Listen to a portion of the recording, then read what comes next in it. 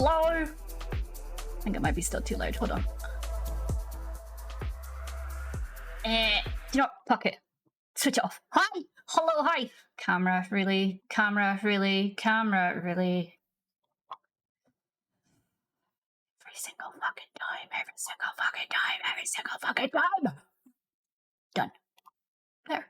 Hi! Hello, hi! Hi, hello. Of course, Moto has left his box as soon as I set my ass down. Of course he has. Because it's Moro. Oh my god. Which way? This way. There we go. Jeez, I forgot to message you. Fuck. I just remembered. Why are you there, sir? Why are you not over there? Sir.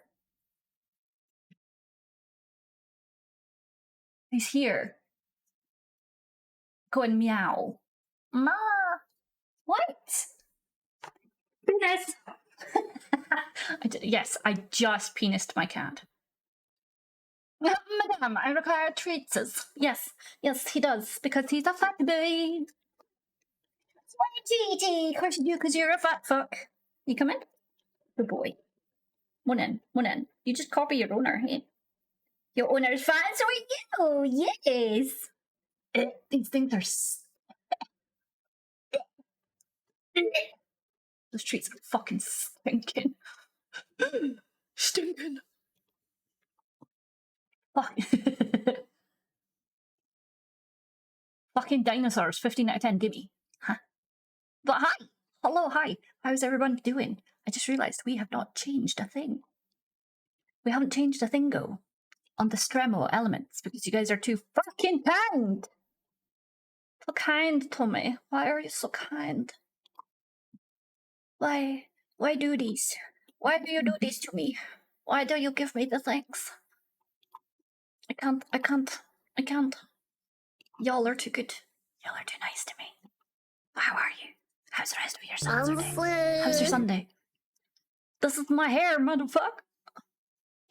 I hope you like. No, not custom. Oh my god. Fuck it. Oh my shit. That was... Oh my god. Nana's just done us stupid. How about we just go back? Go back. Yes. I really am. No, leave. Don't save. This is the kind of shit I do all the time. And I'm sat here going... How I do the thing. I don't know how I do the thing. Okay, so we'll just do this then. Boop.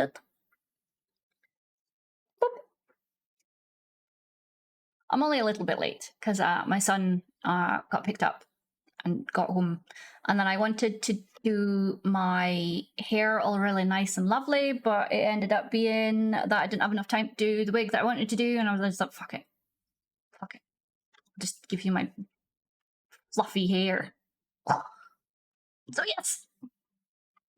Where do I get my dino merch? Oh, this is a dress. So this is from Popsy. I love Popsy. This is part of their Halloween dresses. Their Halloween dress. So yes, it's I love it. Which one should I give him? Do you know what? Okay, this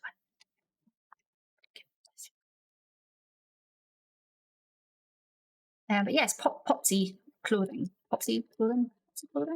That's the name of their website. I love it. I want more dresses, but money right now is just going straight onto shit like, you know, adult stuff, like bills and rent. I don't like it. I don't like being an adult. Can I go back and be a child again?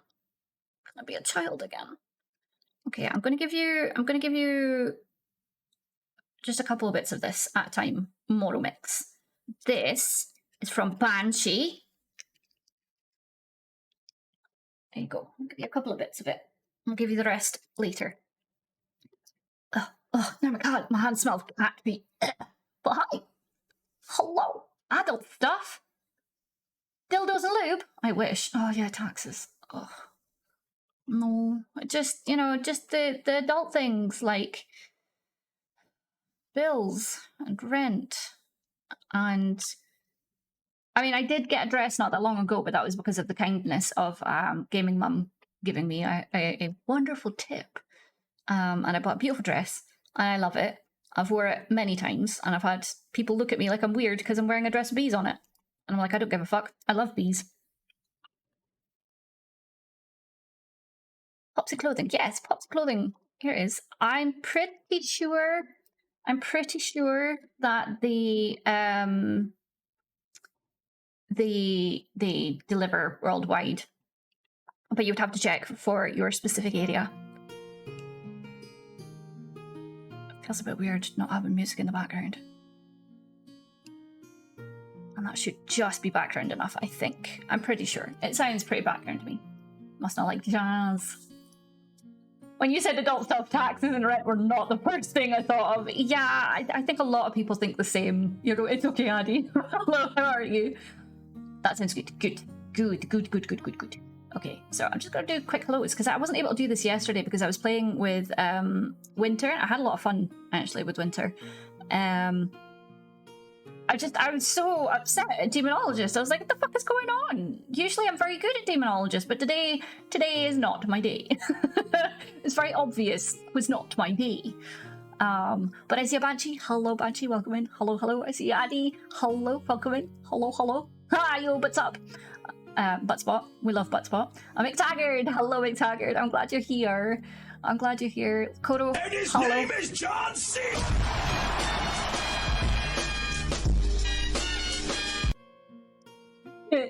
Becca! Kodo, thank you for the lurk, and hello. I feel like forever since I was able to do that. I'm glad you're here. McTaggart. And I hope work was really good yesterday. Rainbow, hello. Jinx, hello. I'll have to send you a message. Fuck. I watch Bunny usually, so I'm used to watching at 1% volume. This is true. Hi, Sheldron, hello. Talking for people is exhausting for me today, and someone just doesn't understand why and said, you just want attention. Yeah, totally. I hope you gave them this face right here, Sheldron. I hope you went,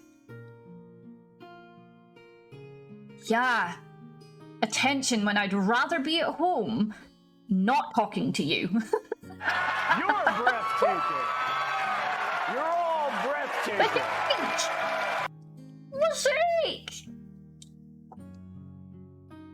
Mashik, thank you so much for the raid, my darling. How did your stream go? You were playing Wildflowers by the looks of it. How did it go? No, you weren't playing Wildflowers. You were playing Iruna Online? That clip is Wildflowers. I'm a tube. I was looking at that and assuming. I keep forgetting it takes clips from like 100 days ago. 100 days back. So yeah. But leftover KFC for Brecky. I'm just getting through the messages. It's me, Small Goddess. Hello, welcome in. Your hair looks something cute. My wife, hello, welcome in. Hello, Becca. Hello, welcome in. Hello. I'm good for the second time. Geez, you're nice. I know. Hello.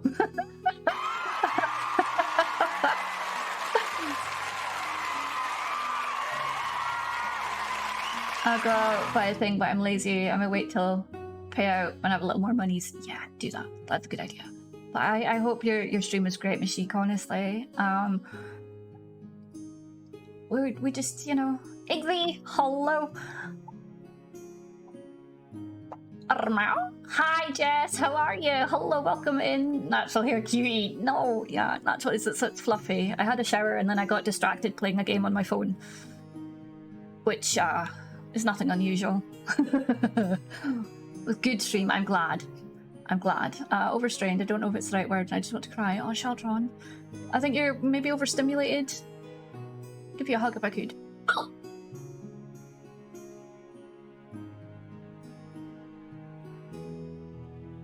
Little Red, hello.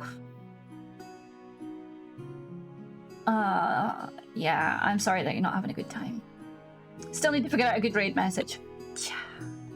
Not good.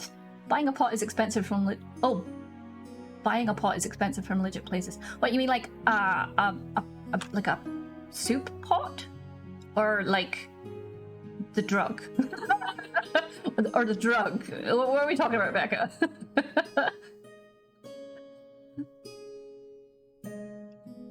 Feel sick, but still my children are at my mum's, so I get peace while Kaylee works and kids are out. Yay! That's cute. Mary Jane's. Oh, yeah. I get you now. I get you. Penny dropped. Head, yes. Sir, why are you there? No, flap your tail. Fuck off. I'm not interested. He's been an arsehole all day. I'm starving Kitty, who's apparently going to starve to death now. Immediately. Yes. Exactly, Madwife. We're terrible owners. We're awful people. We're back. Going to take a... Yes, self-care. Absolutely, Mashik. I appreciate you. Thank you so much for coming over. And I'll see you soon. I appreciate you. Go have all of the self-cares. Yeah, like, we're obviously right. Yeah, and it's really funny because Jay goes to feed Moro, because I'm trying to establish the bond, trying to keep the bond going, yeah, it's really funny because like Moro will physically hit Jay's hand out of the way as he's pouring the food to knock more food out of the tub, and it's like, you're a little fuck. You're a little fuck. So Jay now holds Moro's head away with one hand and pours with the other. It's so stupid. So I could take my wife to get a haircut. Yay! That's okay, McTaggart. You go absolutely and take your wife out. I appreciate you being here. And obviously, like, lurks are appreciated too. If you're able to lurk, that's good. Played The Sims 4 for 7 hours and I got overstimulated and slept off that. Sounds good. That sounds good. She jumps up to grab the tray with the bowls on as I'm putting them down. She's going to end up with a wet and fish-filled body. Yeah.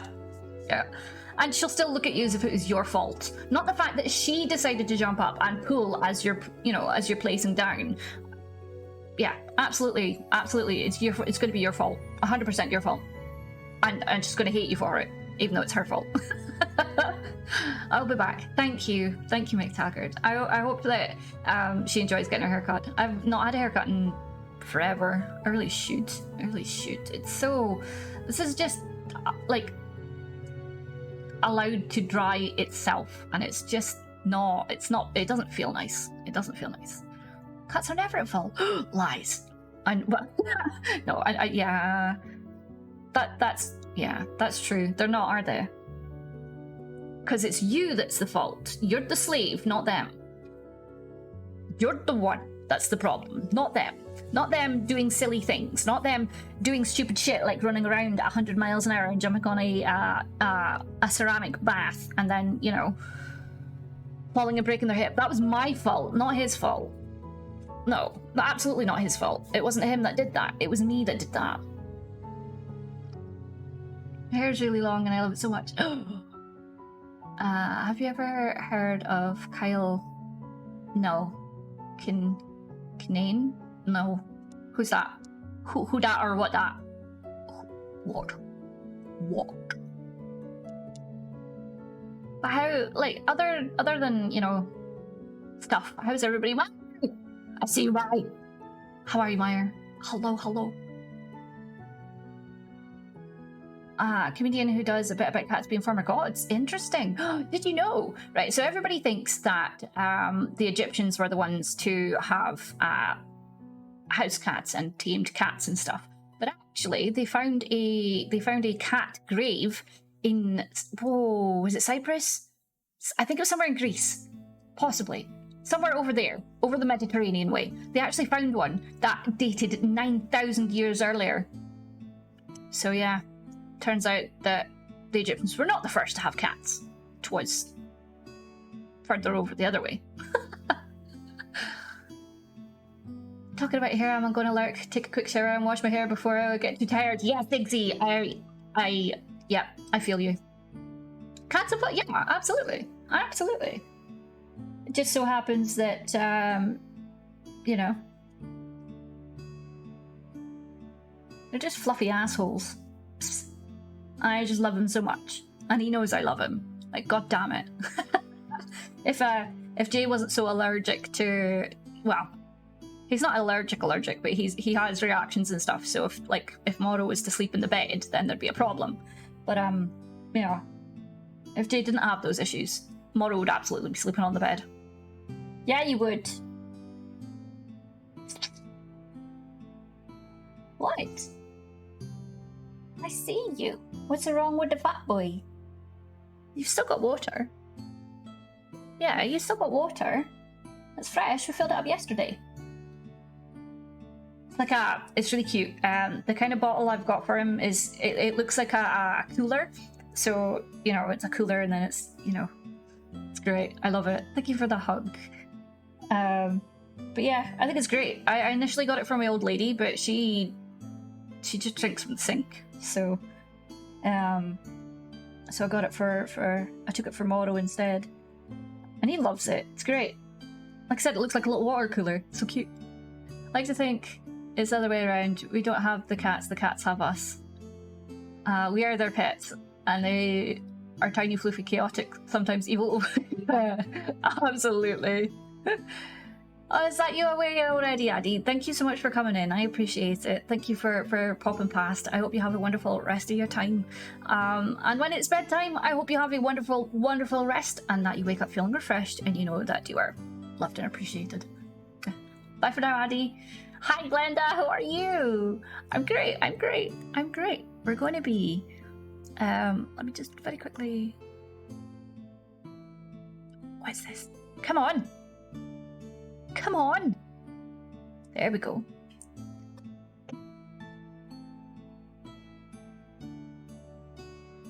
There's a lot of people on. There's a lot of people on. Oh yeah. Ah shit. God, there's a lot of people on today for a Sunday. There's a lot of people on for a Sunday. Wow. So I'm really thankful that there's so many of you here. Holy shit. Hi, Unicorn, how are you? I reached to pick my kitty up, and I made the mistake of trying, when being pregnant, try to pick up a 6.5 liter. Yeah, I know that feeling. So much. Right, hold on. I'm gonna do this because there's a couple of people that I want to be lurking on, if it will let me. First. Shush.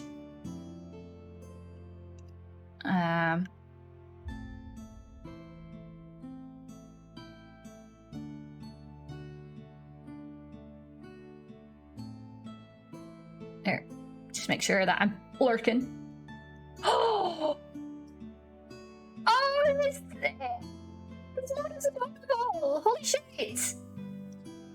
No, not you. Shut up. Oh, it's more expressive. That's adorable. So Awesome Possum, who has raided us before, has a new VTube model, and it's cute as heck. It's cute as heck. Oh my god! Look. How do I do this? Let me show you. Look at this. Look at what the model is. That's so beautiful. Yes, good shower. I'm great, Unicorn. Yes, thank you so much for the lurk. I really do super appreciate it. But look how cute that is. How's Possum? Ah, cute as fuck. Sorry. I had to. There we go. I just had to show you. But I will have a quick drink. So today is a right.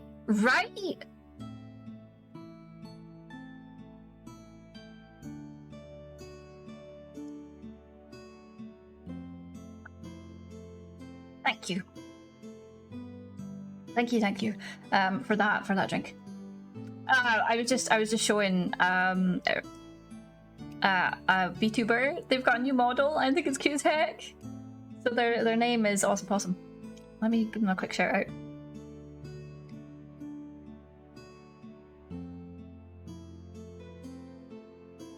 EW. There we go. Oh, I did it wrong. I did it wrong.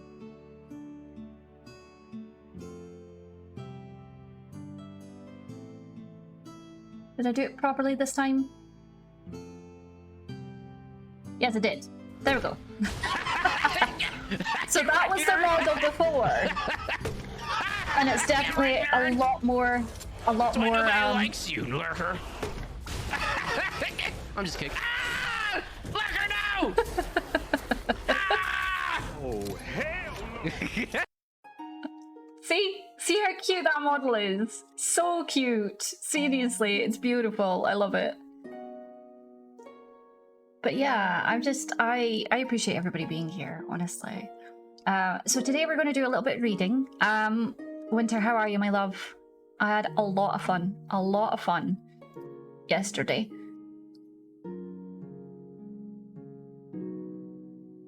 Oh, thank you for the retweets as well. Ooh, woo. Ooh, woo. Thank you for the ooh, woo. So, we were initially reading James Herbert once, but it started to get really uncomfortable. I don't mind sex scenes, like genuinely do not mind sex scenes. I don't mind reading them. I get a little bit awkward, but I don't mind them. What I do mind is when they make it clear that they don't know the age of the person that they are sitting there watching masturbate. They don't know if they are a young girl or a woman. That shit doesn't sit with me. Doesn't fly with me. And the fact that they kept on referencing that throughout the rest of the book. Yeah. No. We don't do that. We don't do that. Currently going for Pokemon Portfolio and it's hard to find one I like. Oh no! Oh, I hope you find one soon. So instead, I was thinking of reading to you, believe it or not, if I can. And I'm so happy I got these. I kid you not, when I saw these, I couldn't believe it. Like, I don't know why it says Disney. Disney didn't do that, did they? Oh, I hope not. Wait, why is that stuck on there? That's got nothing to do with this. Disney did not do Spirited Away, so why the fuck is that stuck on there? Anyway, so I got, and I'm so goddamn happy, I was in a charity shop and I got Spirited Away. And it's all of the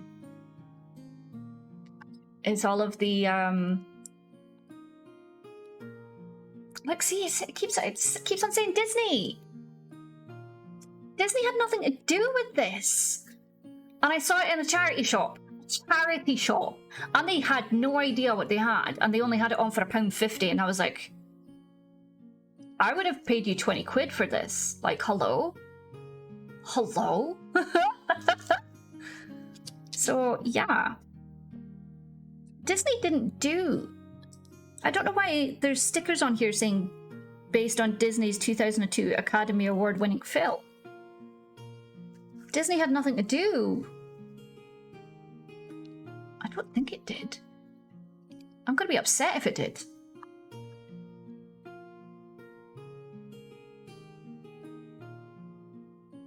Why can't I type today?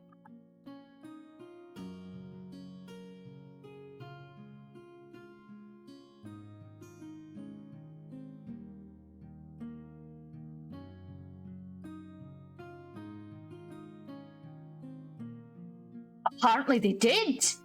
Apparently they did. Excuse me?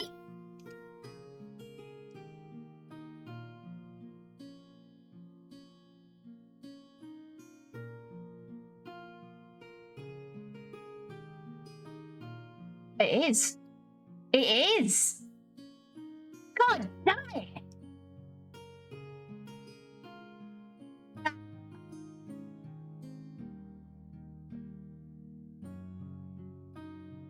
So, this is upsetting to find out.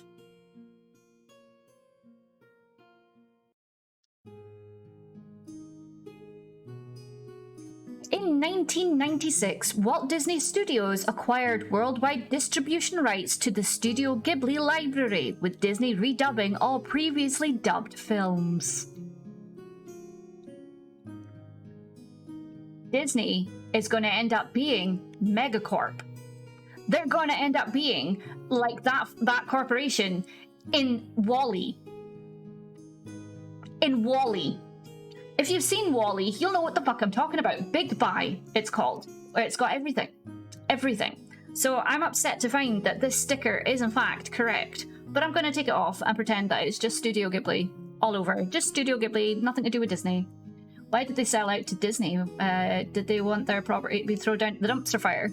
Well, it turns out Pixar animator John Lasseter, fan and friend of Miyazaki, convinced Walt Disney Pictures to buy the film's North American distribution rights and serve as executive producer of its English dubbed versions. But you never see that. You never see it in the film, which is, you know... It's not a lie. I'm looking at it. I'm looking at it right here. And the fact that every fucking sticker says based on Disney's 2002 Academy Award winning film. Distribution rights. It's not so bad, but still, it's pretty fucking tainting. Sad Mew. Hi, Leslie! And hi, Lindsay. I don't remember if I said hi. Silence of the Kitty Corner. I'm glad that he's back. I'm glad that he's back. You're a beautiful person with an amazing and stupendous soul. In case anyone hasn't told... No! Blah. Blah. Yes, we have no monopoly laws. Disney, hold my fucking beer. Leslie, how are you? Beautiful. What was your banana thing? Hold on. I had a kind of moment today. I had to go at Sainsbury's. I ordered some things from there. Anyway, I ordered a bunch of bananas. Dad has to have them for potassium. We got shopping. Do you know how many bananas they sent? I paid £5. £5 for one banana. That's not a Karen moment. That's correct, because no fucking way. That's wrong. That's wrong. Ugh. Ugh. No, cheeks, no. I've been painting the armchair today. I think it's turning out to be the colour of your lippy. Oh no. Is that a good thing or a bad thing? Right? It better be gold plated and peel itself. Abso-fucking-lutely. Abso-fucking-lutely.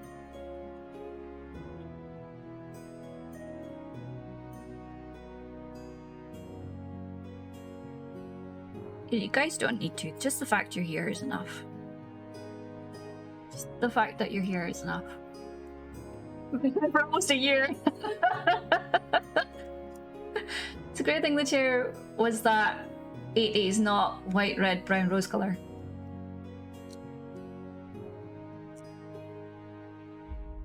I love you! Yeah, about a year. About a year. We'll say nearly a year. Nearly a year. Yeah. But either way, this is what I would like to read for you, if I can. Look how awful this sticker is on these books. These comics. It's upsetting. Year and a half? Yeah. Right, Leslie? Yeah, a year and a half for winter as well. It's amazing. It's amazing, isn't it? And some people you think, no, I've not been following that long, and then you do the follow each thing if they've got it. You have to remember, mine is incorrect because I didn't switch it on for everybody. So there will be like a couple of months incorrect for it because I didn't put it on for like the first 2 or 3 months. So yeah, you'll maybe have to add a couple. Hi! Hi. I do. Do good. How are you? How did the shower feel? Wet. I mean, I would hope the shower was wet. Mm-hmm. But did it feel good? I don't know. Sure. I've never really been much one for showers. More utilitarian than anything. But as far as showers go, yeah, it's not bad. Yeah.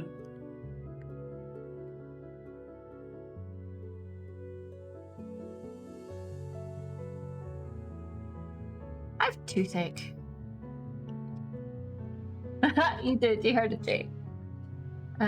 Seeing as how long I've been sub for, yeah. So it's. I would add on about maybe 2 months to that because I didn't have it switched on for the first like 2-3 months because like if you look at Crafty and stuff, Crafty's been here literally since day one, and I'm pretty sure it doesn't say correct for Crafty as well. So 2, 4, 5. It's only 5. Must only be 5. Better wait. Either way. It's feeling a bit. I know, right? Doesn't like cherish me, but brain drop an image of him just sat in the corner with a packet of baby wipes splashed his face.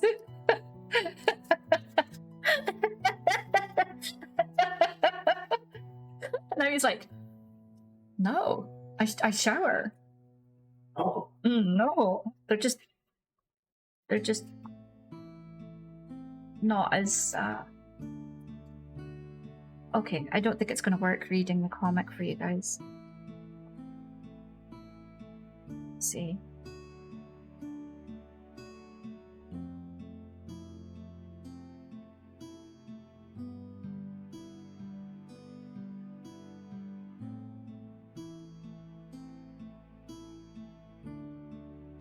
Yeah, it might not work. It might not work.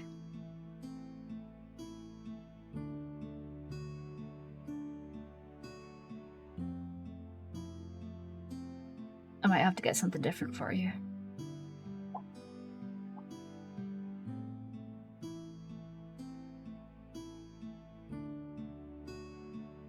Damn it. I was kind of excited too. But the problem is there's a lot in between that, you know, doesn't have words and stuff. So it might not work. But no, I mean he does have a shirt, I promise.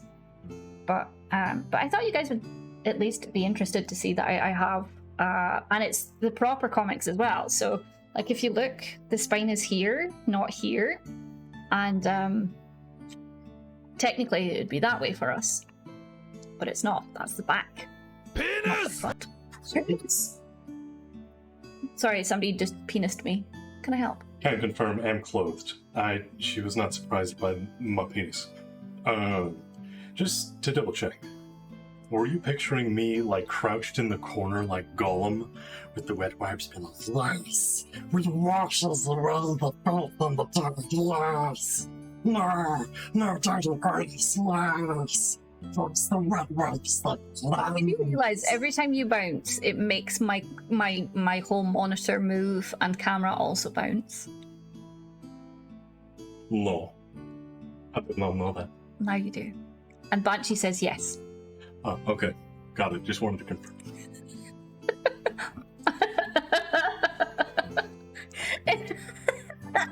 It just... Yeah, anyway. Like I said, it's a real comic and everything, and they do start on the opposite way that you would expect. And you read it from right to left, not left to right. Does that make sense? So, I mean, obviously that's just a character page. It just tells you who the characters are that you're going to encounter. But you would read it like this way and going down. So, yeah. But not like we would read it this way, like down the page, but they don't. They read it from this way and down the page. It's just the way it's the way that all Japanese comics are. It's the same with like Chinese writing. When you read it, you start on the right and you go down. So when you see their newspapers, the words are down, so they go down in columns, and you read them going down like this from right to left, not left to right.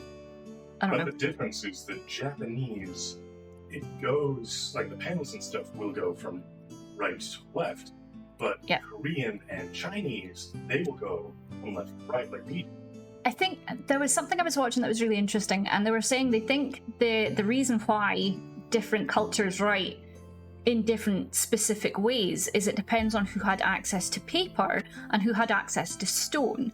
Certain Arabic countries will go from right to left because they had access to stone, because it was in abundance. So they would write right to left. And it was the same with the Chinese and Eastern culture, is they would write right down the page, conserve more paper. And they'd be able to get more on the paper writing the way they did. So yeah, it's really interesting. It's really interesting. Thank you, said Bounce. I wonder what it was it's like going like that. It's like because the desk is really like just touch it a little bit and it's just like I don't like this is supposedly a gaming desk and it is so incredibly wibbly I can't even.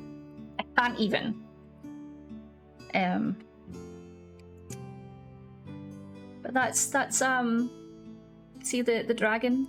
That's Haku. And that's who I've got on my arm. Ooh, the shape-shifting master of evil. It's just like strips of bacon.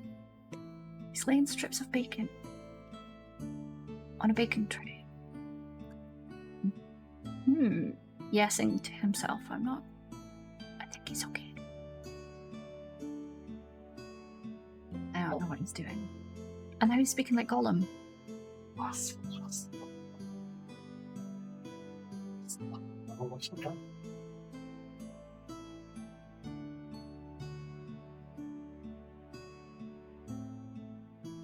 are you doing, sir?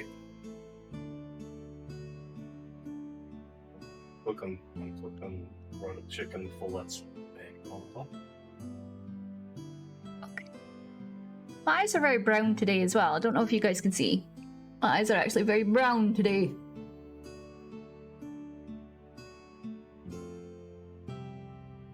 They change colour. Yeah, it's a gaming desk. You got played when you bought it. I didn't actually buy it. A wonderful community member bought it. So technically they got played. Because I was reading it and it looked okay. And it looked really, like really sturdy and stuff. And it's like,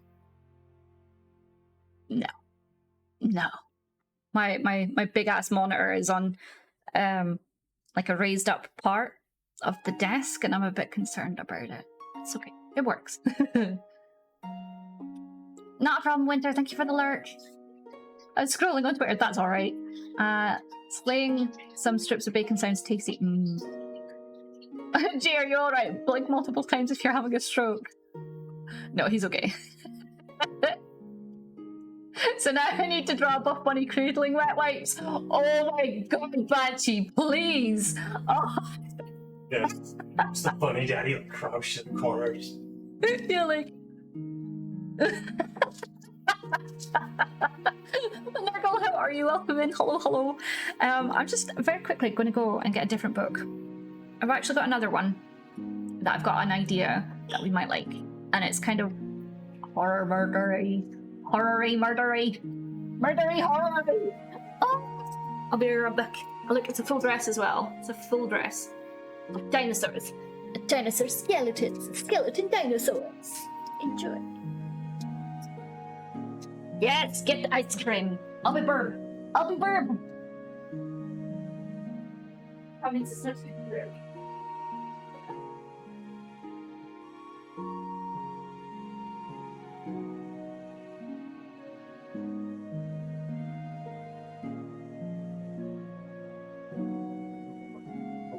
It's not fun.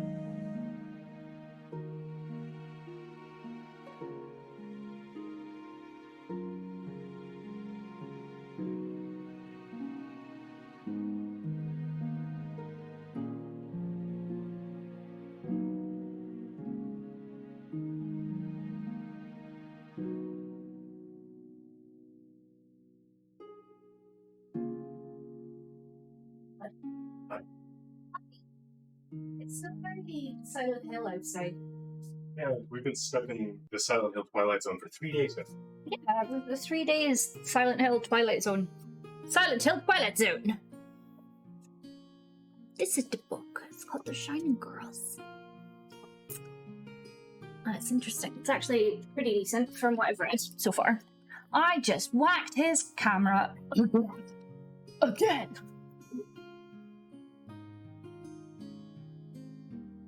What's wrong? Right. I think I've upset Moro by knocking his camera. Are you okay?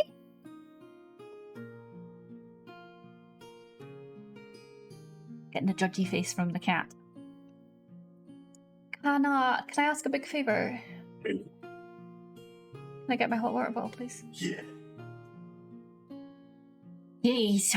So I was laying on my back too long last night, and it hurts.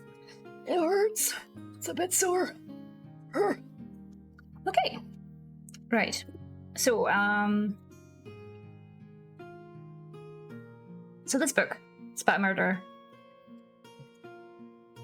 Tell Jake we passed her next time.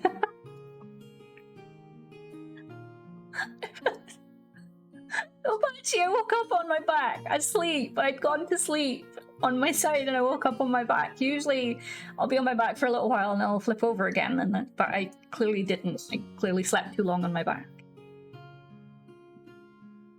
Although he did bite me and he doesn't believe that I bruise really easily. And I did.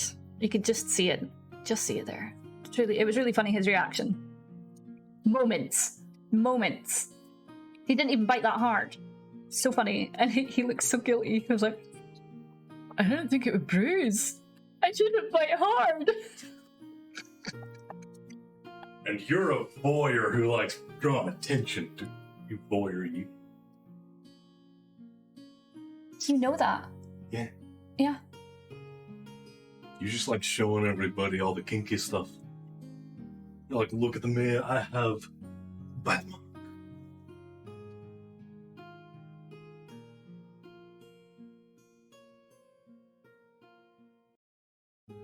Sorry, chat. I apologize for being a voyeur.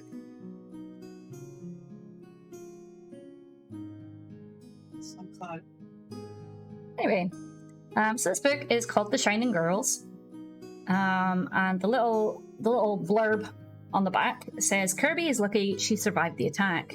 She is sure there were other victims less fortunate, but the evidence she finds is impossible. Hunting a killer who shouldn't exist. Harper stalks his shining girls through the years and cuts the spark out of them.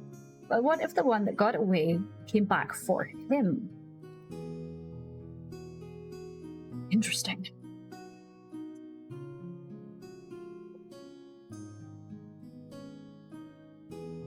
So, yeah. Is the music okay, or do I need to turn it down a little bit? What would we rather? I personally, oh my god, I just knock over my juice, that makes sense. Personally, I'm going to take off my headphones, so let me know if the music is too loud or if I need to up it, down it, I don't know.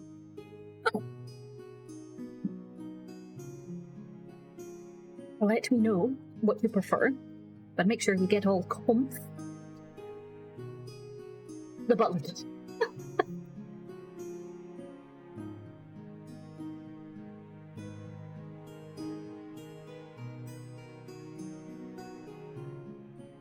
Why do I feel this? Thanks for that. Oh my god.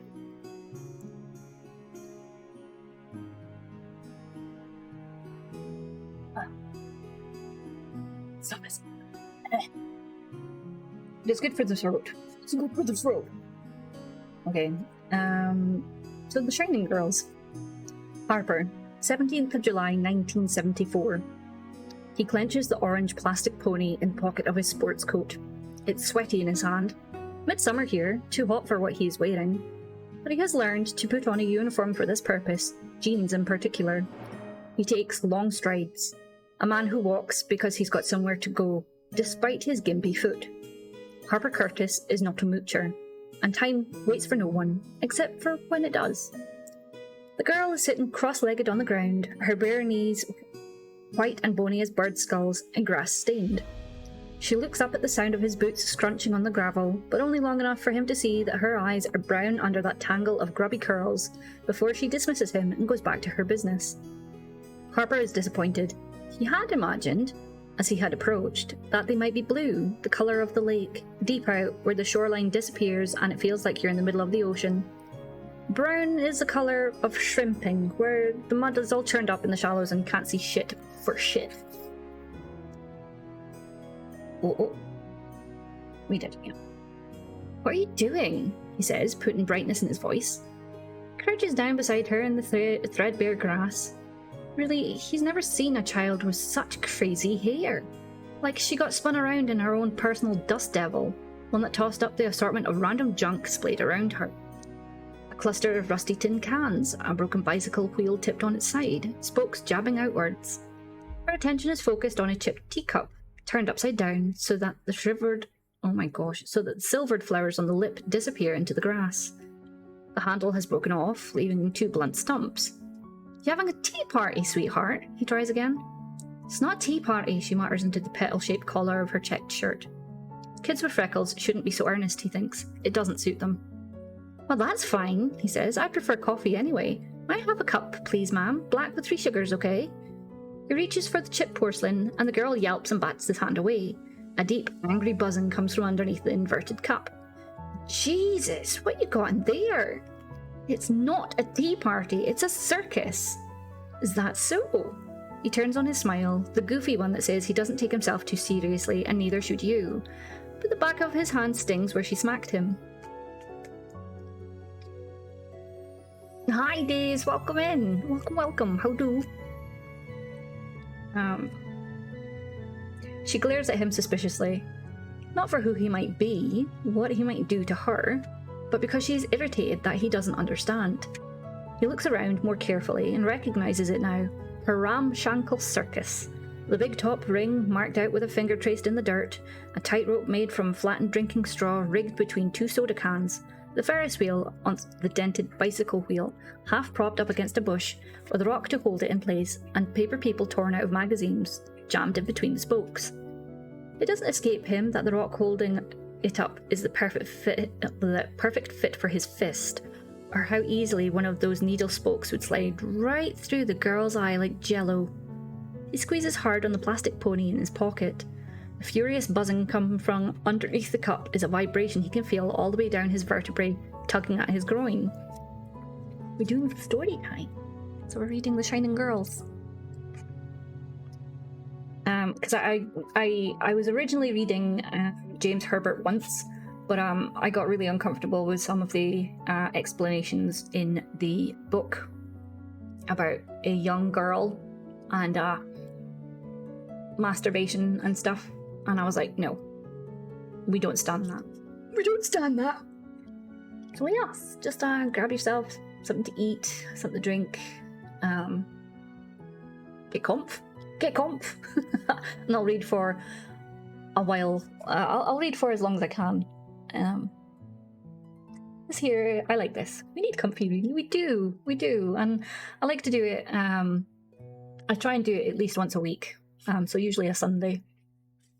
Yeah, try and get my sheets changed while waiting on dinner cooking. Yeah, sounds perfect. You'll have to forgive because sometimes I do trip over my words.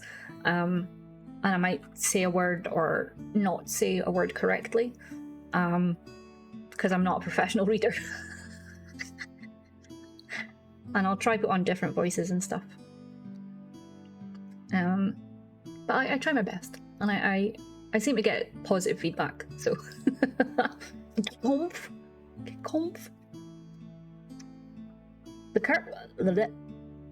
Let's start again.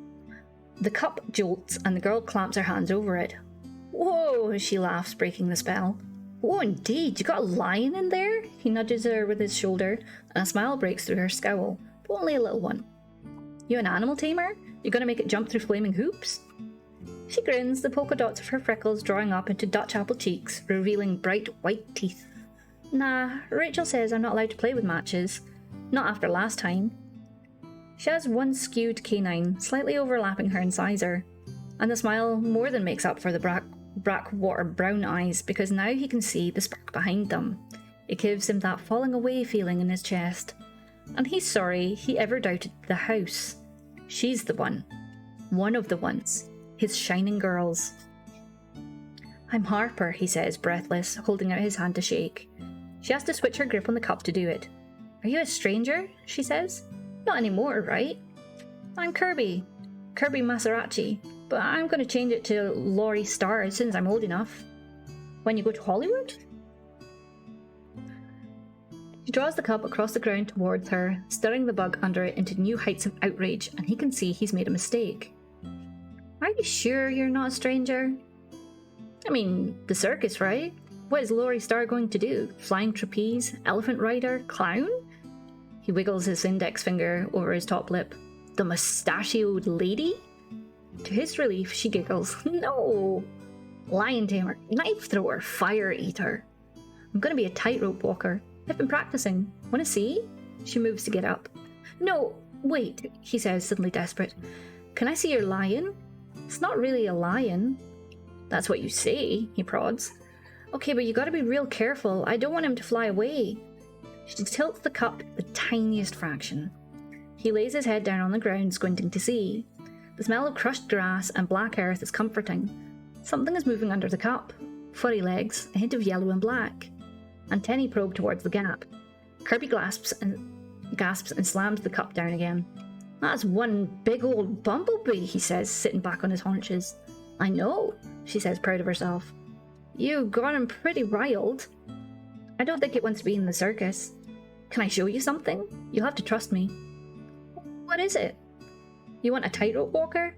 No, But he's already lifted up the cup and scooped the agitated bee into his hands.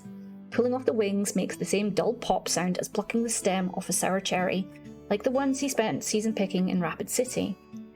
He'd been up and down the whole goddamn country chasing after the work like a bitch in heat. Until he found the house. What are you doing? She shouts. Now we just need some flypaper string across 2 top cans. Big old bug like this should be able to pull his feet free, but it'll be sticky enough to stop him falling. You got some flypaper? He sets the bumblebee down on the rim of the cup. It clings to the edge. Why did you do that? She hits his arm, a fluster of blows, palms open. He's baffled by her reaction. Aren't we playing circus? You ruined it! Go away! Go away! Go away! Go away! It becomes a chant, timed with each slap. Hold on there, he laughs, but she keeps on whacking him. He grabs her hand in his. I mean it. Cut it the fuck out, little lady. You don't swear, she yells and bursts into tears. This is not going like he planned. As much as he can plan any of these first encounters. He feels tired at the unpredictability of children. This is why he doesn't like little girls. Why he waits for them to grow up. Later, it will be a different story. Alright, I'm sorry. Don't cry, okay? I've got something for you. Please don't cry. Look. In desperation, he takes out the orange pony, or tries to. Its head snags on his pocket and he has to yank it free. Here! He jabs at her, willing her to take it. One of the objects that connects everything together. Surely this is why he brought it. He feels only a moment of uncertainty. What is it? A pony? Can't you see? Isn't a pony better than some dumb bumblebee? It's not alive. I know that. God damn it, just take it, okay? It's a present. I don't want it, she sniffs. Okay, it's not a present, it's a deposit. You're keeping it safe for me, like at the bank when you give them your money. The sun is beating down. It's too hot to be wearing a coat. He's barely able to concentrate. He just wants it to be done. The bumblebee falls off the cup and lies upside down in the grass, its legs cycling in the air. I guess. He's feeling calmer already. Everything is as it has to be. Now keep this safe, alright? It's real important. I'll come and get it. You understand? Why? Because I need it. How old are you? 6 3/4, almost 7. That's great. Really great. Here we go. Round and round like your Ferris wheel. I'll see you when you're all grown up. Look out for me, okay, sweetheart? I'll come back for you. He stands up, dusts his hands against his leg, turns and walks briskly across the lot, not looking back, limping only slightly. She watches him cross the road and walk up towards the railroad until he disappears into the tree line. She looks at the plastic toy, clammy from his hand, and yells after him, Yeah, I don't want your dumb horse. She tucks it onto the ground and it bounces once before coming to land beside her bicycle Ferris wheel. Its painted eyes stare blankly at the bumblebee, which has righted itself and is dragging itself away over the dirt. But she goes back for it later. Of course she does. Yeah, I'm sad about what he did to the bumblebee. Didn't have to do that. Meanie. Meanie. Buttons. Here we go. Harper, 20th November 1931. The sand gives way beneath him, not sand at all, but stinking icy mud that squelches into his shoes and soaks through his socks. Harper curses under his breath, not wanting the men to hear. They're shouting to each other in the darkness, "You see him? You got him?" If the water wasn't so goddamn cold, he'd risk swimming out to make his escape. But he is already shivering violently from the wind off the lake that nips and worries at him right through his shirt, his coat abandoned behind the speakeasy, covered in that shit-heel's blood. He wades his way across the beach, picking a path between the garbage and the rotting lumber, mud sucking at his every step. He hunkers down behind a shack on the water's edge, assembled out of packing boxes and held together with tar paper. Lamplight seeks through the cracks and the cardboard patching, making the whole thing glow. He doesn't know why people build so close to the lake anyway. Like they think the worst has already happened and there's no downhill from here. Not like people shit in the shallows. Not like the water might swell with the rains and wash the whole goddamn stinking Hooverville away. The abode of forgotten men, misfortune saturated deep down into their bones. No one would miss them. Like no one's going to miss Jimmy fucking Grebe.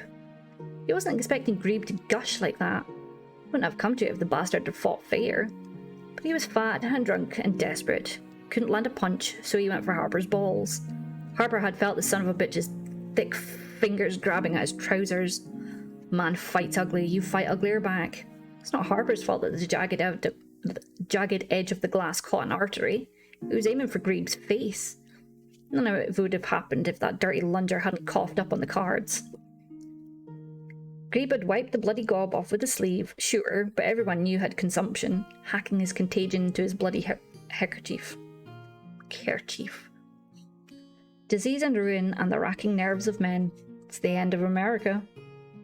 Try telling that to Mayor Clatkin. Oh my god, I cannot say this word. Mayor Clayton. And his bunch of vigilante cocksuckers, all puffed up like they own the place.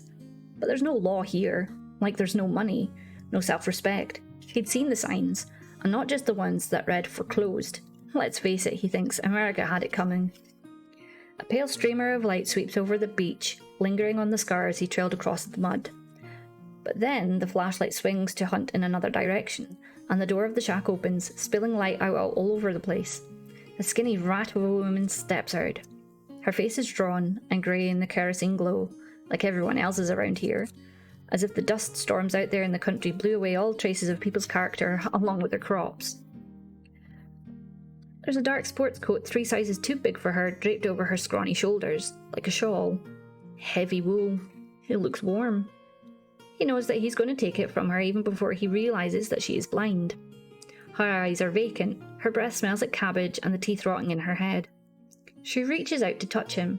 "What is it?" she says. "Why are they shouting?" "Rabid dog," Harper says, chasing it down. "You should get back inside, ma'am." He could lift the jacket right off of her and be gone, but she might scream. She might fight him. She clutches at his shirt. "Wait," she says. "Is it you? Are you Bartek?" "No, ma'am, not me." She tries to pry her fingers off of him. Her voice is rising in an urgent way, the kind to draw attention. "You are! You must be! He said you would come!" She's verging on hysterical. "He said you would!" "Shush! It's all right," Harper says. It's no effort at all to raise his forearm to her throat and push her back against the lean-to with his full weight. Only to quiet her, he tells himself. Hard to scream around a crushed windpipe. Her lips pout and pop. Her eyes bulge. Her gullet heaves in protest. She twists her hands in his shirt as if she's wringing out laundry, and then her chicken bone fingers fall away and she sags against the wall. He bends with her, setting her down gently, even as he lifts the coat off her shoulders. A little boy is staring at him from inside the hovel, his eyes big enough to swallow you whole. "What are you looking at?" Harper hisses at the boy, hooking his arms through the sleeves. It's too big for him, but no matter. Something jangles in the pocket of the coat. Loose change if he's lucky. But it will turn out to be much, much more than that. "Get inside. Get your mother some water. She's poorly." The boy stares and then, without changing his expression, opens his mouth and lets out a screeching wail, drawing the goddamn flashlights. Beams lance across the doorway and the fallen woman, but Harper is already running. One of Clayton's cronies, or maybe it's the self-appointed mayor himself, shouts, "There!" and the men stampede down towards the beach after him. He darts through the maze of shacks and tents put up without rhyme or purpose, all tumbled on top of each other, with barely space for a pushcart to move between them. Insects have better judgment, he thinks, as he veers in the general direction of Randolph Street. He is not counting on people acting like termites. Welcome back, guys. He steps on a tarpaulin and falls straight through it into the pit the size of a piano box, but considerably deeper. Hacked out of the earth was where someone had set up a semblance of a home, simply nailed a cover into the ground across the top of it. He lands hard, his left heel smacking the side of a wooden pallet bed with a sharp twang like a guitar string snapping. The impact slams him sideways into the edge of a homemade stove that catches him under his ribcage and knocks the breath out of him. Feels like a bullet is torn clean through his ankle, but he didn't hear a gunshot. Can't breathe to scream, and he's drowning in the tarp, falling on top of him. Find him there, flailing against the canvas, cursing the son of a bitch human driftwood who didn't have the materials or the skills to build a proper shack. The men assemble at the top of the hidey hole, malevolent silhouettes behind the glare of their flashlights. "You can't come here and just do what you want," Clayton says in his best Sunday preacher voice. Harper can finally breathe again. Every inhalation burns like a stitch in his side. He's cracked a rib for sure, and he's done something worse to his foot. "You have to respect your neighbour, and your neighbour must respect you," Clayton continues. Harper's heard him using this line at the community meetings, talking about how they needed to try and get along with local businesses along the way. The same ones that sent in the authorities to track up warning notices on every tent and hovel, advising them that they had 7 days to vacate the land.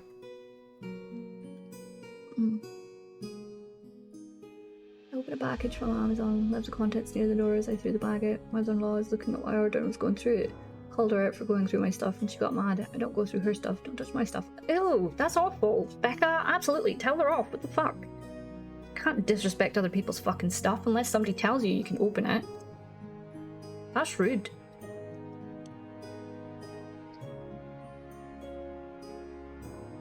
That's rude. And it was underwear!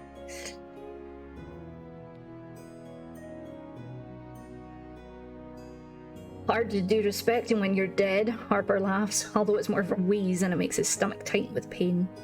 Thinks they might be holding shotguns, but that seems unlikely, and it's only when one of the flashlights shifts away from his face that he sees they're armed with pipes and hammers. His gut clenches again. "You should turn me over to the law," he says hopefully. "Nah," Caton replies. "They got no business here." He waves his flashlight. "Haul him out, boys, before Chingnam Eng comes back to his hole and finds this Dornhard garbage squatting in here." And here's another sign, clear as dawn, which was starting to creep over the horizon past the bridge. Before Clayton's goons can climb down the 10 feet to get him, it starts to rain, slicing drops, cold and bitter. And there is shouting from the other side of the camp. "Police! It's a raid!" Clayton turns to confer with his men. They sound like monkeys with their jibber-jabber and arm waving, and then a jet of flame sears through the rain, lighting up the sky and putting paid to their conversation. "Hey, you leave that!" A yell drifts across from Randolph Street, followed by another. "They got kerosene!" Someone yells. "What you waiting for?" Harper says quietly under the drumming rain and uproar. "You stay right there," Clayton jabs his pipe at him as the silhouettes disperse. "We're not done with you." Ignoring the rasping sound his rib makes, Harper scoots up on his elbows. He leans forward, grabs hold of the tarp that is still clinging to its nails on one side and tugs on it, dreading the inevitable. But it holds. Above, he can distinguish the dictatorial tone of the good mayor's voice cutting through the melee, shouting at persons unseen. "You got a court order for this? You think you could just come here and burn up people's homes after we've lost everything once already?" Harper gets a thick fold of the material in his grip and, using the overturned stove for leverage with his good foot, heaves himself up. His ankle bangs against the dirt wall and a bright flash of pain, clear as God, blinds him. He retches, coughing up only a long, stringy oh my god. Amalgam? Amalgam? Oh my god. Of spit and phlegm tinged with red. He clings to the tarp, blinking hard against the black holes blossoming across his vision. until he can see again. The shouts are dissipating under the drum of the rain. He is running out of time. He hauls himself up on the greasy, wet tarp, hand over fist. Couldn't have done this even a year ago, but after 12 weeks of driving rivets into the Triborough in New York, he's strong as the mangy orangutan he witnessed at a country fair, ripping a watermelon in half with his bare hands. The canvas makes ominous, brittle sounds of protest, threatening to tumble him back into this goddamn hole. But it holds, and he pulls himself gratefully over the edge, not even caring as he scrapes open his chest on the nails fastening the tarp. Later, examining his wounds in safety, he will note that the gouges make it look like an enthusiastic whore's later mark on him. He lies there, face in the mud, the rain pelting down on him. The shouts have moved away, although the air reeks of smoke, and the light from half a dozen fires mixed with the grey of the dawn. A fragment of music drifts through the night, carrying from an apartment window, perhaps, with the tenants leaning out to enjoy the spectacle. Harper crawls on his belly through the mud, lights flaring in his skull from the pain, or maybe they're real. It is a kind of rebirth. He graduates from crawling to hobbling, wherein he finds a heavy piece of timber, the right height to lean on. His left foot is useless, dragging behind him, but he keeps going, through the rain and the darkness, away from the burning shantytown. Everything happens for a reason. It's because he is forced to leave that he finds the house. It is because he took the coat that he has the key. Angry Eggsy. Kirby, 18th July 1974. It's that time of the early morning when the dark feels heavy, after the trains have stopped running and the traffic has petered out, but before the birds start singing. A real scorcher of a night, kind of sticky hot that brings out all the bugs. Moths and flying ants patter against the porch light in an uneven drum beat. A mosquito whines somewhere near the ceiling. Kirby is in bed, awake, stroking the pony's nylon mane and listening to the sounds of the empty house groaning like a hungry stomach. Settling, Rachel calls it. But Rachel is not here, and it's late, or early, and Kirby hasn't had anything to eat since stale cornflakes at a long-ago breakfast, and there are sounds that don't belong to settling. Kirby whispers to the pony, it's an old house, it's probably just the wind. Except that the porch door is on a latch, and it shouldn't bang. The floorboards shouldn't be creaking, as if under the weight of a burglar tiptoeing towards her room, carrying a black sack to stuff her in and carry her away. Maybe it's the living doll. From the scary TV show that she's not supposed to watch, tic-tacking on little plastic feet. Kirby throws back the sheet. I'm gonna go see, okay? She tells the pony, because the thought of waiting for the monster to come to her is unbearable. She tiptoes to the door, which her mother painted with exotic flowers and rambling vines when they moved in 4 months ago, ready to slam it in the face of whoever, whatever, comes up the stairs. She stands behind the door as if it's a shield, straining to hear, picking at the rough texture of the paint. She has already stripped one tiger lily to the bare wood. Her fingertips are tingling. The quiet rings in her head. Rachel? Kirby whispers, too softly for anyone but the pony to hear. There's a thump, very close, then a bang, and the sound of something breaking. Shit! Rachel? Kirby says louder. Her heart is clattering like an early train. There's a long pause, then her mother says, Go back to bed, Kirby, I'm fine. Kirby knows that she is not, but at least it's not Talkie Tina, the living killer doll. She quits picking at the paint and pads across the hallway, sidestepping the broken bits of glass like diamonds between the dead roses with their crinkled leaves and spongy heads in a puddle of stinky vase water. The door has been left ajar for her. Every new house is older and shabbier than the last one, although Rachel paints the doors and cupboards and sometimes even the floorboards to make it theirs. They choose the pictures together out of Rachel's big grey art book, tigers or unicorns or saints or brown island girls with flowers in their hair. Kirby uses the paintings as clues to remind herself where they are. This house has the melty clocks on the kitchen cabinet above the stove, which means the refrigerator is on the left and the bathroom is under the stairs. But although the layout of each house changes, and sometimes they have a yard, and sometimes Kirby's bedroom has a closet, and sometimes she's lucky to have shelves, Rachel's room is the one thing that remains constant. She thinks of it as a pirate's treasure cove. Trove, her mother corrects her, but Kirby imagines it's a magic hidden bay, one you can sail into if you're lucky, if your map reads right.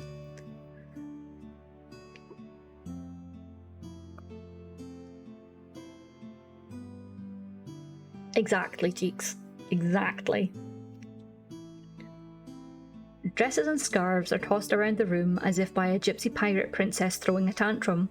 A collection of costume jewellery is hooked onto the golden circules of an oval mirror. The first thing Rachel puts up whenever they move in somewhere new, inevitably whacking her thumb with the hammer. Sometimes they play dress up, and Rachel drapes every necklace and bracelet on Kirby and calls her my Christmas tree girl, even though they're Jewish, or half. There's a coloured glass ornament hanging in the window that casts dancing rainbows across the room in the afternoon sun, over the tilted drawing table and whatever illustration Rachel is working on at the time. When Kirby was a baby and they still lived in the city, Rachel would put the playpen fencing around her desk so that Kirby could crawl around the room without disturbing her. She used to do drawings for women's magazines, but now my style is out of fashion, baby. It's fickle out there. Kirby likes the sound of the word fickle, pickle, tickle, fickle. And she likes that she sees her mother's drawings of the winking waitresses balancing 2 short stacks dripping with butter when they walk past Doris's pancake house on the way to the corner store. But the glass ornament is cold and dead now, and the lamp next to the bed has a yellow scarf half draped over it, which makes the whole room look sickly. Rachel is lying on the bed with a pillow over her face, still fully dressed, with her shoes on and everything. Her chest jerks under her black lace dress like she has the hiccups. Kirby stands in the doorway, willing her mother to notice her. Her head feels swollen with the words she doesn't know how to say. "You're wearing your shoes in bed," is what she manages finally. Rachel lifts the pillow off her face and looks at her daughter through puffy eyes. Her makeup has left a black smear across the pillow. "Sorry, honey," she says in her chipper voice. Chipper makes Kirby think of chipped teeth, which is what happened to Melanie Austin when she fell off the climbing rope, or cracked glasses aren't safe to drink from anymore. "You have to take off your shoes." "I know, honey," Rachel sighs. "Don't shout." She pries the black and tan slingback heels off with her toes and let them clatter to the floor. She rolls over onto her stomach. "You scratch my back?" Kirby climbs onto the bed and sits cross-legged next to her. Her mother's hair smells like smoke. She traces the curly lace patterns with her fingernails. "Why are you crying?" "I'm not really crying." "Yes, you are." Her mother sighs. "It's just that time of the month." "It's what you always say," Kirby sulks, and then adds as an afterthought, "I got a pony." "I can't afford to buy you a pony," Rachel's voice is dreamy. "No, I already got one," Kirby says, exasperated. "She's orange. She has butterflies on her butt and brown eyes and gold hair, and she looks kinda dopey." Her mother peeks back at her over her shoulder, thrilled at the prospect. "Kirby, did you steal something?" "No, it was a present. I didn't even want it." "That's okay then." Her mother rubs at her eyes with the heel of her hand, dragging a smudge of mascara across her eyes like a burglar. "Can I keep it?" "Of course you can. You can do almost anything you want, especially with presents. Even break them into 1,000,000,000,000,000 pieces. Like the vase in the hallway, Kirby thinks. "Okay," she says seriously. "Your hair smells funny." "Look who's talking." Her mother's laugh is like a rainbow dancing across the room. "When was the last time you washed yours?" Welcome back, McTaggart. Welcome. This is the book we're reading. Shining Girls. It's about a guy who kills people. I thought it was appropriate.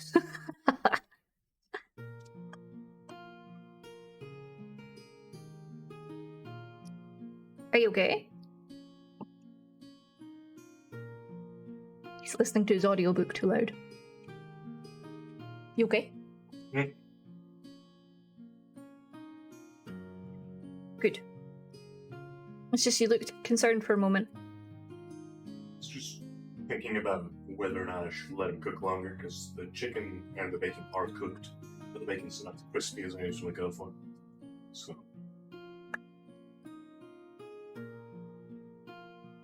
I don't like too crispy bacon.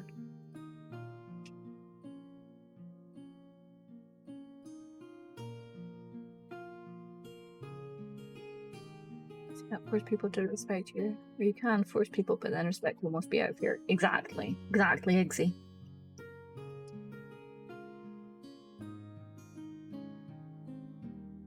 demand respect, you probably don't deserve it. That's correct. That's, yeah. It's like when, like, so, I don't know how you guys do it where you live, but over here, you have to queue up to get on things like buses and stuff, or if you're at the post office or things like that, food shopping and stuff, you queue up. Respectful, you know, of like the people who are in front of you. So if there's people in front of you, you go behind them and you allow them to like do things like get on the bus first, pay first, that kind of shit. No, there's people here who will literally push in front of you because they're old. It's like, I'm fucking sorry. No. I've been sat here at this bus stop for 20 fucking minutes waiting for this bus. You can get behind me. Oh, but I'm old. That does not entitle you to automatic respect or allow you to push in front of people who've been waiting here. No. I'm an asshole when it comes to stuff like that. If you push in front of me, I'll fucking tell you, don't push. And if you don't listen, I'll just sit there and, you know, look very obviously pissed at you for pushing in front of me. No. No pushing.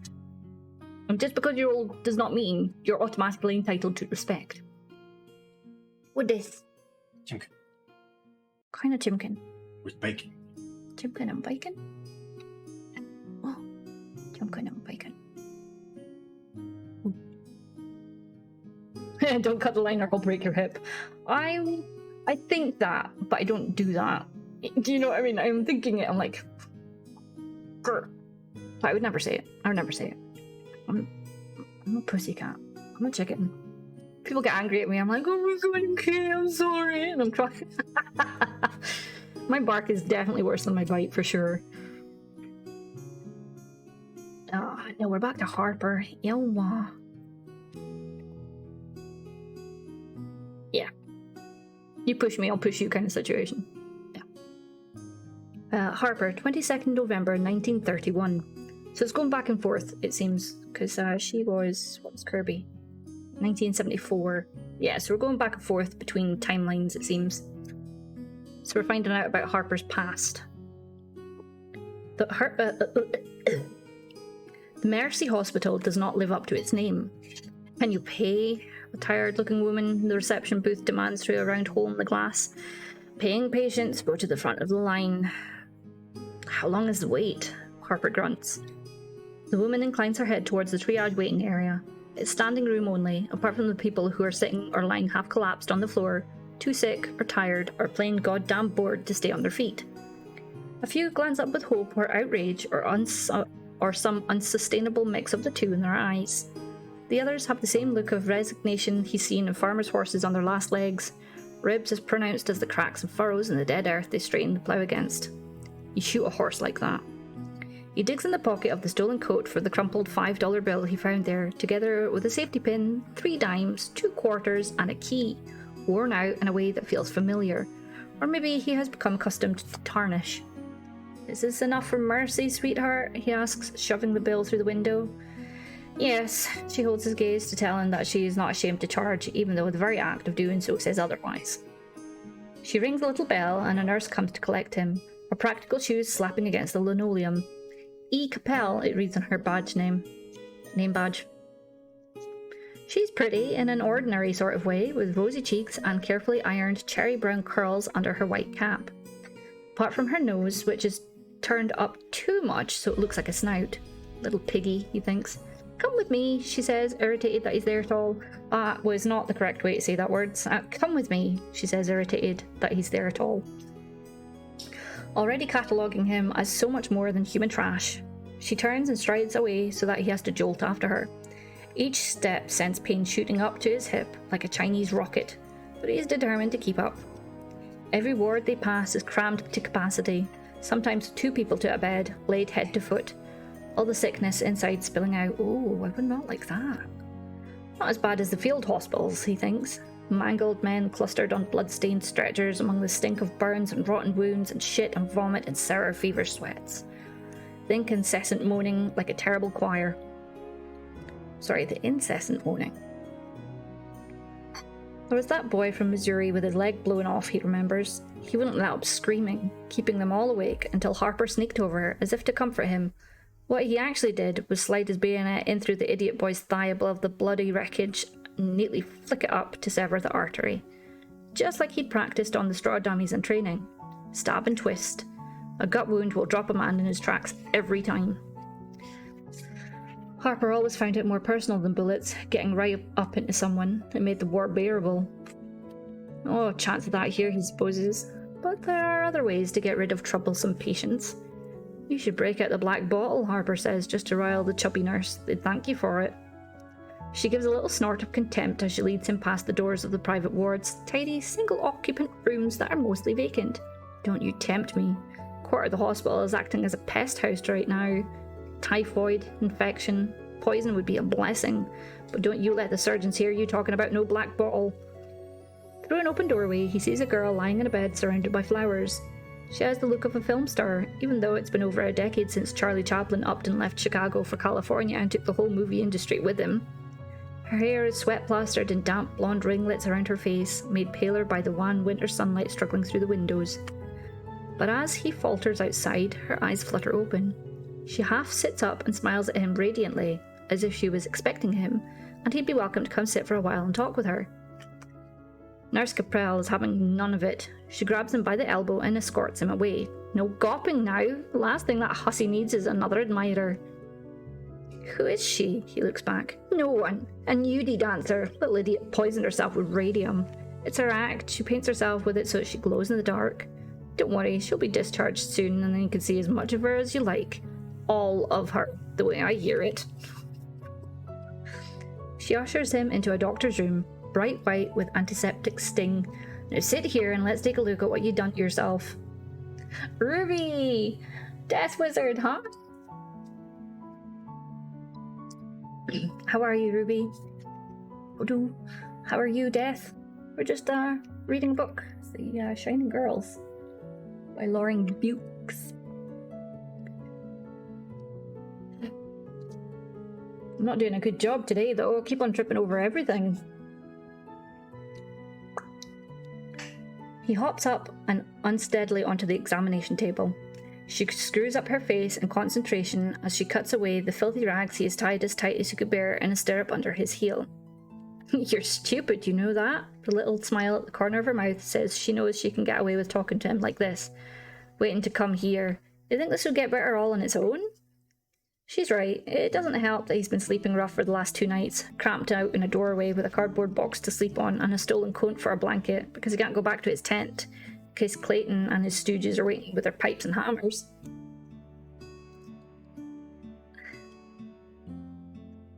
The neat silver scissors blades go snick-snick through the rag binding which has cut white lines into its swollen foot, so that it looks like a trussed ham. Now who's the little piggy?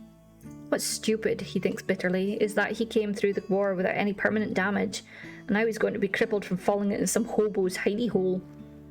The doctor blusters into the room, an old man with comfortable padding around his belly and thick grey hair swept around his ears like a lion's mane.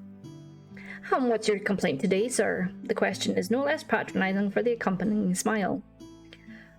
I ain't been dancing in glow-in-the-dark paint. Nor will you have the opportunity by the looks of it, the doctor says, still smiling, as he takes the swollen foot between his hands and flexes it. He ducks deftly, professionally even, when Harper roars with pain and swings at him. Keep that up, sport, if you want to get chucked out onto your ear, the doctor grins, paying or not. This time, when he flexes the foot up and down, Harper grits his teeth and clenches his fist to stop himself from lashing out. Can you pull up your toes on your own? He says, watching intently. Oh good, that's a good sign. Better than I thought. Excellent. You see here? He says to the nurse, pinching the hollow indentation above the heel. Harper groans. That's where the tendon should connect. Oh yes, the nurse pinches the skin. I can feel it. What does that mean? Harper says. It means you should spend the next few months on your back in hospital, sport, but I'm guessing that's not an option for you. Not unless it's free. Or you have concerned patrons willing to sponsor your convalescence, like our radium girl. The doctor winks.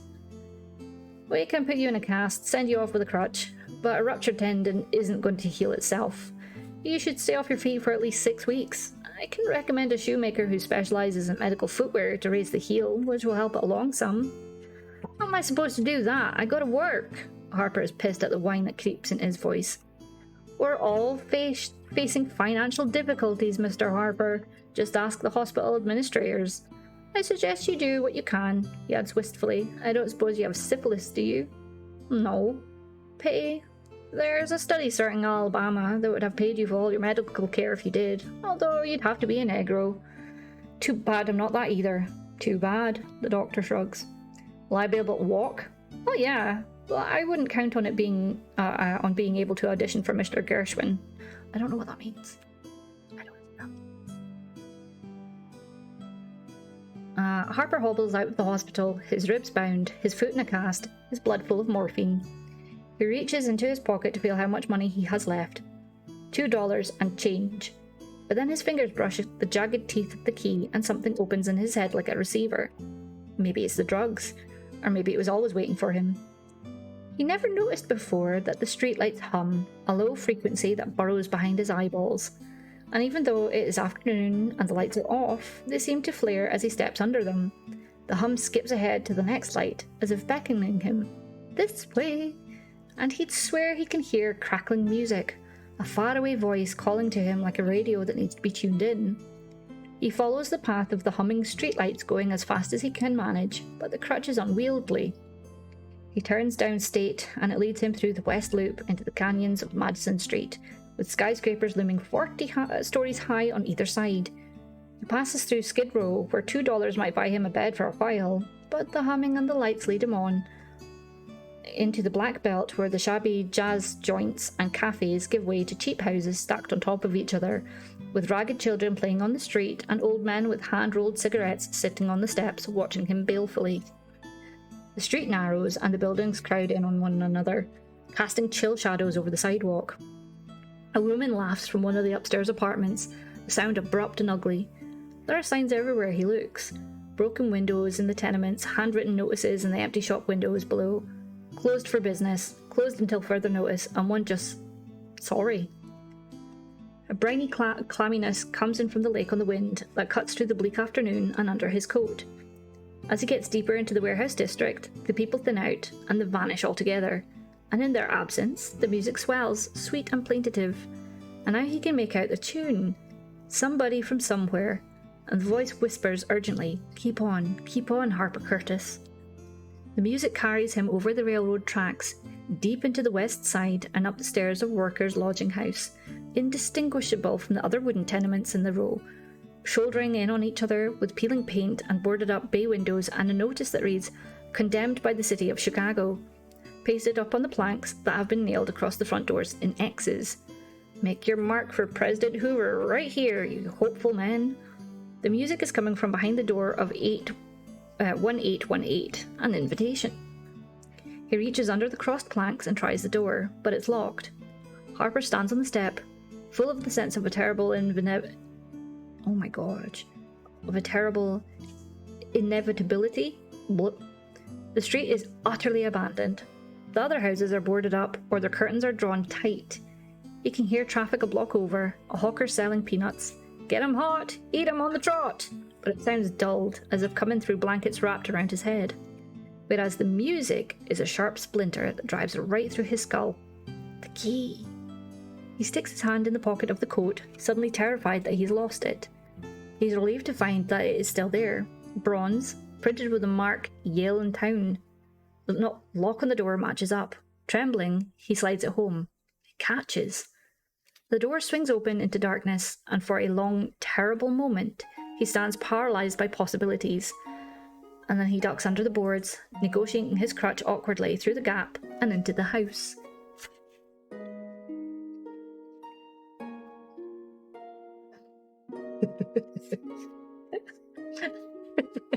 That's okay, McTaggart. It took a moment, I tripped over it and I was like, words, man.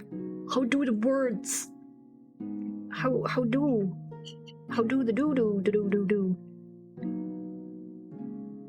How are you, Ruby? Words are hard. Absolutely. And then I'm trying to make sure that I sound clear. But I don't know if I sound clear enough. How are you, Ruby?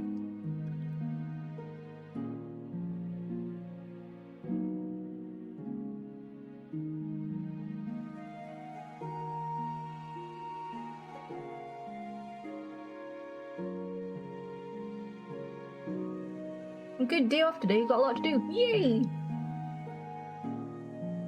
You know, people get paid to read books. Yeah, but I trip over my words too much to be asked to do to be asked to do that. And anyway, you guys are my payment. You guys are my payment. Just get comfy, baby. I was just giving you a pet, saying hello. Amesy, hello. The more you practice, the better you get. This is true. This is true. Where did I put his treaties? You heard me say the word treat. Want a treat, baby? Amesy is giving you a treat. Yes, she has. Here you go. You can have the rest of your stick. It's from Amesy. Take it then. Really, sir? You're not...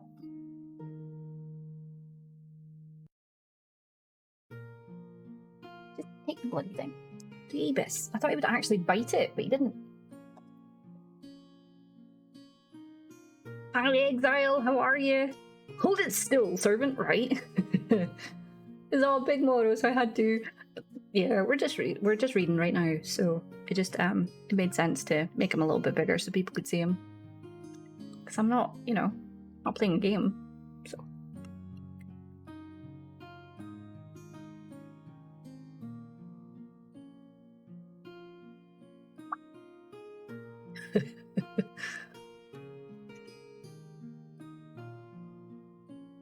Let's buy apple juice. Yes, yes, you do. I like apple juice. So this is the book we're reading, by the way. Shining Girls. Yes. I think so. I don't remember.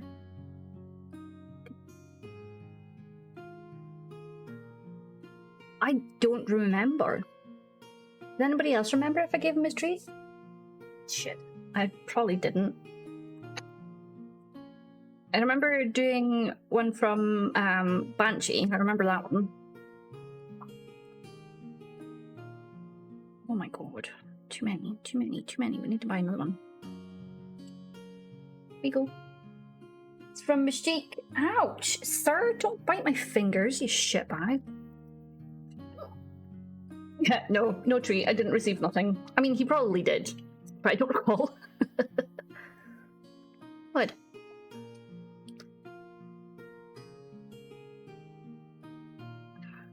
Amesy and Exile, how are you? Oh my god. Oh my god. Oh my god. Oh my god.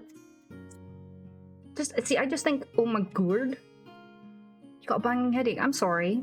You sat here listening to me trip over my bloody words. Well, it won't help. Probably won't help.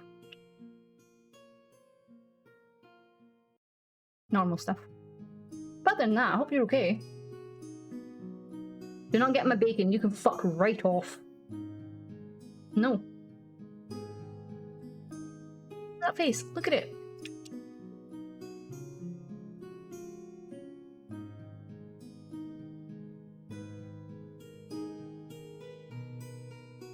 I just feel really mean now. I feel really mean.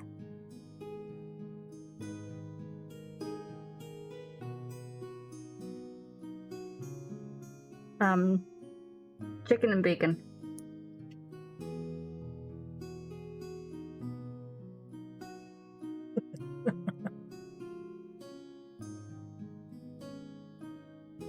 There, you can look at him whilst I chew.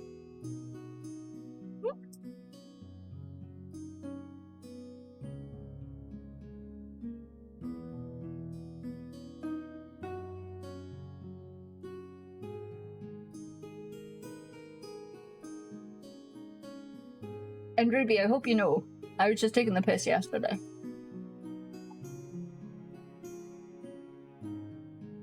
Look at him. Look at him looking at me.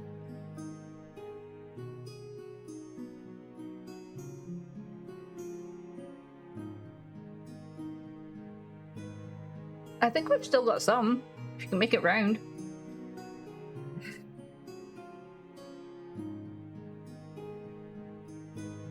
I said I was taking the piss yesterday.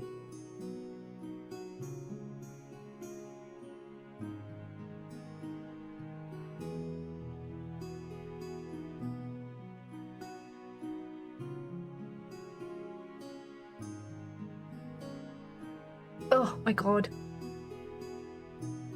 I'm glad you got a good tank clean, Night Flap.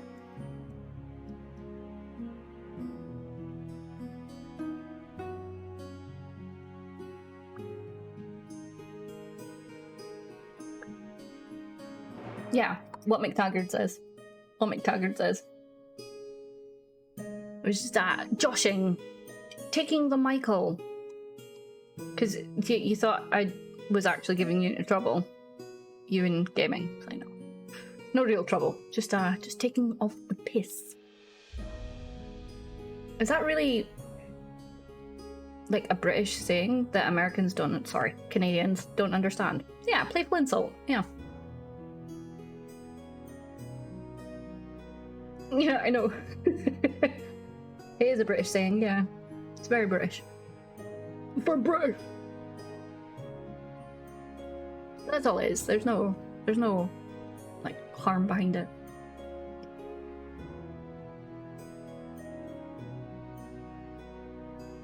Yeah.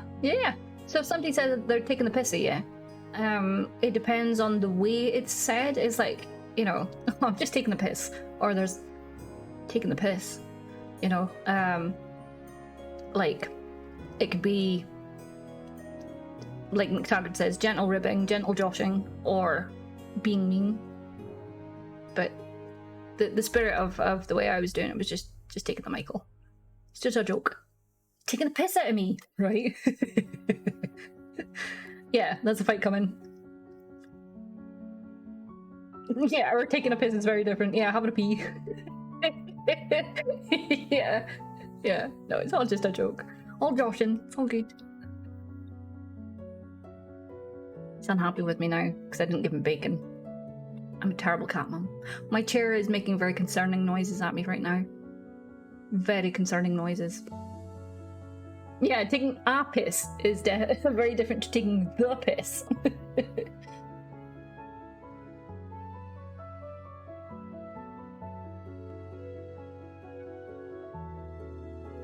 Oh, your friend is having the regret of eating the Mashik pizza.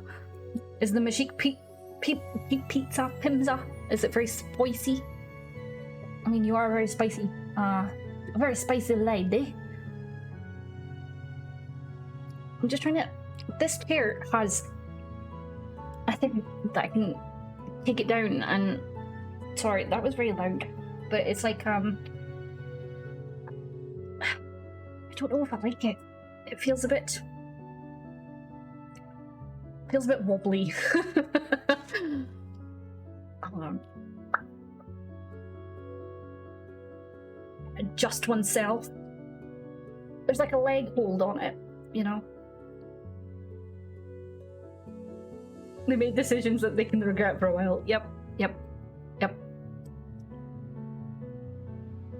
Chicken bacon was surprisingly nice, yeah? Yeah, very nice. I'm not finished, but yeah, it's very nice. Good choice. Love you. Love you. Yes, ma'am. Oh, you fucking know I will have apple crisp after. Oh my god, that was like an orgasm of apple in my mouth. Like seriously. I gave myself too big of a party yesterday, so like after an orgasm, I felt like I just needed to lay there and not do anything for a while.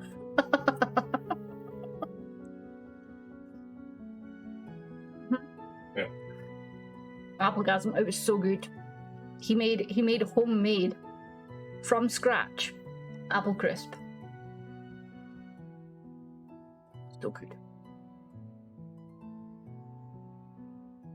And he gave me some fresh from the oven.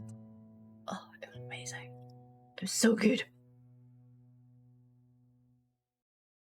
Anyway, back to the book. Kirby, 9th September 1980. It's that kind of day, crisp and clear, on the cusp of fall. The trees have mixed feelings about it. the leaves showing green and yellow and brown all the same time. Kirby can tell Rachel is stoned from a block away, not just by the sweet smell hanging over the house, dead giveaway, but by the agitated way she's pacing the yard, fussing over something laid out on the overgrown grass. Tokyo is leaping and barking around her in excitement. She isn't supposed to be home. She's supposed to be away on one of her sojourns, or sojourns, as Kirby used to call it when she was little. Oh, okay, a year ago. For weeks, she wondered if this sojourn guy was her dad, and if Rachel was working up to take her to meet him, when Grace Tucker at school told her that a John was a word for a man who uses a prostitute, and that's all her mother was. She didn't know what a prostitute was, but she gave Gracie a bloody nose, and Gracie pulled out a clump of her hair. Rachel thought that it was hysterical, even though Kirby's scalp was red and sore where the hair was gone. She didn't mean to laugh, really, but it is very funny. Then she'd explained it to Kirby the way she did everything, in a way that didn't explain anything at all. A prostitute is a woman who uses her body to take advantage of the vanity of men, she said, and a sojourn is a revitalization of your spirit. But it turned out that wasn't even close, because a prostitute has sex for money and a sojourn is a vacation from your real life, which is the last thing Rachel needs. Less vacationing, more real life, Mom. She whistles for Tokyo. 5 short, sharp notes, distinctive enough to separate it from the calls everyone else uses for their dogs at the park. He comes bounding over, happy as only a dog can be. Purebred mutt is how Rachel likes to describe him. Scrappy, with a long snout and patchwork sandy white fur, creamy rings around his eyes. Tokyo, because when she grows up she's going to move to Japan and become a famous translator of haiku poetry and drink green tea and collect samurai swords. Well, it's better than Hiroshima, is what her mother said. She's already started writing her own haiku. This is one. Rocket ship lift off, take me far away from here, the stars are waiting. This is another. She would disappear, folded like origami, into her own dreams.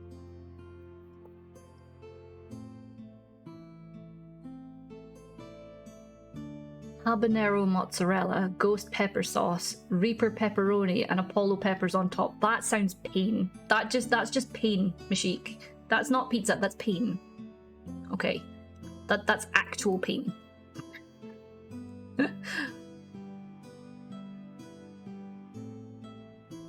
Yeah, he obviously didn't, right, Iggsy? Jesus.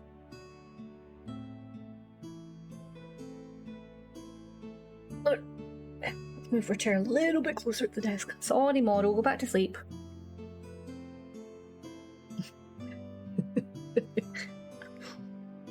It's that meme of what is it? Something about shit. Find out. Fuck around, find out, isn't it? That's the epitome of fuck around and find out.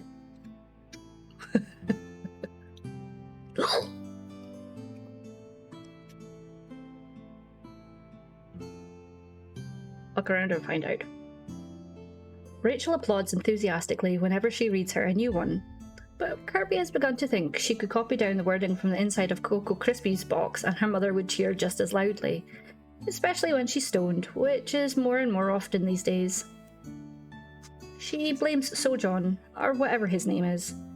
Rachel won't tell her, as if she doesn't hear the car pull up at 3 AM or the hissed conversation, unintelligible but fraught, before the door slams and her mother tries to tiptoe in without waking her. As if she doesn't wonder where their rent money comes from. As if this hasn't been going on for years. Rachel has laid out every single one of her paintings, even the big one of the Lady Shalott in her tower, Kirby's favourite, not that she'd admit it, which is normally stowed at the back of the broom cupboard with the other canvases her mother starts, but never quite manages to finish. Are we having a yard sale? Kirby asks, even though she knows the question will irritate Rachel. Oh honey. Her mother gives her a distracted half smile, the way she does when she's disappointed in Kirby, which seems to be all the time these days. Usually, when she says things Rachel insists are too old for her. You're losing your childlike wonder, she told her 2 weeks ago, with the sharpness in her voice, like it was the worst thing in the world. Weirdly, when she gets into real trouble, Rachel doesn't seem to mind. Not when she gets in fights at schools, or even when she sets fire to Mr. Partridge's mailbox to pay him back for complaining about Tokyo digging up his sweet peas. Rachel told her off, but Kirby could tell she was delighted. Her mother even put on a big pantomime, the two of them yelling at each other loud enough for that self-righteous windbag next door to hear them through the walls, her mother screeching, "Don't you realise it's a federal crime to interfere with the US mail service?"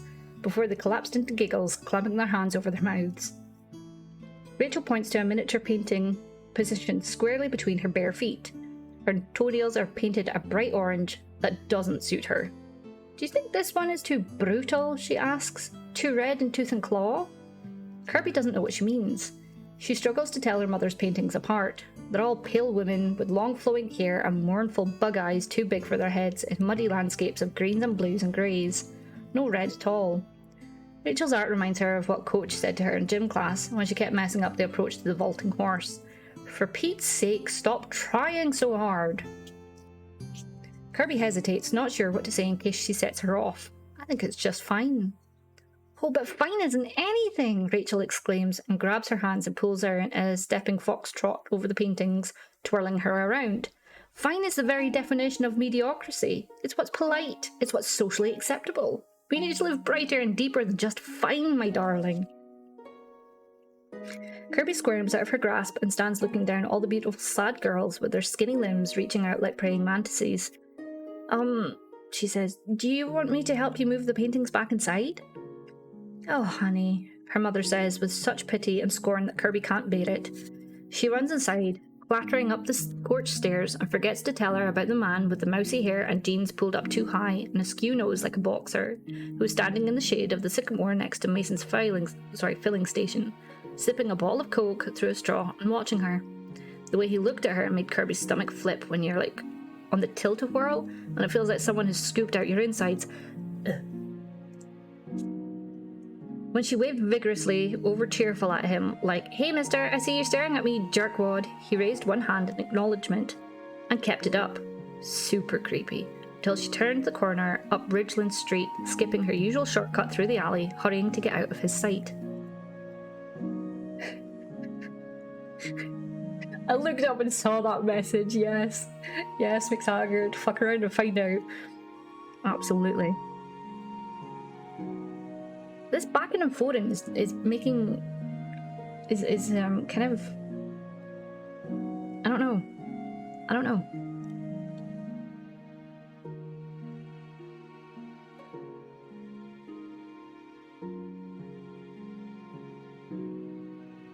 Don't know what you guys think of it.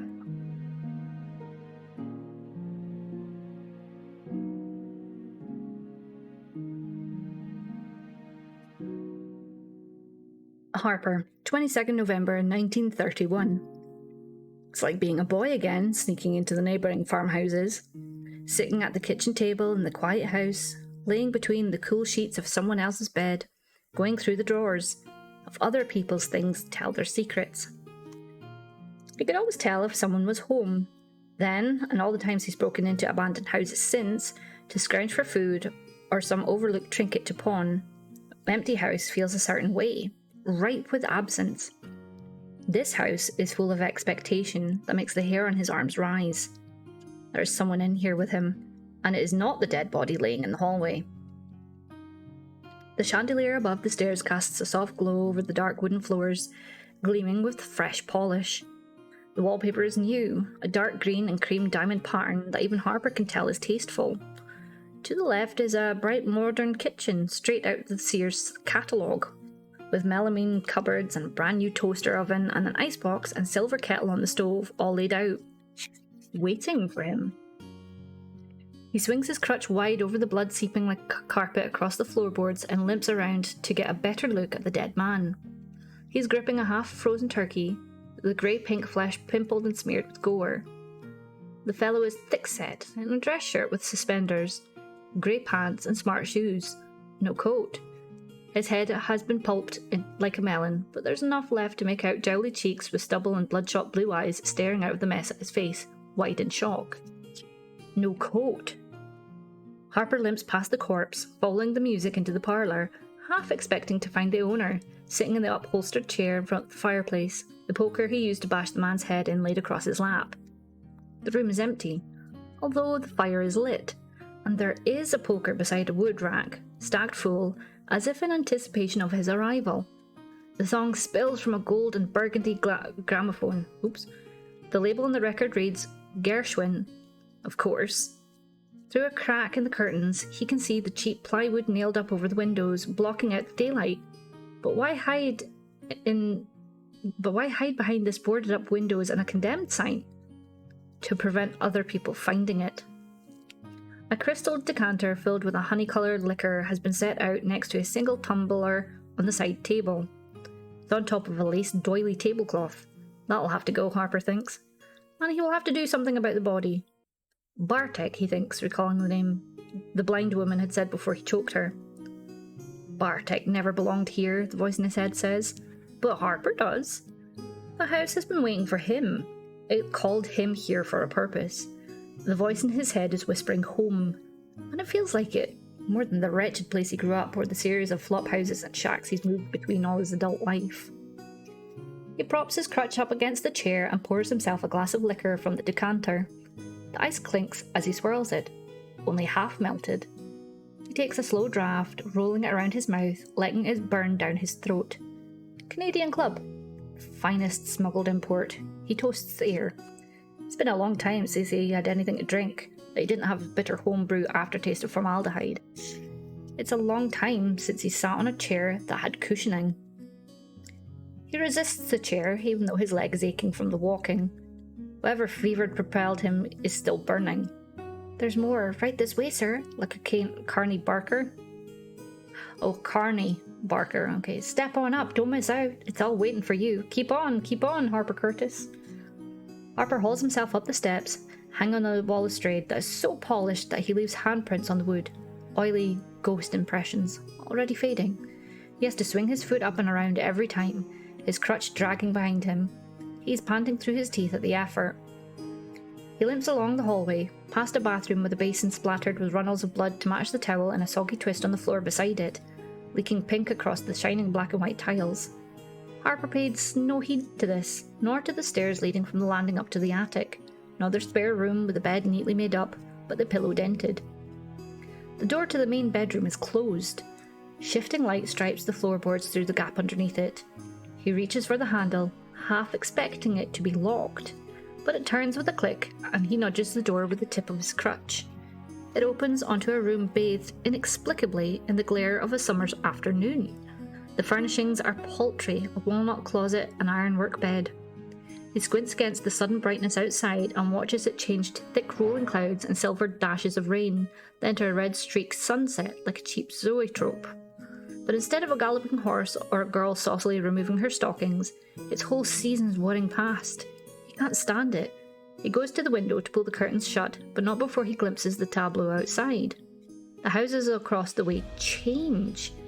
The paint strips away, recolours itself, strips away again through snow and sun, and trash tangled with leaves blowing down the street. Windows are broken, boarded over, spruced up with a vase of flowers that turn brown and fall away. The empty lot becomes overgrown, fills over with cement, grass grows through the cracks and wild tufts, rubbish congeals, the rubbish is removed, it comes back, along with the aggressive snarls of writing on the walls in vicious colours. A hopscotch grid disappears in the fleeting rain, moves elsewhere, snaking across the cement. The couch rots through seasons, and then catches fire. He yanks the curtains closed and turns and sees it. Finally, his destiny spelled out in this room. Every surface has been defaced. There are artifacts mounted on the walls, nailed in or strung up with wire. They seem to jitter in a way that he can feel in the back of his teeth, all connected by lines that have been drawn over and over and over again, in chalk or ink or knife tip scraped through the wallpaper. Constellations, the voice in his head says. There are names scrawled beside them. Jinsuk, Zora, Wilby, Kirby, Margot, Julia, Catherine, Alice, Misha. Strange names of women he doesn't know. Except that the names are written in Harper's own handwriting. It's enough, the realization, like a door opening up inside. The fever peaks and something howls through him, full of contempt and wrath and fire. He sees the faces of the shining girls and knows how they must die. The screaming inside his head, kill her, stop her. He covers his face with his hands, dropping the crutch. He reels backwards and falls heavily onto the bed, which groans under his weight. His mouth is dry. His mind is full of blood. He can feel the object thrumming. He can hear the girls' names like the chorus of a hymn. The pressure inside his skull is building until it's unbearable. Harper takes away his hands and forces himself to open his eyes. He hauls himself to his feet, using the bedpost for balance, and hobbles over to the wall where the objects pulse and flicker, as if in anticipation. He lets them guide him, reaching out his hand. There's one that seems sharper somehow. It nags at him, the way an erection does, with an incontrovertible purpose. He has to find it, and the girl who comes with it. As if he has spent his entire life in a drunken blur, but now the veil has been whipped away. It is the moment of pure clarity, like fucking, or the instant he opened up Jimmy Greaves' throat, like dancing in an irradiated paint. He picks up a piece of chalk that is lying on the mantel and writes on the wallpaper beside the window, because there is a place for it and it seems he must. He prints Glow Girl in his jagged sloping script over the ghost of the word that is already there.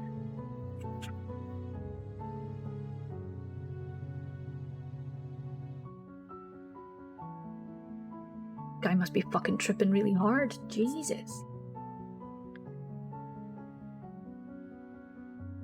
Herbie, 30th July 1984. She could be sleeping, at first glance, if you were squinting into the sun-dappled through the leaves, if you thought her top was supposed to be a rusty brown, if you missed the flies thick as midges. Midges.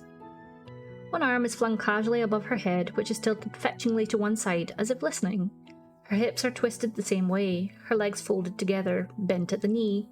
The serenity of the pose belies the gaping wreck of her abdomen. That carefree arm that makes her look so romantic lying amongst the tiny blue and yellow wildflowers bears the marks of defensive wounds. The incisions on the middle joints of her fingers down to the bone indicate that she probably tried to grab the knife from her attacker. The last two fingers on her right hand are partially severed.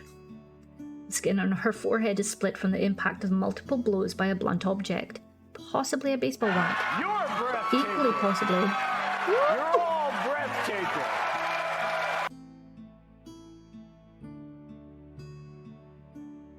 Boyo, Myling, or no Barkley. I'm gonna go throw Dobby in the truck.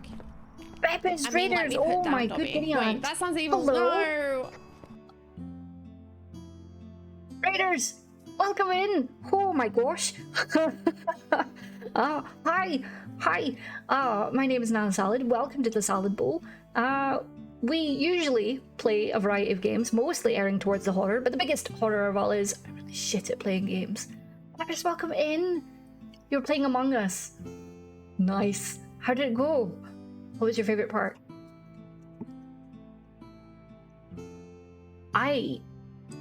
I'm just sitting here reading a book called The Shining Girls. It's about a guy who kills. How was your stream? Seriously, let me know. And Raiders, to you, welcome in. Got a good few killings in? Yes. Yes. Oh, I'm glad you had fun. That's awesome. That is genuinely awesome. Thank you for that. If you need to go and take some self-care, please do. I know what it's like when you're, been streaming for a while. We stand self-care. I'll try my best to entertain your community. But I appreciate you coming in. Oh my gosh, I don't know what to do. Does my cat Moro? He'll be looking for a treat because he gets a treat for every raid that we get. Moro, you want a treaty? Of course you do. Of course you do. Look how he sits up for a treat. So quickly. Okay, there's a couple there. There's a couple there, baby. There we go. It's for Beppis and her community. Yes, yes, you enjoy that. Yes, yes, yes. All the munchies. All the munchies. But yeah, just like I said, we're just reading a book today. It's a bit of a more. Oh, I just knocked my desk. More of a chill day today. I'll read for a while, and then once my throat decides that I can't go any longer, we'll probably play a bit of a chill game. Just a bit of a relaxing Sunday. So please make yourself comfortable. Sit back and listen to me trip over words.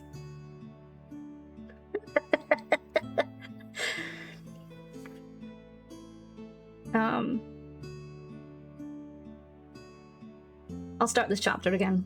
We're only like a paragraph in, but I'll start it again.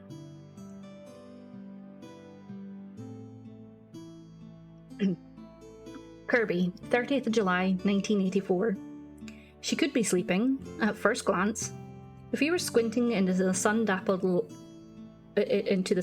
through the leaves. If you thought her top was supposed to be a rusty brown.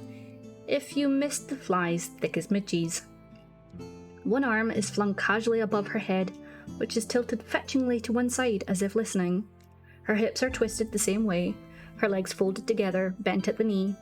The serenity of the pose belies the gaping wreck of her abdomen. That carefree arm that makes her look so romantic lying amongst the tiny blue and yellow wildflowers bears the marks of defensive wounds. Thinac21, thank you so much for the follow. Welcome in, welcome. Thank you. If you're comfortable saying where you're from and what's your favourite ice cream. I appreciate that. That carefree arm that makes her look so romantic lying amongst the tiny blue and yellow wildflowers bears the marks of defensive wounds. The incisions on the middle joints of her fingers down to the bone indicate that she probably tried to grab the knife from her attacker. The last two fingers on her right hand are partially severed. The skin on her forehead is split from the impact of multiple blows by a blunt object, possibly a baseball bat, but equally possibly the handle of an axe or even a heavy tree branch, none of which have been found at the scene. The chafe marks on her wrists would indicate that her hands were tied, although the restraints have been removed. Wire probably, by the way it is bitten into her skin. Blood has formed a black crust over her face like a caul. She has been slit sternum to pelvis in an inverted cross, which will lead certain factions among the police to suspect Satanism before they pin it on gangbangers, particularly as her stomach has been removed. It is found nearby, dissected, the contents spread on the grass. Her guts have been strung from the trees like tinsel. They are already dry and grey by the time the cops finally cordon off the area. This indicates that the killer had time, that no one had heard her shouting for help, or that no one responded. Also entered into evidence, a white sneaker with a long streak of mud down the side, as if she skidded in the dirt as she was running away and it came off. It was found 30 feet from the body. It matched the one she was wearing, which was spattered with blood. One ruched base. Yes, thank you, Ruby. I appreciate it. One ruched vest. Spaghetti straps sliced up the centre, formerly white. Bleached denim shorts stained with blood. Also, urine, feces. Her book bag containing one textbook, Fundamental Methods of Mathematical Economics, 3 pens, 2 blue, 1 red, 1 highlighter, yellow, a grape lip smacker, mascara, half a packet of gum, Wrigley's spearmint, 3 sticks left, a square gold compact, the mirror is cracked, possibly during the attack, a black cassette tape, Janis Joplin, Pearl, handwritten on the label, the keys to Alpha Phi's front door, a school diary marked with assignment due dates, an appointment at Planned Parenthood, her friend's birthday, and various phone numbers that the police are going through one by one. Tucked in between the pages of the diary is a notice for an overdue library book. The newspapers claim that it was the most brutal attack in the area in 15 years. The police are pursuing all leads and urgently encourage witnesses to come forward. They have high hopes that the killer will be quickly identified. A murder this ugly will have had a precedent. Kirby missed the whole thing.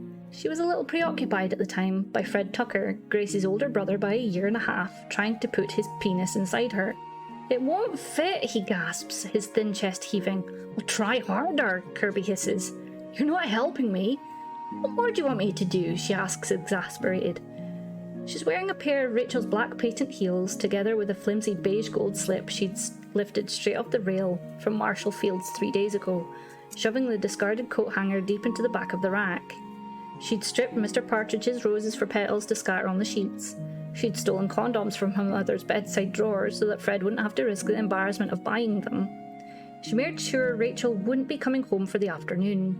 She'd even been practicing making out with the back of her hand, which was about as effective as tickling yourself. It's why you need other fingers, other tongues. Only other people can make you feel real. I thought you'd done this before. Fred collapses onto his elbows, his weight on top of her. It's a good kind of weight, even though his hips are bony and his skin is slick with sweat. I just said that so you wouldn't feel nervous. Kirby reaches past him to Rachel's cigarettes lying on the bedside table. You shouldn't smoke, he says. Yeah, you shouldn't be having sex with a minor. You're 16. On the 8th of August.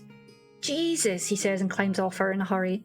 She watches him fluster around the bedroom, naked apart from the sock and the condom, his dick still bravely erect and good to go, and takes a long drag on the cigarette. She doesn't even like cigarettes. But cool is all about having props to hide behind. She's worked out the formula. 2 parts taking control without making it look like you're trying to, and 3 parts pretending it doesn't matter anyway. And hey, it's no big deal if she loses her virginity today to Fred Tucker, or not. It is really a big deal. She admires the lipstick print she has left on the filter and swallows down the coughing fit that is trying to erupt. Relax, Fred. It's supposed to be fun, she says, playing smooth, when what she wants to say is, it's okay, I think I love you. Why do I feel like I'm having a heart attack, he says, clutching his chest. Maybe we should just be friends? She feels bad for him, but also for herself. She blinks hard and stubs out the cigarette, 3 drags in, as if it was the smoke making her eyes water. You want to watch a video? She says. So they do, and they end up fumbling around on the couch, kissing for an hour and a half, while Matthew Broderick saves the world on his computer. They don't even notice when the tape runs out and the screen turns to bristling static, because his fingers are inside her and his mouth is hot against her skin, and she climbs on top of him and it hurts, which she expected, and it's nice, which she hoped, but it's not world-changing, and afterwards they kiss a lot and smoke the rest of the cigarette, and he coughs and says, "That wasn't how I thought it would be." Neither's being murdered. The dead girl's name was Julia Madrigal. She is 21. She was studying at Northwestern economics. She liked hiking and hockey because she was originally from Banff, Canada, and hanging out at the bars along Sheridan Road with her friends because Evanston was dry. She kept meaning to sign up to volunteer to read textbook passages for the Blind Students Association studies tapes, but never quite got round to it. The same way, she'd bought a guitar, but only mastered 1 chord. She was running for head of her sorority. She always said she was going to be the first woman CEO of Goldman Sachs. She had plans to have 3 kids and a big house and a husband who did something interesting and complimentary, a surgeon or a broker or something. Not like Sebastian, who was a good time guy, but not exactly marriage material. She was too loud, like her dad, especially at parties. Her sense of humour tended to be crass. Her laugh was notorious, or legendary, depending on who was telling. You could hear it from the other side of Alpha Phi. She could be annoying. She could be narrow-minded in that got all the answers to save the world way, but she was the kind of girl you couldn't keep down, unless you cut her up and caved in her skull. Her death will send out shockwaves among everyone she knew, and some people she didn't. Her father will never recover. His weight drops away until he becomes a wan parody of the loud and opinionated estate agent who would pick a fight at the barbecue about the game. He loses all interest in selling houses. He tapers off mid-sales pitch, looking at the blank spaces on the wall between perfect family portraits or worse, at the grouting between the tiles of the ensuite bathroom. He learns to fake it, to clamp the sadness down. At home, he starts cooking. He teaches himself French cuisine, but all food tastes bland to him. Her mother draws in the pain to herself, a monster she keeps caged in her chest that can only be subdued with vodka. She does not eat her husband's cooking. When they move back to Canada and downsize the house, she relocates into the spare room. Eventually, he stops hiding her bottles. When her liver seizes up 20 years later, he sits next to her in a Winnipeg hospital and strokes her hand and narrates recipes he's memorized, like scientific formula, because there's nothing to say. Her sister moves as far away as she can and keeps moving, first across the state, then across the country, then overseas to become an au pair in Portugal. She is not a very good au pair. She doesn't bond with the children. She is too terrified that something might happen to them. After 3 hours of questioning, Sebastian, Julia's boyfriend of 6 weeks, has his alibi corroborated by independent witnesses and the grease stains on his shorts. He was tinkering with the 1974 Indian motorbike he'd been restoring, the garage door open in full view of the street. Moved by the experience, he takes Julia's death as a sign that he's been wasting his life studying business science. He joins the anti-apartheid, I hope I've said that right, student movement, has sex with anti-apartheid girls. I think I'm saying that wrong. Arpathade. His tragic past clings to him like pheromones that women find impossible to resist. He even has a theme song, Janis Joplin's Get It While You Can. Her best friend lies awake at night feeling guilty because, even through her shock and grief, she has worked out that the statistical significance of Julia's murder is that she is 88% less likely to be murdered herself. In another part of town, an 11-year-old girl who has only read about the case, only ever seen Julia's valedictorian photograph of her school yearbook, takes out the pain of it and life in general, very precisely, with a box cutter on the tender skin inside her upper arm, above the line of her t-shirt sleeves where the cuts will not be seen. And 5 years later, it will be Kirby's turn. Apartheid? At least you knew what I was trying to say. Fucking 04. I am terrible. I'm terrible at this. Apartheid.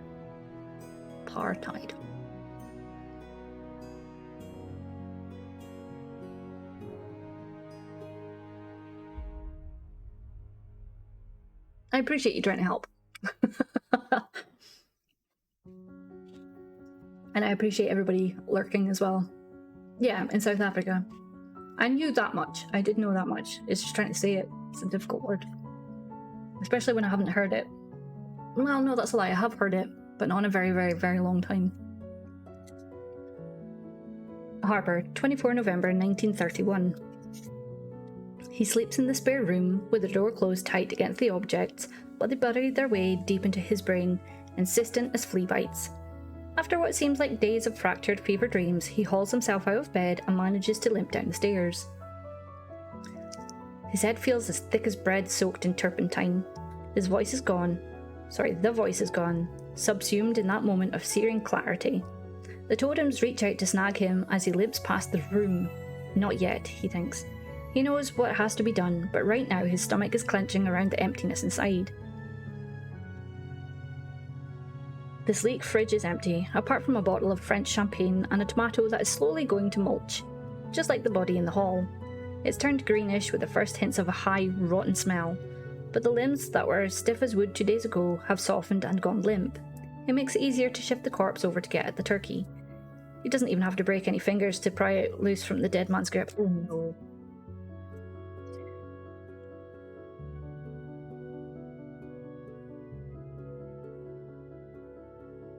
Oh no. He washes. Oh my gosh. Oh.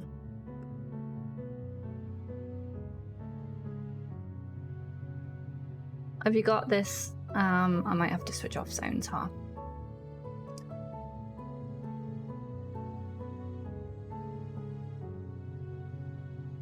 Is that bots?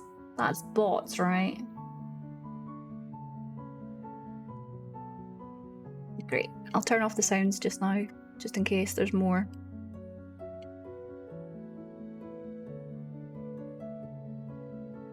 I don't even know how to switch off my sounds. How do I switch off my sounds? Thank you guys. I appreciate you.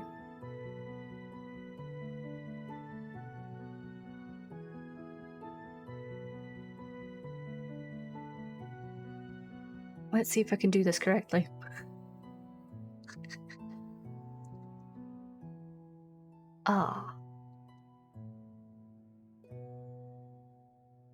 So with bots, it's one of those things where it can get the streamer into trouble. Especially like if you're trying to do things like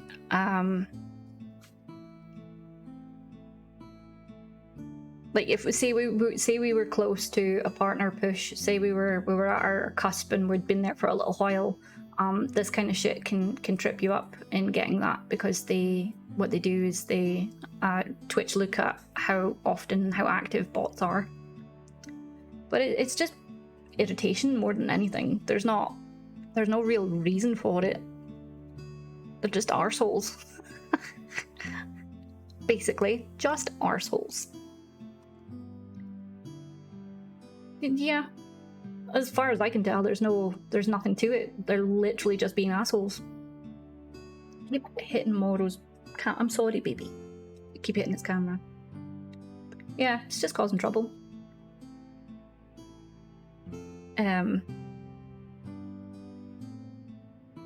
Yeah. I think so.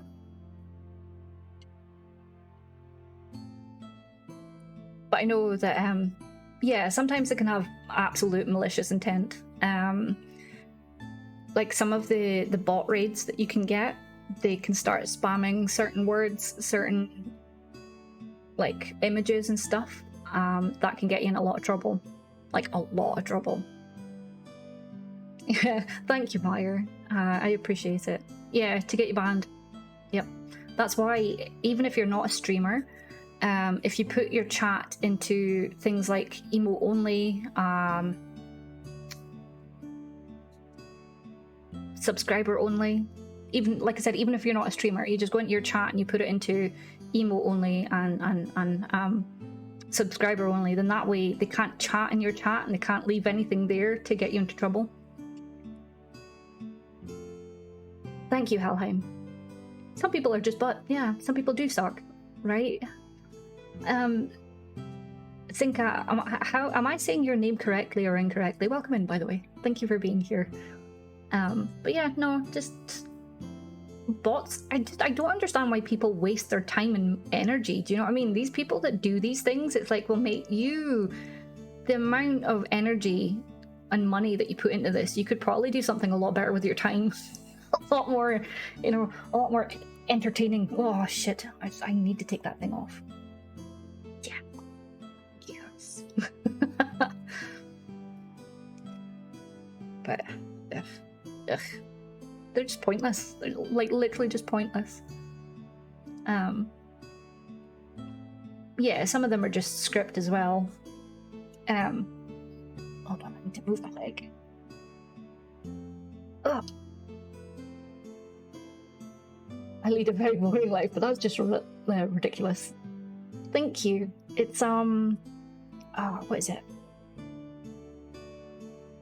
It's is this Rimmel?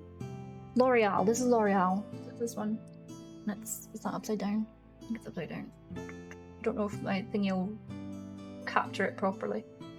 It's 142.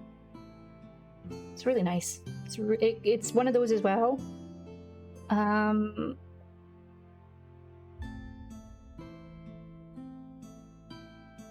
Bonjour Bastille, I think. Color Riche. It's a very dark color, like there, and you can build it up as much as you want, or as little as you want. And I've only just got down to the L'Oreal words as well. It's great, and it's quite moisturizing as well. It doesn't dry your lips out. For the price, it's good. I've also got another one that I really enjoy wearing. It's a MAC. And it's a nice blue color. It's really blue. This one's called Matte Royal. Yeah, Royal. And it smells like vanilla, which is great. It's really nice as well, and it's another one that you can build up. So like my hand is shit, but like the first swipe, and then you can just layer it up and stuff, and it gets really nice and dark and things. So really, I really like it. I'm going to be getting more of them, hopefully, if I can. I'd love to use lipsticks, but they just make me look like a creep. I doubt that, Erlith. I doubt that. Like, I never really used to wear lipsticks until I started streaming. Streaming was one of those things that kind of just made me, you know, wear lipsticks and stuff. Why is this not coming out? It's like my wigs and stuff. I like to wear wigs and things. Today is one of those rare days that I don't wear, that I'm not wearing my wigs. I've got a lot of them. And I would like more. The only downside to this blue is it does leave like a purpley blue residue. So use like a proper cleaner and stuff and don't scrub, and it comes off pretty well. It's just obviously on my hand. I look like a creep no matter what I'm wearing. I doubt. I wore BB cream. See, some people say that as well, Madwife. Hold on, you're going to hear some funny noises. It's me. I'm. It looks really dodgy what I'm doing. I promise. I'm just. There's a part to my chair that I can slide out. It's almost like because this chair is actually a vibrating chair as well, but I don't plug it in. I don't plug it in. Its cable's not actually that long. Well, I mean, it kind of is. It's a cable. You could plug it in and be vibrated and stuff, but it's really fucking loud.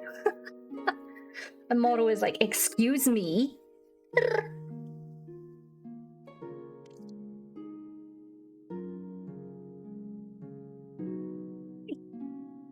Moro, a good boy.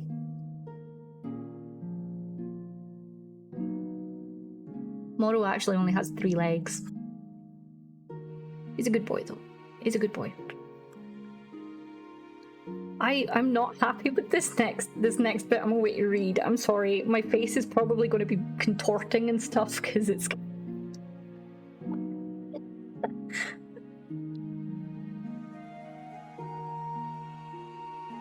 I'm not happy. I'm not happy with what I'm away to read. I'm sorry. Ah, shit, I shouldn't have closed that, actually. I should leave that open. Because this guy is a way to do what I genuinely thought was a piss take thing I've seen on TikTok. But it's not. Like, I honestly thought people that did this were taking the piss. I didn't think that people actually did this. He's a way to wash a turkey. What's a yawn? What's a big kitty cat yawn, Mum?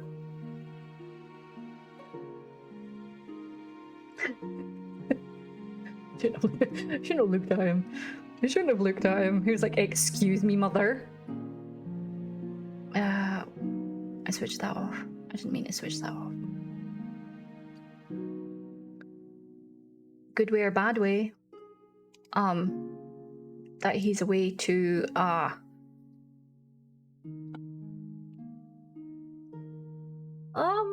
you decide. You decide. Thank you. Moro's a good boy. Like I said, he's only got 3 legs. So he's missing a back leg. He self-boops a lot too. See if he'll do today. Boop. A good boy. Yes. Who's a good boy? What's the scratches? Yes. The good scratches. The good scratches.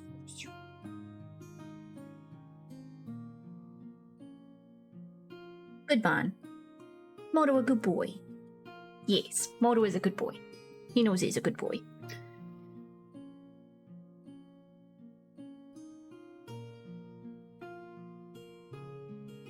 Cat face. He's got a big cat face. He's got a body of a cat and a face of a cat, and he flies through the air because he's a cat face. My 2 cats are sleeping on my desk at the moment. Need their energy to wake me up at 4 AM, right? To run around and play with things and screech and do cat things, because apparently that's the best time to do cat things. I don't recognize cat face. I mean, I maybe have seen it, but I don't recognize it. I don't recognize it.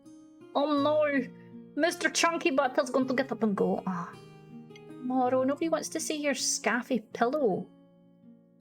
That's a well scaffy wee pillow. I'll make it bigger when he comes back. Okay, so gird your loins. This is a terrible thing I'm away to read, and I'm sorry. Even though I just read about a dismembered girl. This is worse. That sounds so weird to say.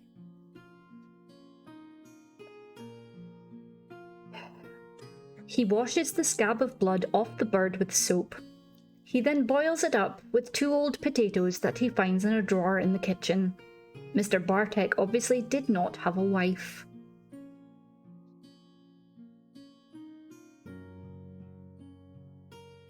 He took the turkey from the dead man that had been laying there for 2 days with the dead man and just washed it with soap and boiled it. Boy. Oh.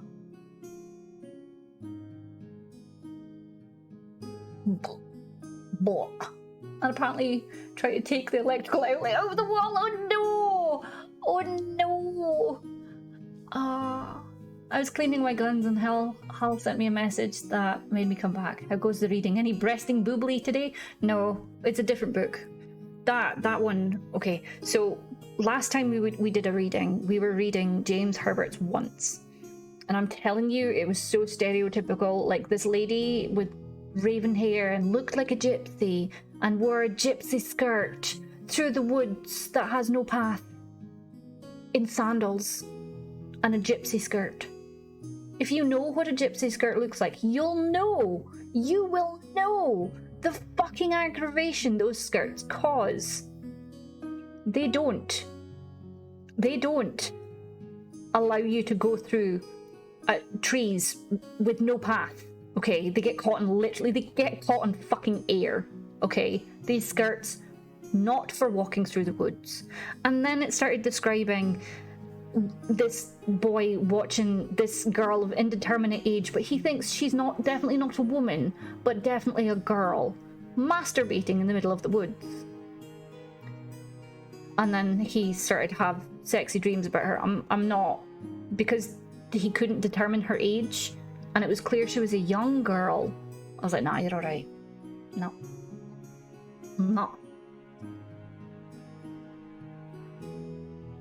Hope you burned that once.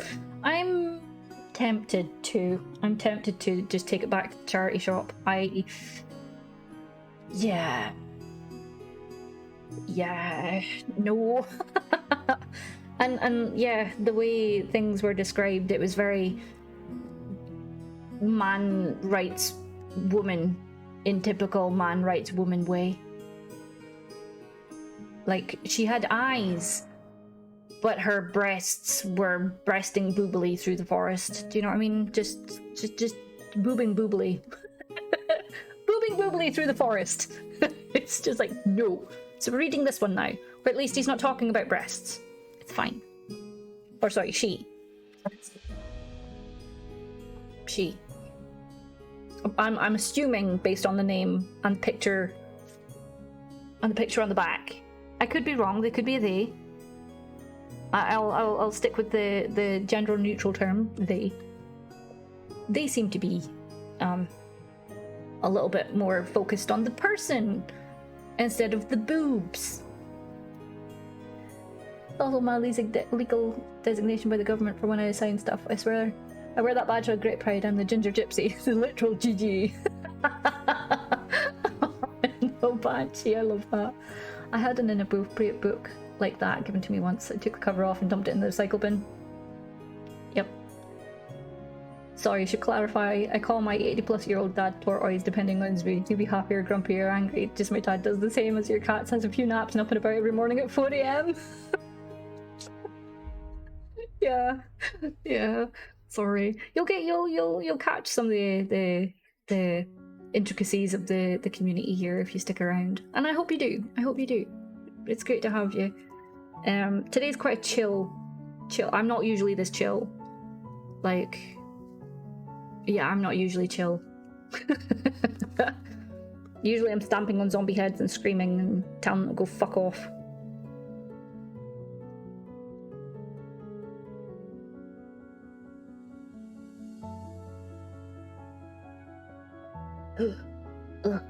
Okay.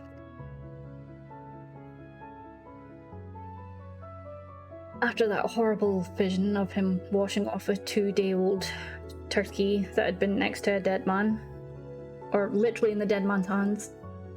Ugh. The only record he can find is the one that is already on the gramophone, so he winds it up and starts it playing the same set of show tunes to keep him company.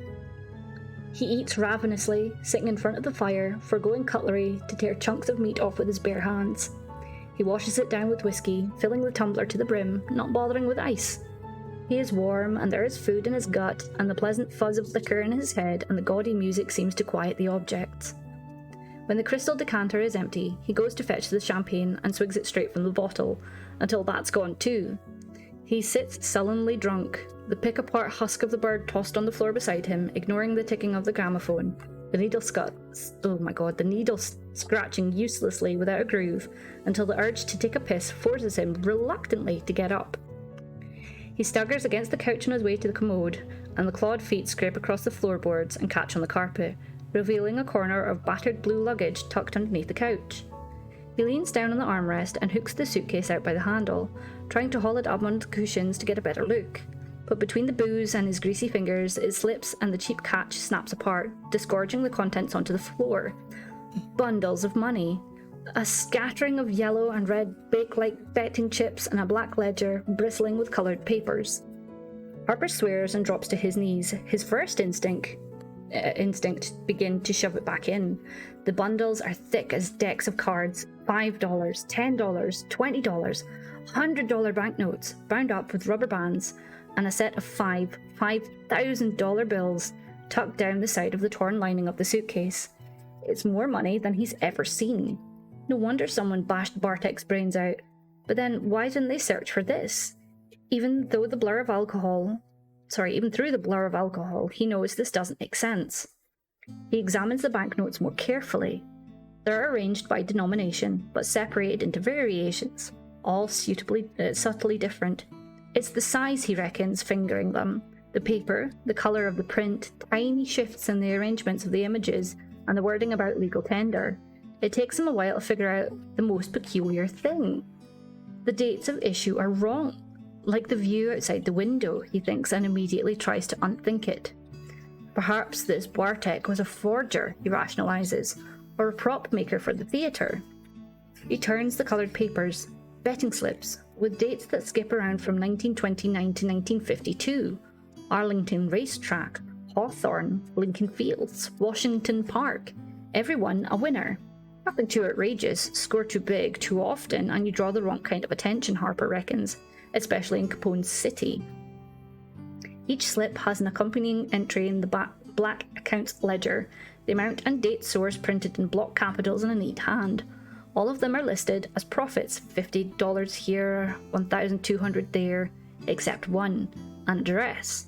The house number, 1818, set against a figure written in red, $600.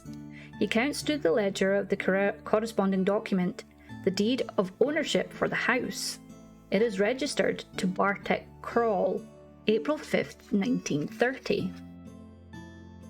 Harper sits back on his heels, flicking his thumb over the edge of a bundle of tens.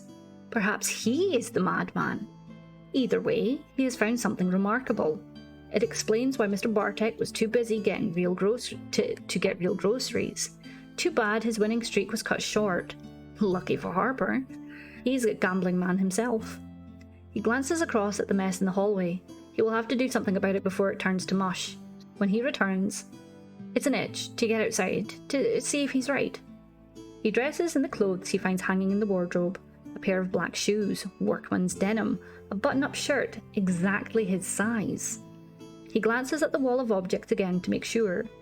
The air around the plastic horse seems to twitch and shiver. One of the girls' names reads more clearly than the rest, practically glowing. She'll be waiting for him out there. Downstairs, he stands by the front door, flicking out his right hand with nerves like a boxer warming up to throw a punch. He has the object in mind. He has triple-checked that he has the key in his pocket. He's ready now, he thinks. He thinks he knows how it works. He will be like Mr. Bartek, conservative, wily. Won't go too far. He lunges for the handle. The door swings open onto a flash of light, sharp as a firecracker in a dark cellar, ripping through the guts of a cat. And Harper steps into someone else's. Oh my gosh. And Harper steps into sometime else. I don't know why that was so hard to say.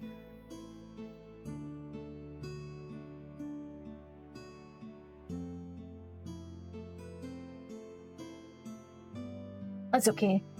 Cinca, my words can't word today. And I'm reading. Oh dear.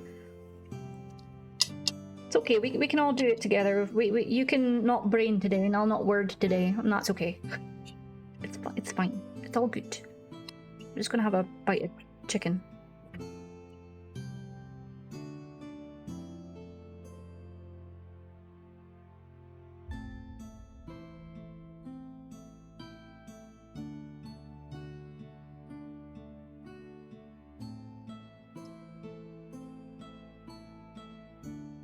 I'm just wondering what you're doing. Next. Also, once you finish picking, then I'll make some apple crisp.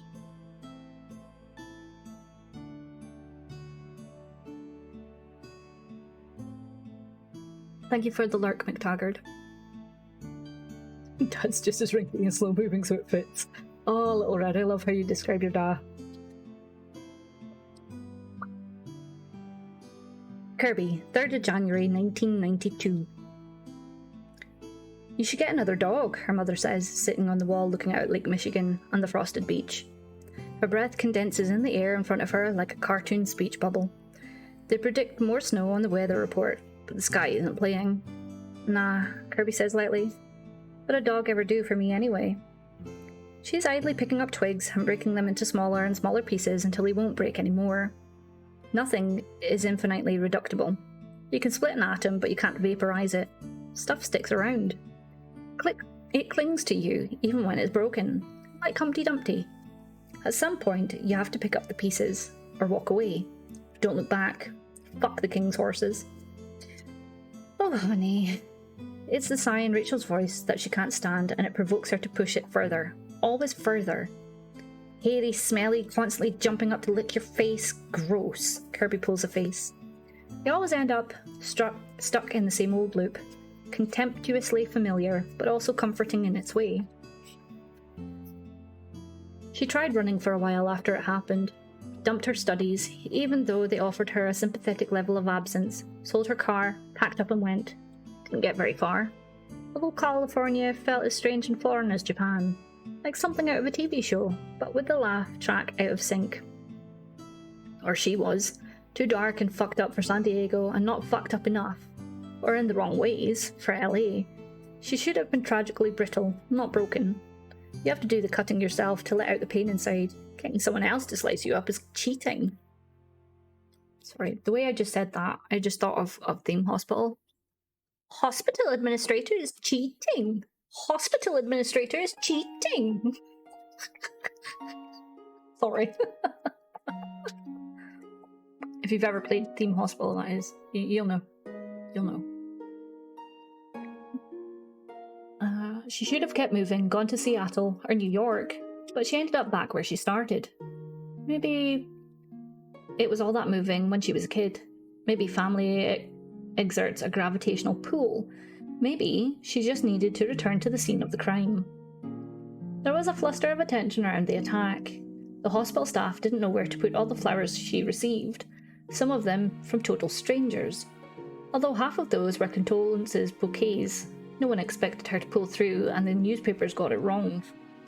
The first 5 weeks after were full of rush and people desperate to do things for her, but flowers wilted and so do attention spans.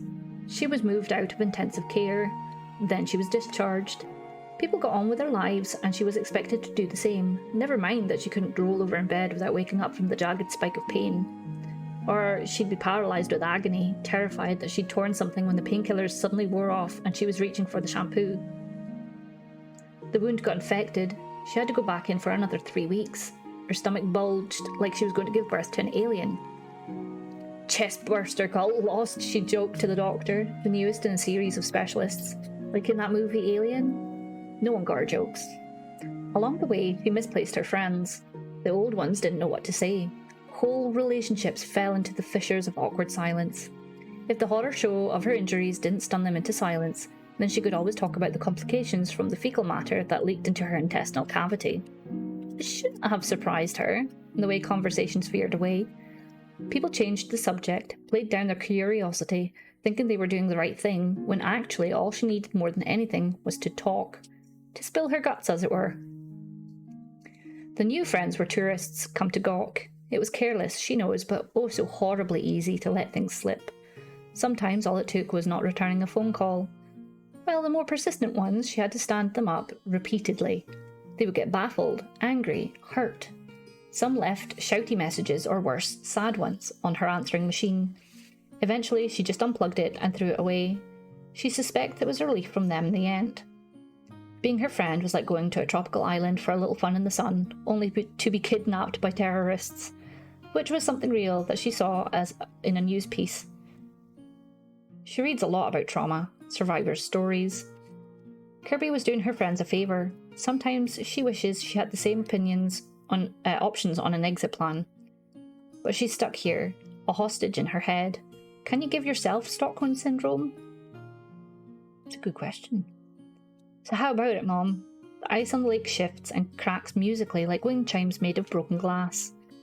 Oh, honey. I can pay you back in 10 months max. I figured out a schedule. She reaches into her backpack for the folder. She worked up the spreadsheet at her copy shop in colour and with a fancy font that looks like script. Her mother is a designer after all. Rachel gives it due diligence, reading carefully down the rows as if she is examining an art portfolio instead of a budget proposal. I've paid off most of my credit card from travelling. I'm down to $150 a month plus $1,000 on my student loan, so it's totally doable. Her school did not give her a sympathetic leave of absence on her debt. She's babbling, but she can't stand the tension. And it's not that much, really, for a private investigator. Normally $75 an hour, but he said he would do it for $300 a day, $1,200 a week, $4,000 for the month. She's budgeted for 3 months, although the PI says he'll be able to tell her whether it's worth pursuing after 1. A small price to pay for finding the fucker, especially now that the cops have stopped talking to her, because apparently it's not healthy or helpful to take too much interest in your own case. It's very interesting, Rachel says politely as she closes it up and tries to hand it back, but Kirby won't take it. Her hands are too busy breaking up sticks. Snap. Her mother sets the folder down on the wall between them.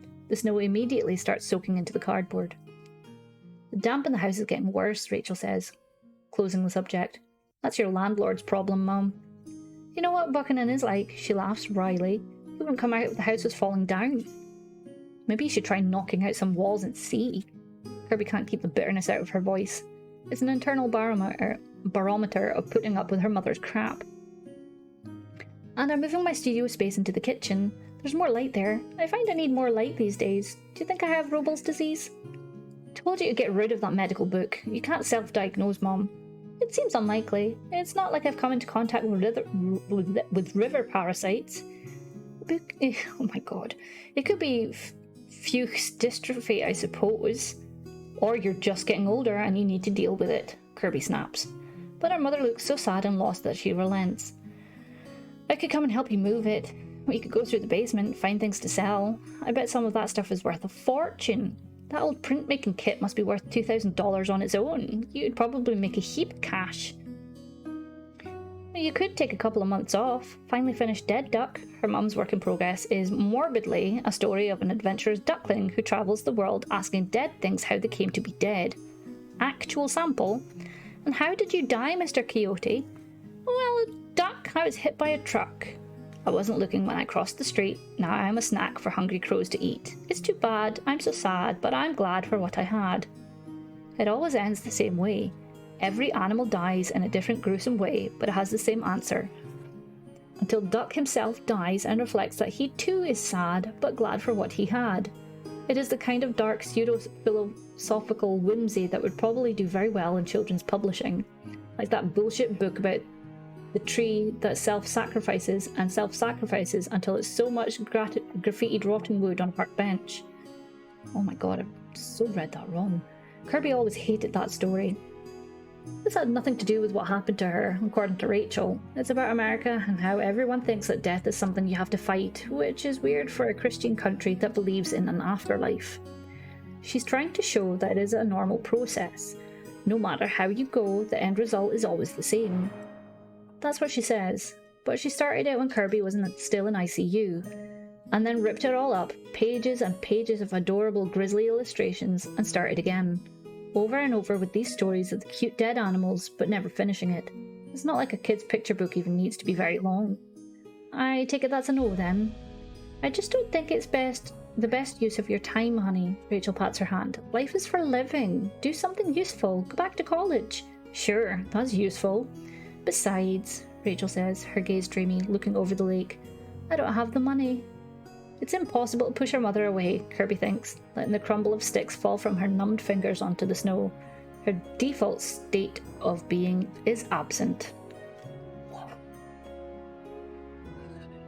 I don't know, Madwife. Back from my phone as I'm getting ready for sleep soon. Not a problem, Asinka. I appreciate you being here. Just, let us know when you're going, and I'll say goodnight and stuff. To be frank, I probably won't go much longer with the reading because it gets a bit hard after a while. Try let's see how long this one is. This one's only a couple of pages. We'll see how we'll feel after this chapter.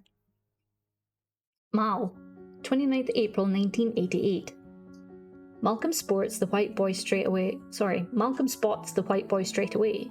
Not that a lack of melanin is wholly unusual around these parts. Usually they're driving, the car barely pausing long enough to make their score.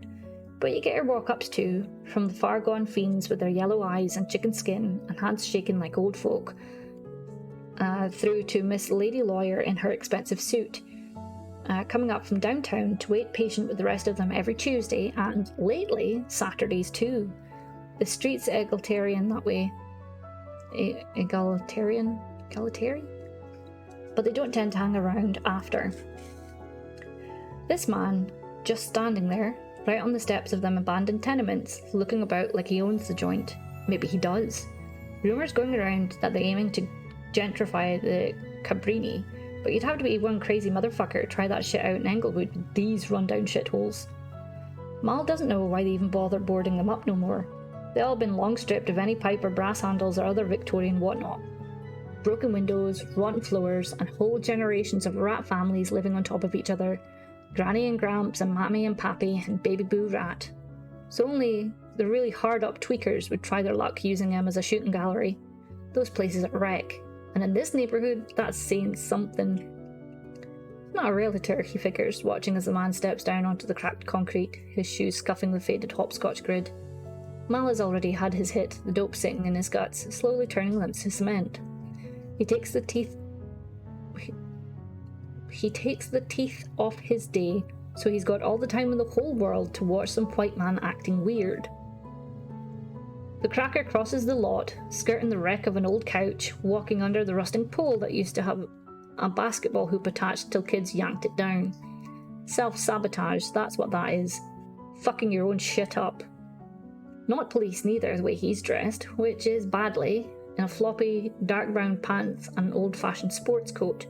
That crutch under his arm speaks to a sure sign of someone who has gone spiked up in the wrong place and done themselves some damage. Must have traded his hospital cane to the pawn shop already to have ended up with that clunky old thing. Or maybe he didn't go to a hospital at all because he got something to hide. There's something whack about him. He's interesting. Prospect, even. Could be the guy's hiding out. Ex-mob. Hell, ex-wife. Good place for it. Could be he's got some cash stashed in one of those old rat nests. Mal peers at the row houses, speculating. He could sniff around while White Boy's out about his business. Alleviate him of any valuables that might be troubling him. No one the wiser. Probably doing him a favour. But looking at the houses, trying to figure which one he might have stepped out of, makes Mal feel strange.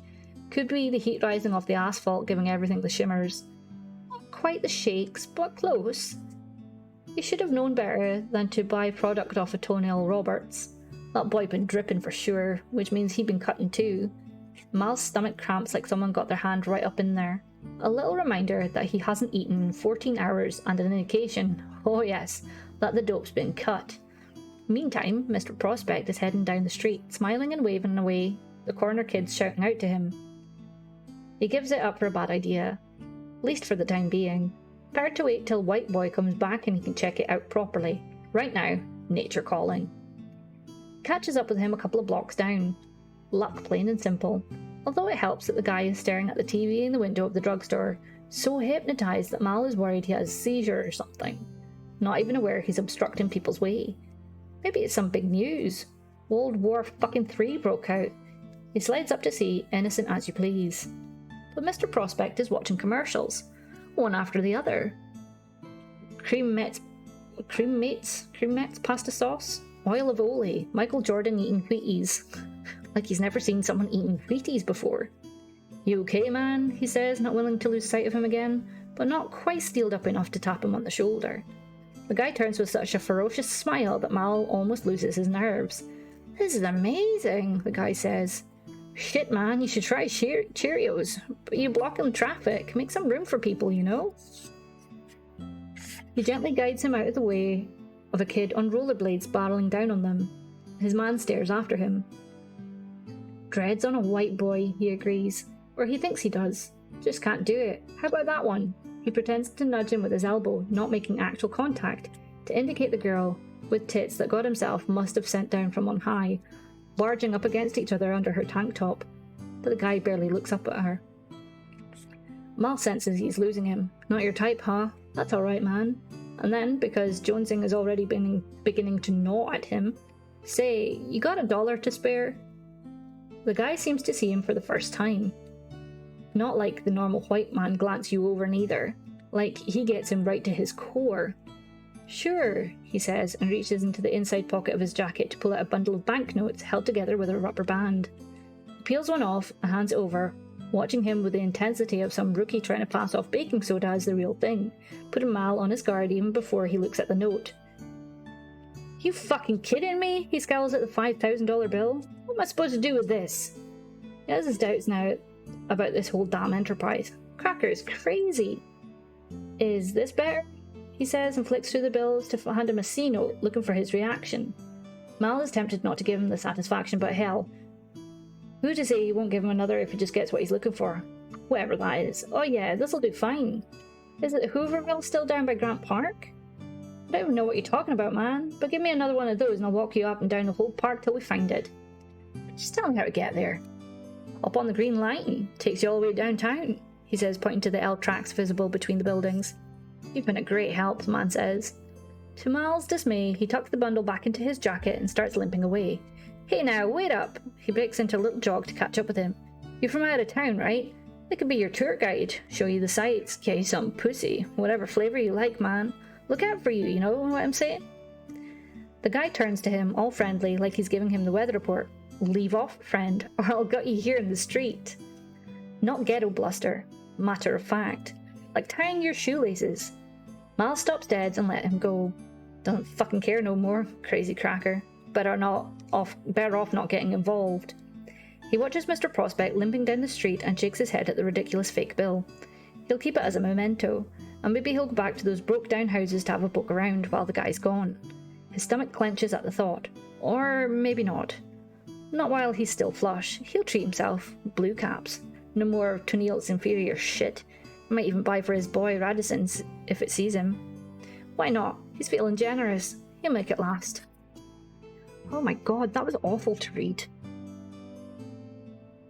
That was awful to read. Sorry. Harper, 29th April 1988. It is the noise that bothers Harper the most. Worse than being huddled in the sucking black of mud of the trenches, dreading the high whine that precipitated the next round of artillery fire, the dull thud of distant bombs, tanks grating and rumbling. The future is not as loud as war, but it is relentless with a terrible fury all of its own. The sheer density is unexpected. Houses and buildings and people all crammed on top of each other. And cars. The city has been reshaped around them. There are entire buildings built to park them in, rising layer on layer. They rush past too, fast and too loud. The railroad tracks that brought the whole world to Chicago are quiet, subdued by the roar of the expressway, a word he will only learn later.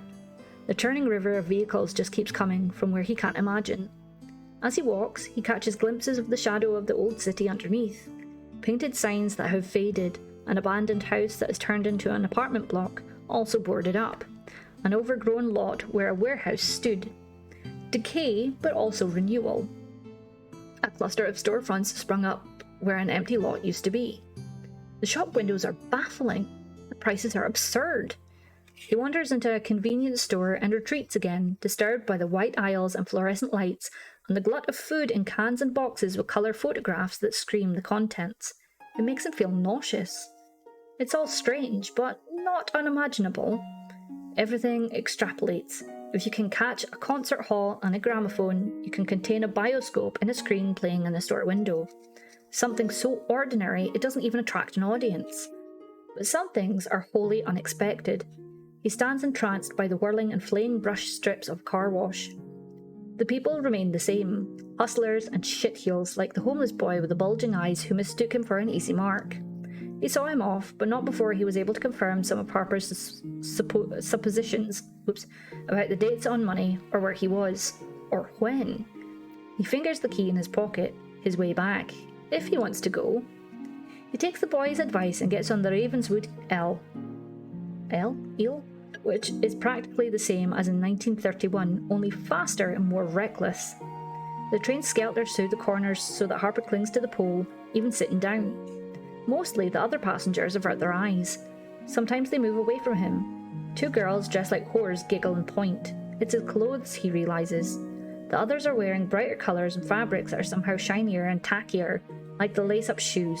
But when he starts moving across the carriage towards them, their smiles wither and they get off at the next stop, muttering to each other. He has no interest in them anyway. He ascends the stairs onto the street, his crutch clanking against the metal, drawing a pitying look from a uniformed coloured woman who nevertheless does not offer him assistance. Standing under the metal pylons of the railroad, he sees that the neon of the loop has intensified tenfold. "Look here, no, here," those flashing lights say. Distraction is the order and the way. It takes only a minute to figure out how the lights work at the crosswalk. The green man and the red. Signals designed for children. Aren't all these people exactly that with their toys and noise and haste? He sees that the city has changed its colour, from dirty whites and creams to hundreds of shades of brown, like rust, like shit. He walks down to the park to see for himself that the Hooverville has indeed gone, leaving no trace. The view of the city from here is unnerving. The profile of the buildings against the sky is wrong, shining towers so high the clouds swallow them up, like a vista of hell. The cars and the crush of people make him think of wood borer beetles eating their way through a tree. Trees riddled with those wormy scars die, as this whole pestilential place will, collapsing in on itself as the rot sets in. Perhaps he'll see it fall. Wouldn't that be something? But now he has a purpose. The object burns in his head. He knows where to go, as if he had been this way before. He gets on another train, descending into the bowels of the city. The clattering of the tracks is louder in the tunnels. Artificial lights slice past the windows, shearing people's faces into fragmented moments. It leads him, ultimately, to Hyde Park, where the university had created a pocket of pink-faced wealth among the working-class rubes, who are overwhelmingly black. He feels edgy with anticipation. He gets a coffee from the Greek diner on the corner, black, 3 sugars. Then he walks up past the residences until he finds a bench to sit on. She's here somewhere, as it is meant to be. He slits his eyes and tilts his face as if he's enjoying the sunshine, so that it doesn't seem as if he's examining the faces of all the girls who pass him. Glossy hair and bright eyes under heavy makeup and fluffy hairstyles. They wear their privilege like it's something they pull on with their socks in the morning. It blunts them, Harper thinks. And then he sees her, getting out of a boxy white car with a dent in the door, which is pulled up at the entrance to a residence barely 10 feet from his bench. The shock of recognition goes all the way through to his bones, like love at first sight. She's tiny. Chinese or Korean, in mottled blue and white jeans with black hair that has been fussed up like cotton candy. She pops the trunk and starts unloading cardboard boxes onto the ground, while her mother laboriously clambers out of the car and comes round to help. But it is obvious, even as she struggles, laughing in exasperation, with a box that is splitting at the bottom under the weight of books, that she is a different species to the empty husks of girls he's seen, full of life that lashes out like a whip. Harper has never limited his appetites to one particular kind of woman or another. Some men prefer girls with wasp waists or red hair or heavy buttocks you could dig your fingers into, but he has always taken whatever he could get, wherever he could get it, paying for it most of the time. The house demands more. It wants potential. To claim the fire in their eyes and snuff it out. Harper knows how to do that. He will need to buy a knife, sharp as a bayonet. He walks back and starts rolling a cigarette. Leans back and starts rolling a cigarette, pretending to watch the pigeons fighting the seagulls for a scrap of sandwich yanked from a dustbin. Every bird for himself. He doesn't look at the girl and her mother fussing and fretting as they carry the boxes inside.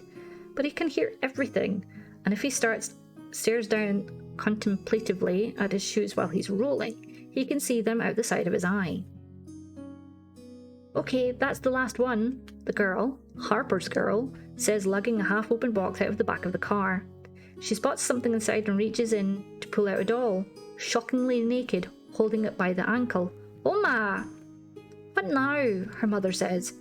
Oma, I told you to drop this off at the Salvation Army. What am I supposed to do with all this junk? You love that doll, her mother reprimands her. You should keep it, for my grandkids, but not yet. You find a nice boy first, a doctor or a lawyer, seeing as you're studying sociopathy. Sociology, Oma. And that's another thing. Going to these bad places, you're looking for trouble. You're overreacting. It's where people live. Sure, bad people with guns. Why can't you study opera singers, or waiters, or doctors? Good way to meet a nice doctor, I think. Aren't they interesting enough for your degree, instead of these housing projects? Maybe I should study similarities between Korean mothers and Jewish ones. She dangles her fingers absently in the doll's long blonde hair. Maybe I should slap your face for being rude to the woman who raised you. If your grandmother heard you talking like this. Sorry, Oma, the girl says, sheepish. She examines the doll's locks twirled around her fingers. Remember that time I tried to dye my Barbie's hair black? But shoe polish, we had to throw that one away. Doesn't that bother you? The homogeneity of the aspiration? Her mother waves her hand impatiently.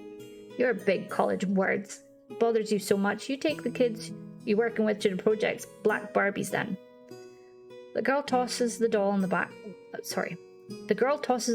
in the box. That's not a bad idea, Oma. But don't use shoe polish. Don't even joke. She leans over the box in her arms to kiss the older woman on the cheek. Her mother bats her away, embarrassed by the show of affection. Be good, she says, climbing into the car. You study hard. No boys unless they're doctors. Or lawyers. I got it. Bye, Oma. Thanks for your help. The girl waves and waves as the woman drives off, up towards the park, then drops her car, executes a reckless U-turn to come all the way back. Her mother rolls down the window. I nearly forgot, she says. Lots of important things. Remember dinner on Friday night and drink your han yak. I'll call your grandmother to let her know you're all moved in. You remember all that, Jinsuk? Okay, I got it. Bye, Oma. Seriously, go, please. She waits for the car to leave. Once it turns the corner, she looks helplessly at the box in her arms and then sets it down next to the trash before disappearing into the residence. Jinsuk? Her name sends a flush of heat through Harper. He could take her now, strangle her in the hallway. But there are witnesses, and he knows this deep down there are rules. Now is not the time. Hey man, sandy-haired young man says in a not quite friendly way, standing over him, casual overconfidence of his size. He's wearing a t-shirt with a number on it and shorts that have been cut off at the knee, leaving white frayed threads. You gonna be here all day? Finishing my cigarette, Harper says, dropping his hand to his lap to hide his half erection. Think you better hurry it up. Campus security don't like people hanging around. Free city, he says, although he has no idea if that's true. Yeah, well don't be here when I get back. I'm going. Harper takes a long drag as if to prove it, without moving an inch. It's enough to placate the young bull. Jerks his head in acknowledgement and strolls off towards the strip of shops, glancing back once, over his shoulder. Harper drops the cigarette to the ground and ambles up the way, as if he's leaving, but he stops at the trash can where Jinsuk left the box. He crouches down beside it and starts pawing through the jumble of toys. It's why he's here. He's following the map. All the pieces must be put in place. He finds the pony with the yellow hair as Jinsuk, the name sings in his head, emerges from the building, hurrying back to the box, looking guilty. Hey, sorry, I changed my mind, she starts apologising, then cocks her head confused. Up close, he can see that she's wearing a single earring, a dangly shower of blue and yellow stars on silver chains. The motion makes the stars shiver. That's my stuff, she says accusingly. I know. He gives her a mocking little salute as he starts limping away on his crutch. I'll bring you something else instead. He does, but only in 1993, when she's a fully fledged social worker for the Chicago Housing Authority. She will be his second kill, and the police won't find the gift he leaves her, or notice the baseball card he takes away. Oh my god. Woof.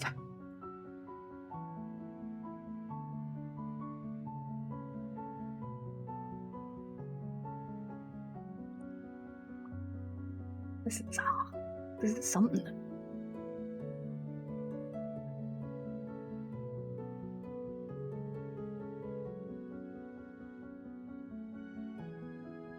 This next chapter is actually quite short, so we'll read this one, I think. Dan, 10th of February 1992. The Chicago Sun-Times typeface is ugly. So is the building it sits on, a low-rise eyesore that squats on the bank of the Chicago River on Wabash, surrounded by soaring towers. It is, in fact, a shithole. The desks are all still heavy old metal things from World War II with wells for typewriters that have been plugged into computers. Sorry, plugged in. Oh my god, start that again. The desks are all still heavy old metal things from World War II with wells for typewriters that have been plugged with computers. There is aerated ink caked in the air vents from the printing presses that shake the whole building when they run. Some reporters have ink in their veins. The Sun-Times staff have ink in their lungs.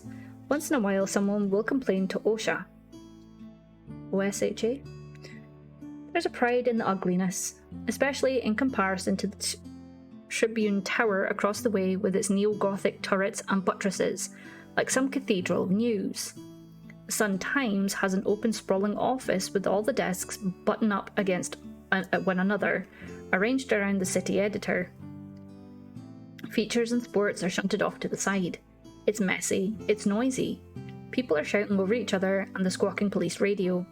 There are televisions going and phones ringing and the fax machines bleeping as they churn out incoming stories. The Tribune has cubicles. The Sun-Times is a working class paper, the cops' paper, the garbage collectors' paper. The Tribune is the broadsheet of millionaires and professors and the suburbs. It's South Side versus North Side, and never the twain shall meet. Until the start of intern season, when the rich college brats with connections descend. Incoming! Matt Harrison yells in a sing-song, marching between the desks with the bright-eyed young people following in his wake like baby ducks behind their mama. Warm up the copy machine, get your messy filing prepped, have your coffee orders ready! Dan Velasquez grunts and slumps down deeper behind his computer, ignoring the little ducklings quacking in excitement at being in the real live newsroom. He shouldn't even be here. There's no reason for him to come into the office, ever. But his editor wants a face-to-face about plans for covering the coming season, before he jets off to Arizona for spring training. Like that's going to make a difference. Being a Cubs fan is about being an optimist against all odds or rationale. True believer stuff. Maybe he can say that, get away with a bit of editorializing. Oh my god.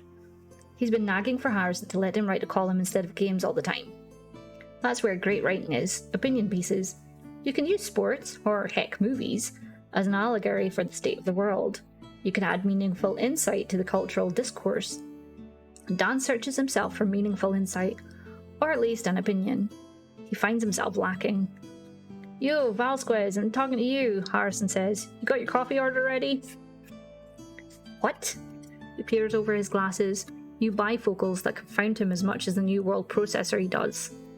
Oh my god. What is wrong with Artex? What is wrong with Atex? He liked Atex. Hell, he liked his Ovaletti typewriter and his old fucking glasses. For your intern, Harrison makes a ta-da gesture at a girl barely out of kindergarten, surely, with crazy kindergarten hair sticking up all over the place, a multicoloured striped scarf looped around her neck with matching fingerless gloves, a black jacket with more zips than is conceivably practical, and worse, an earring in her nose. She irritates him on principle. Oh no, nuh-uh, I don't do interns. She asked for you, by name. All the more reason not to. Look at her, she doesn't even like sports. It's a real pleasure to meet you, says the girl. I'm Kirby. That's not relevant to me because I'm never going to talk to you again. I'm not even supposed to be here. Pretend I'm not. Nice try, Velasquez. Harrison winks. She's all yours. Don't do anything litigiously offensive. He walks away to drop off the other interns with various reporters eminently more qualified and willing to have them. Sadist, Dan yells after him and then turns grudgingly to the girl. Great.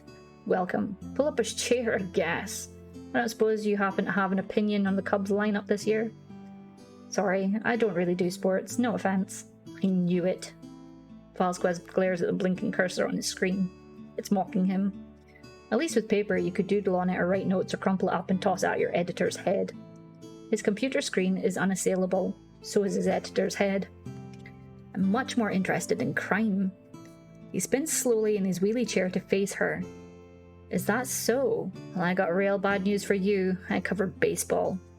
But you used to be on Homicide, the girl insists. Yeah, like I used to be able to smoke and drink and eat bacon and not have a fucking stent in my chest.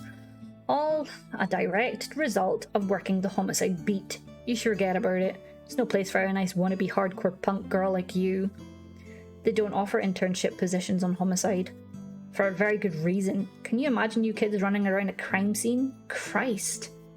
So you're the closest I can get, she shrugs. Beside, you covered my murder. He's thrown, but only for a moment.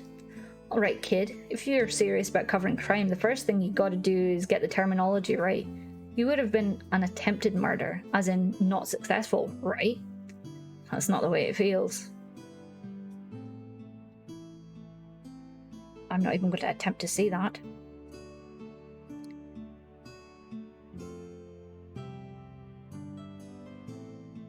He minded pulling out his hair. Not that he had much left. Remind me again which of Chicago's very many homicides you're supposed to be? Kirby Maserati, she replies, and all comes back to him, even as she's unwinding her scarf to reveal the raw ridge across her throat where the maniac cut her, nicking the cartoroid but not severing it. He recalls the Emmy's report. With the dog, he says. He'd interviewed the witnesses, a Cuban fisherman whose hands shook the whole way through the interview, although, Dan thought cynically, he pulled himself together by the time TV news people got to him. He described how he saw her stumble out of the woods, with blood pulsing from her throat, a loop of grey-pink intestine protruding under the ripped remains of her t-shirt, carrying her dog in her arms. Everyone thought she was going to die for sure. Some of the papers even reported it that way. Huh, he says, impressed. Do you want to crack the case? Bring the killer to justice? You want a sneak peek at your files? No, I want to see the others. He leans back, his chair creaking precariously, very impressed. And not a little intrigued. Tell you what, kiddo, you phone Jim LeBref for a quote about these rumours that they're going to fly Bell from the Cubs lineup, and I'll see what I can do about those others.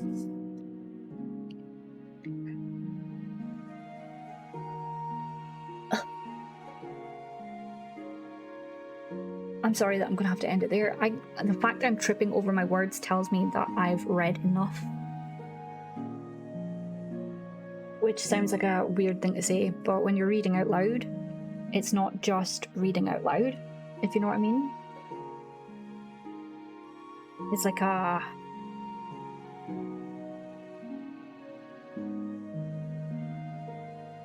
What's the word?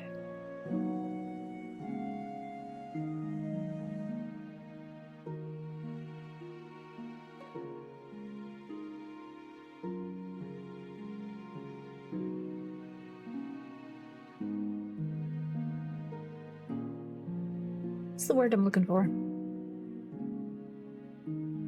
It's like putting on an act. Having to act. Acting. It's not just reading. If I could stop fluffing up my words, it would probably be even better. You should start a movement. Friendly for sleep. Well, do you know what? Look at that. We're just in time for the music to change. That's so cool.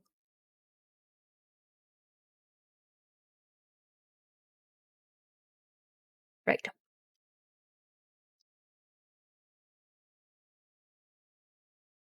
I was going to do something for you guys. Where's my Steam? Words are really hard. My apologies. Steam is updating. I hope you enjoyed my skipping through the reading.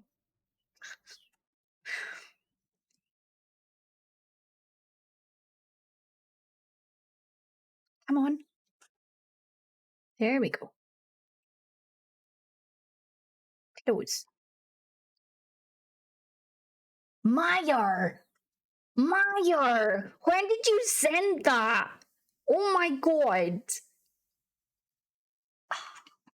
That is an adorable emote. That's an adorable emote. A stretch is a good idea. Thank you, Meyer, for the game that I cannot play on stream. Uh-huh. Uh-huh. Uh-huh. I love it. Thank you so much for the genital jousting. I can't play it on stream. It's not allowed. That's hilarious, but it's not allowed. It's not fair that it's not allowed. We are absolutely going to play it. Absolutely. Hold on. But yes, don't do this to me. We're going to jump to this screen. We're going to jump to here. We're going to do this. If you guys will do me the honor of kicking each other's asses on stream, that would be great. I'm going to finish eating I'm going to finish eating. Pirate! The fuck are we playing? Well, we're not playing genital jousting because I'm going to get banned. But we are going to do some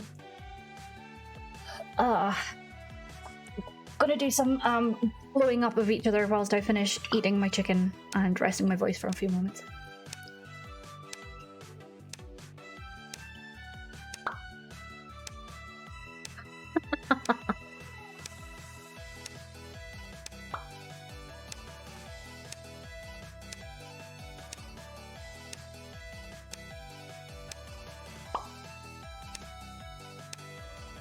How many people can play genital jousting at a time, Meyer?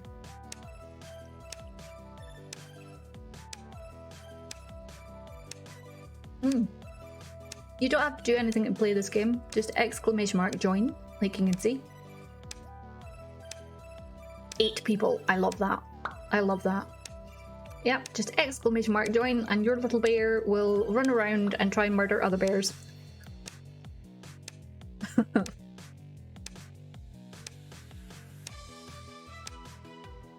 I appreciate that you enjoy it, Glenda. I do.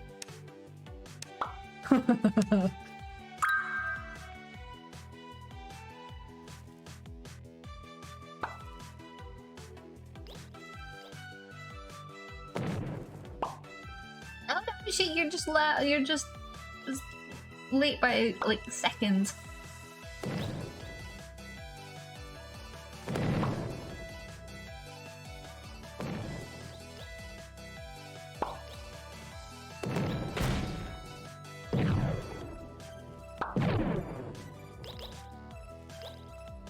Not bad, almost 3 hours of reading. I think it was about 3 hours. Maybe it's only an hour and a half. I don't remember. I don't know.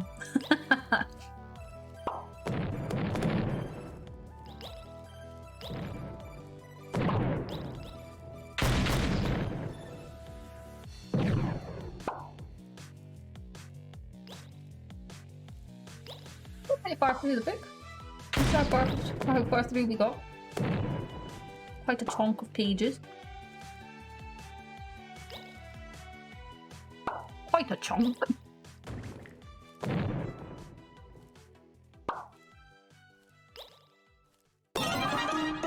Oh, nice job, Bigsy. GG.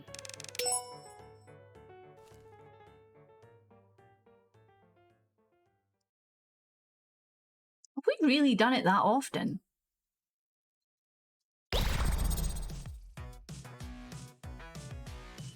Exclamation mark. Join the joining.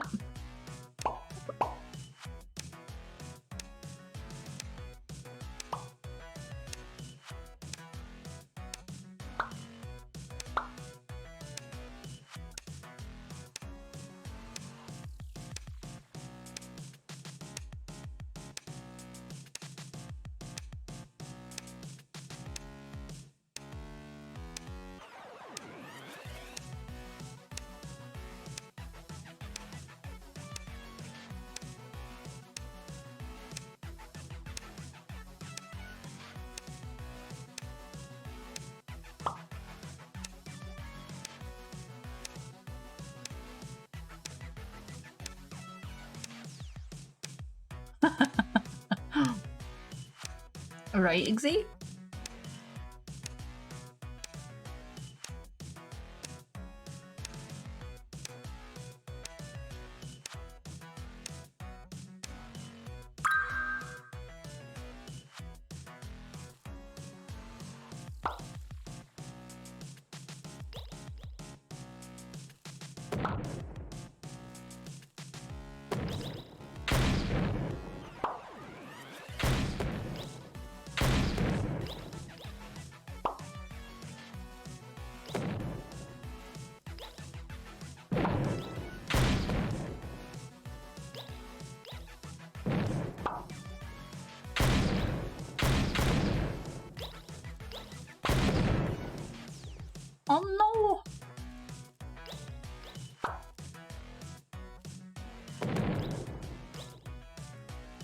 I was about to say, of course Meyer still has all 3 hearts.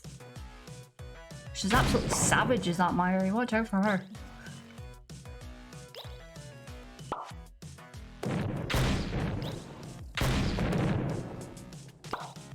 Look at Meyer chasing me.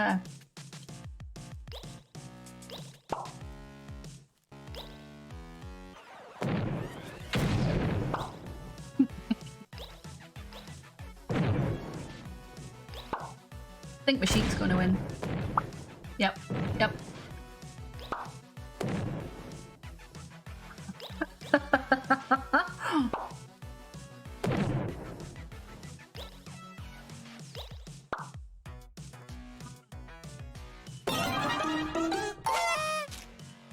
Madwife, thank you so much for being here. I hope you have a wonderful, wonderful sleep and that you, Why is my brain just farted? That it is restful and you wake up feeling refreshed and you know that you're very much loved and appreciated. Night, Madwife. Can't believe my brain just went brr, brr.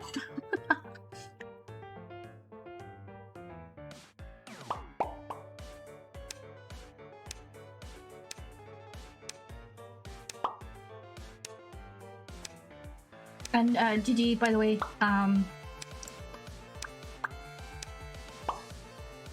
God damn it, names, seriously. Zinka. Good job, Zinka.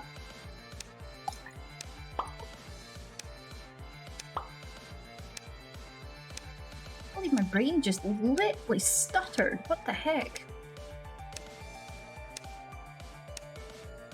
And Erlethia will be happy to see I'm back to drinking pee.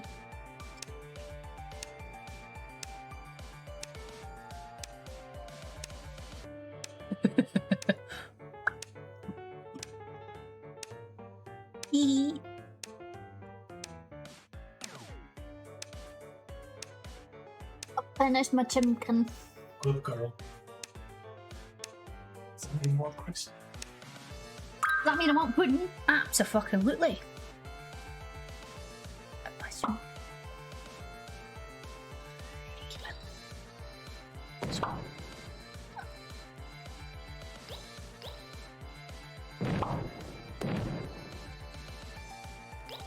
And dessert! What should we play here? Should we carry on with the chill vibes or should we actually play something? The guy's feeling.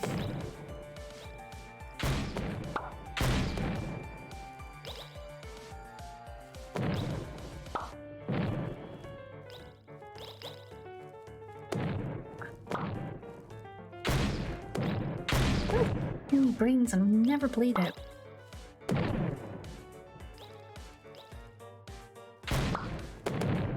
I couldn't.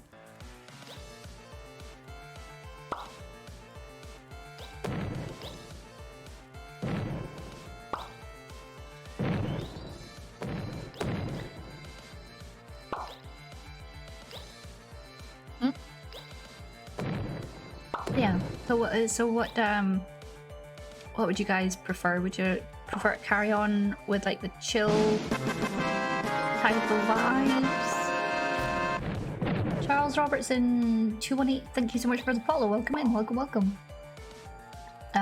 If you're comfortable saying where you're from and what's your favourite ice cream?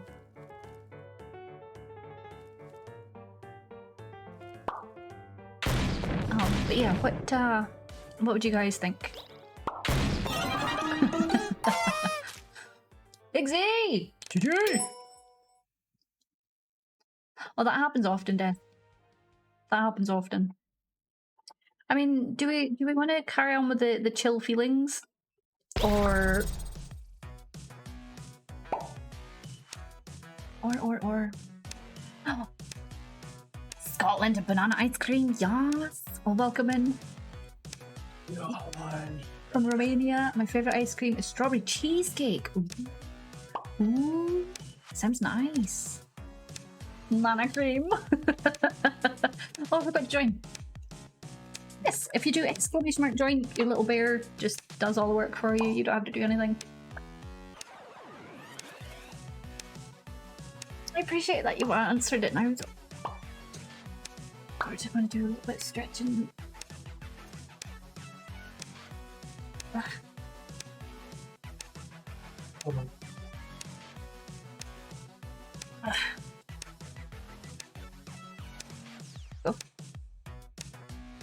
Moro, you're on camera. Could you not do that, please? It's not licky bum wash time. Moro. It's not licky bum wash time. You're on camera.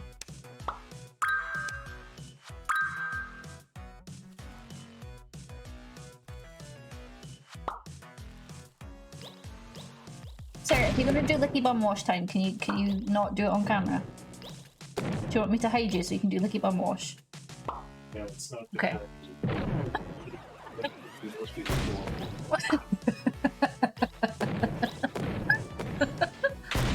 Cheesecake makes everything better. Fair. Right? It's just...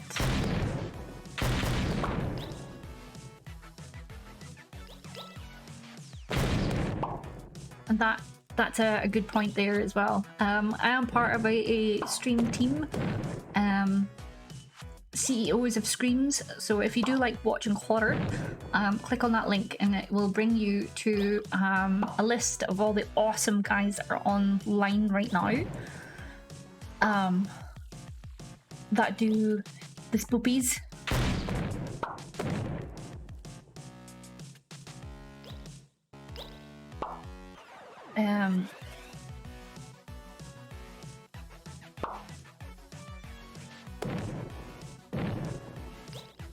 There's not many of us on just now. Thank you. Look, Meyer, look. It's the bowl you got me. Homemade apple crisp. Homemade apple crisp. Wow. Sinka again. GG. I promise we'll do something after, but I'm just gonna eat this. I'm gonna eat this. So if you want to join in, exclamation mark join. Yeah, I've got a mug exactly the same as well. The exact same type of bees because it's the same designer. I love it. They're really solid as well. They don't feel flimsy, you know. Solid bees. Solid bees. Kind of bees. Boobies. That's so funny.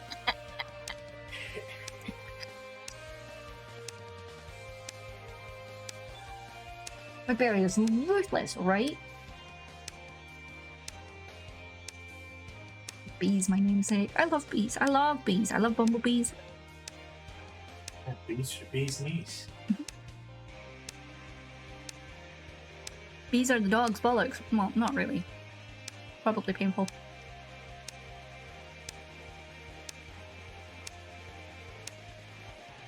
I heard that, sir. You're lucky the microphone didn't pick up. Floorboards, very squeaky. Very squeaky floorboards. Absolutely. I just realised my light is up very bright. Turn it down just a smidgen. Bees really are the best. I do. I love bees. I was tickled to find out that my fiance's parents used to have beehives. But sadly, when I got there, they didn't have any bees left this year.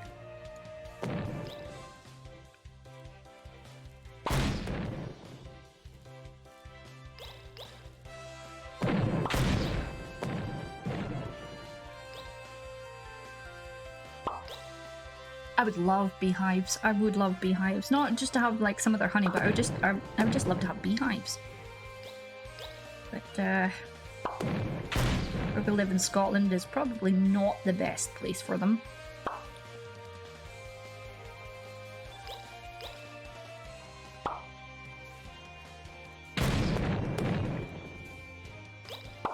And you know, having a garden would probably be better than living in the almost top floor of a building.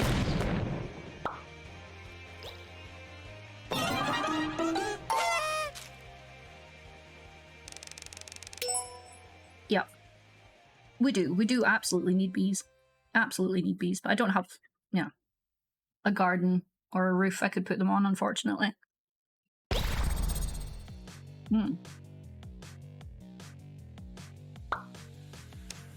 GG!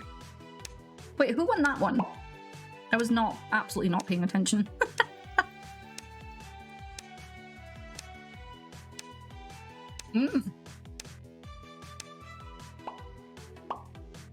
local honey.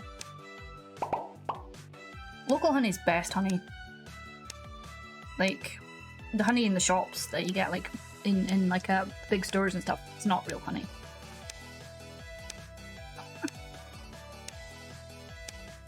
Don't be silly, Little Red. It's only a game. It's only a game.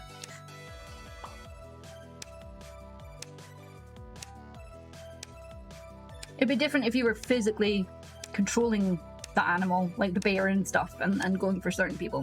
Then it would be personal.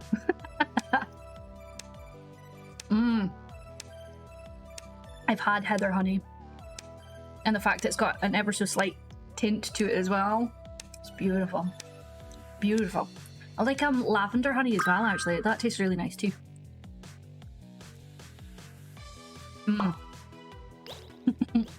I've seen Wreck-It Ralph. I'm gonna wreck it. I freaking love Wreck-It Ralph. I absolutely forgot to take my pill.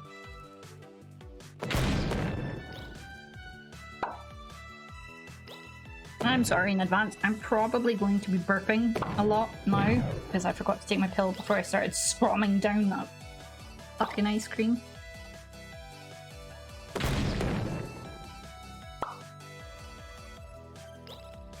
Mackey's ice cream. Mackey's vanilla ice cream. With homemade apple crisp. Yup. Do you know what I'm gonna do as well? I'm gonna do a poll.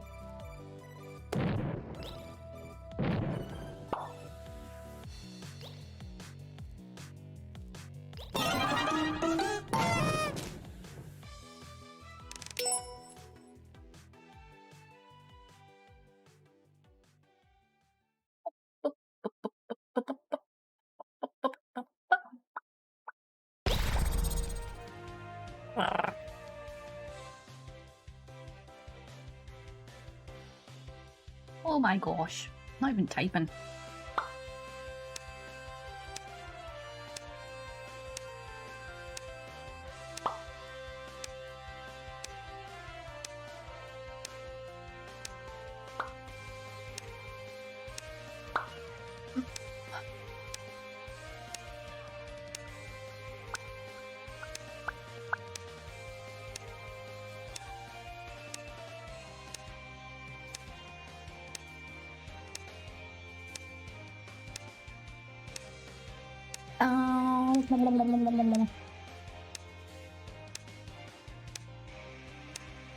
Okay, so I've started a poll. If you don't see the poll, refresh the stream and you should see it. It goes on for the next 5 minutes. I'm not sure. I'm not sure, but stick your vote in. I would love to know your thoughts on what you want to see.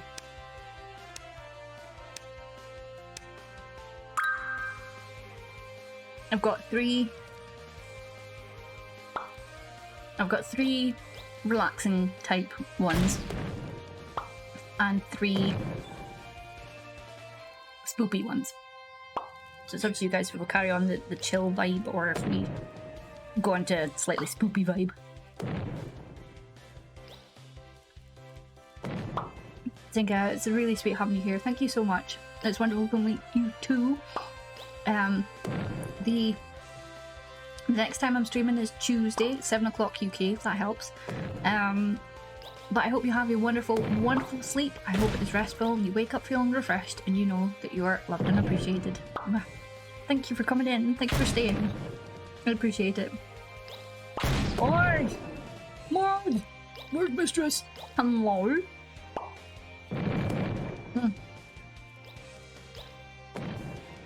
Ooh. Got 3 that are currently with the same amount of votes. So if we could get more people to vote on the poll, that would be fantastic. Wasn't fun.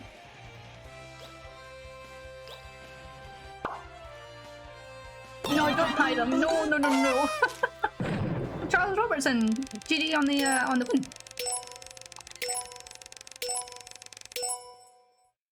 So if you can't see the poll, refresh the stream, and you should see it at the top. Mm-hmm.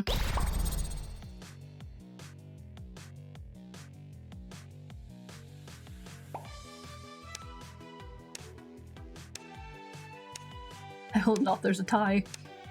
Not anymore. Not anymore.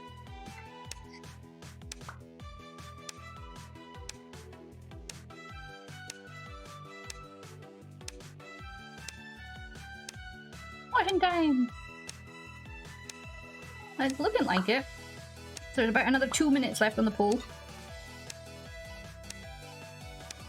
I'd love your opinion. You're breathtaking. You're all Leave. breathtaking. Leave! Raiders, welcome in. Welcome. How was hardship space shipbreaker? Oh my god, I always hate to say hard space shipbreaker. Ship space. Yeah, hardship space breaker. I enjoy that game. I have almost finished it. But welcome in, Raiders. If you don't know who I am, my name is Nana Salad. Welcome to the Salad Bowl.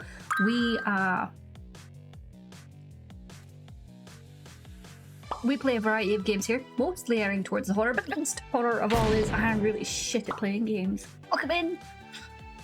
How did it go, Leaf? How did it go? Oh yes. Oh yes. I finished that one tonight by mistake. I love that. What do you mean by mistake? Emma Bobo, welcome in. Hello. Welcome. We currently have a poll up and running, asking people to help me decide on what the hell to play, because it's one of those nights. I was reading, but I had to stop because I was tripping over my words, and usually when I start tripping over my words, that means that I am I'm just getting tired. Well, yeah, tired talking, if you know what I mean. But not talking. Probably makes no sense. I'll get Moro his treat in a moment. I'll get Moro his treat when he comes back, remind me.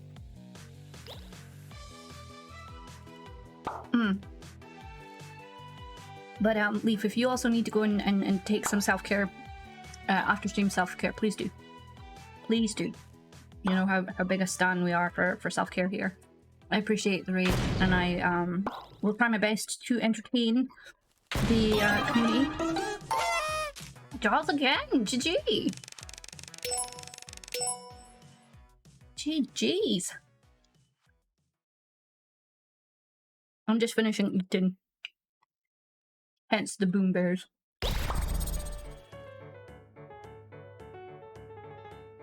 Excuse me?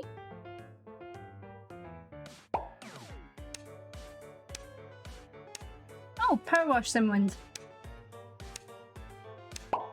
Nice. Nice. We'll get that going. Thank you, Leaf.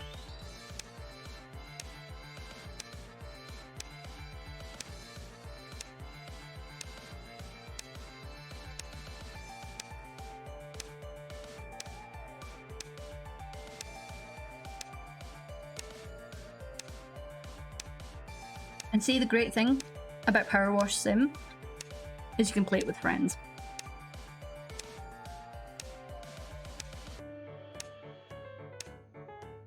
Oh, that dessert was so nice.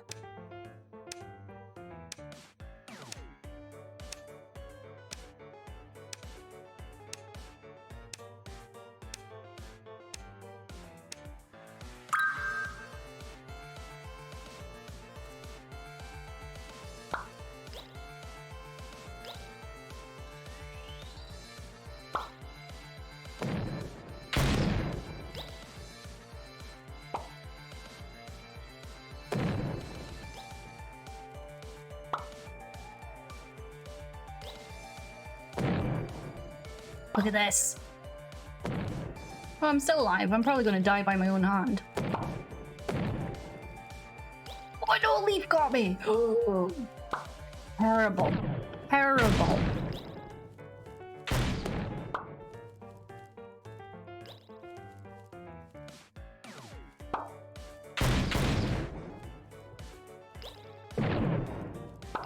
Excuse me.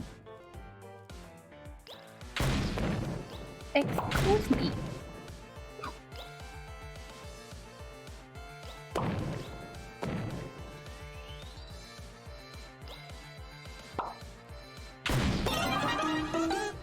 Yes! Leaf! GG! Got some power pushing.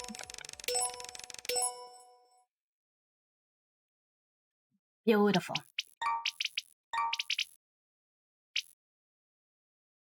Let's go. Good. Good. Exit the boom bears. Oh my gosh. Everything's gone black. Don't matter if the game's gonna load. Are you gonna show? Game, hello? Game, hello? Oh no, you can see all my hair sparkles. Oh well. I have a lot more grey hair than I thought. Right. Game, please capture. Hello? There we go. Got some stickers. Now, I actually quite enjoy Power Wash. So this is Power Wash Simulator for anybody who has never seen it before. It tells me there's new career, but the thing that's annoying me, like here, I've done all of these. We've done all of these, and there's no new things for us to do. So I don't know if it's loaded up or if it hasn't loaded up, because we've cleaned all of these. Oh, I probably did. I don't know how many times. Look, it tells me there's nothing new, even though it's like, there's new! Meow! Meow! What? What? Sir, can I help? Sorry, he's yelling at me. Yeah, the new stuff's under special. Well, that's the thing. That's what got me annoyed, because I was like, excuse me. So we did the satellite dish on another stream. I haven't actually got anything open right now. Under bonus. Oh. Oh, I'm a spoon. Oh, I need to change it, don't I? We're not chatting anymore. We are Power Wash. Oh wait, it's all one word.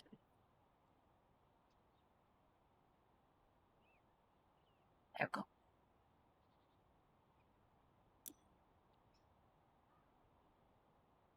I think it's great. Or wait, maybe there is a special page 2. Should be more than that available. Well, that's what I thought, Meyer. That's what I thought. I'm super confused. Because the update I was reading, the update was saying that there's more to do. You know, like the side quests and everything. You didn't have to do anything. It would upload it itself. Blah, blah, blah, the blah. You coming up? You come for a hug? To cuddle. Mr. Rose. Hungry, probably. He's always hungry. Yeah. He's always hungry. Baby. Yeah, we've already done the Final Fantasy one. We did the big guy and Tifa's bar and the bike. I had to think what it was. The bike in the car or something, or bike in a van or something. Is that good scratches? Is that good scratches? You've got some treaties from Leaf because Leaf raided. God, I wish you guys could see his face right now. Like Moro's face is like, I'm not even gonna pour this in my hand. It's all just bits, Moro. There you go. It's from Leaf. From Leaf and their community. So yeah, just carrying on with the chill vibes. Don't worry about this movement. I can change it, see? It's so good. This game really is chill. It really is chill. I think I've turned it down as well so that there's not an awful lot. Oh my god. Love how they've got a gnome right there. That's a gnome.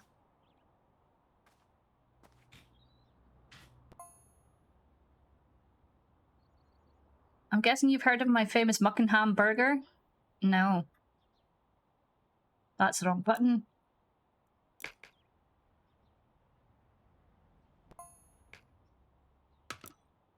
Why are we using this nozzle? I'm going to be using this nozzle. You may have seen my catchy ad on local network a while back. We know about the ham, but what's the muck? Well, I'd be concerned if I bought a burger. Then I'd come on and shake my head and tap my nose. Sorry guys, but you're all out of luck. I'd be concerned. I'm not sure I'd want to get a burger... A muck burger. I don't know.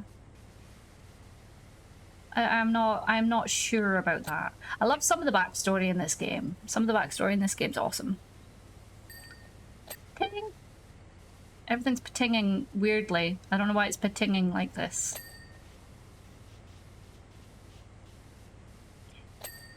Yes. Yes. Don't worry. We'll get in and we'll do a proper job soon. We're gonna get as much of the what we can see right now. I would be concerned about somebody's burger being that like that's not healthy. You wouldn't go to a burger joint this dirty. Like I wouldn't go to a burger van this gross. Like the hell. No thanks, I don't want my food from here. Cheers. Let's try to generate some mystery about the ingredients of my burgers. Get a buzz going. Uh-huh. I really hope that's sauce. I really hope that's sauce. You know, like the thing they do with their chickeny bits. But... it's okay. It's okay. Oh, it doesn't even fit it. I hate that. I hate that. I despise that. Look how... just...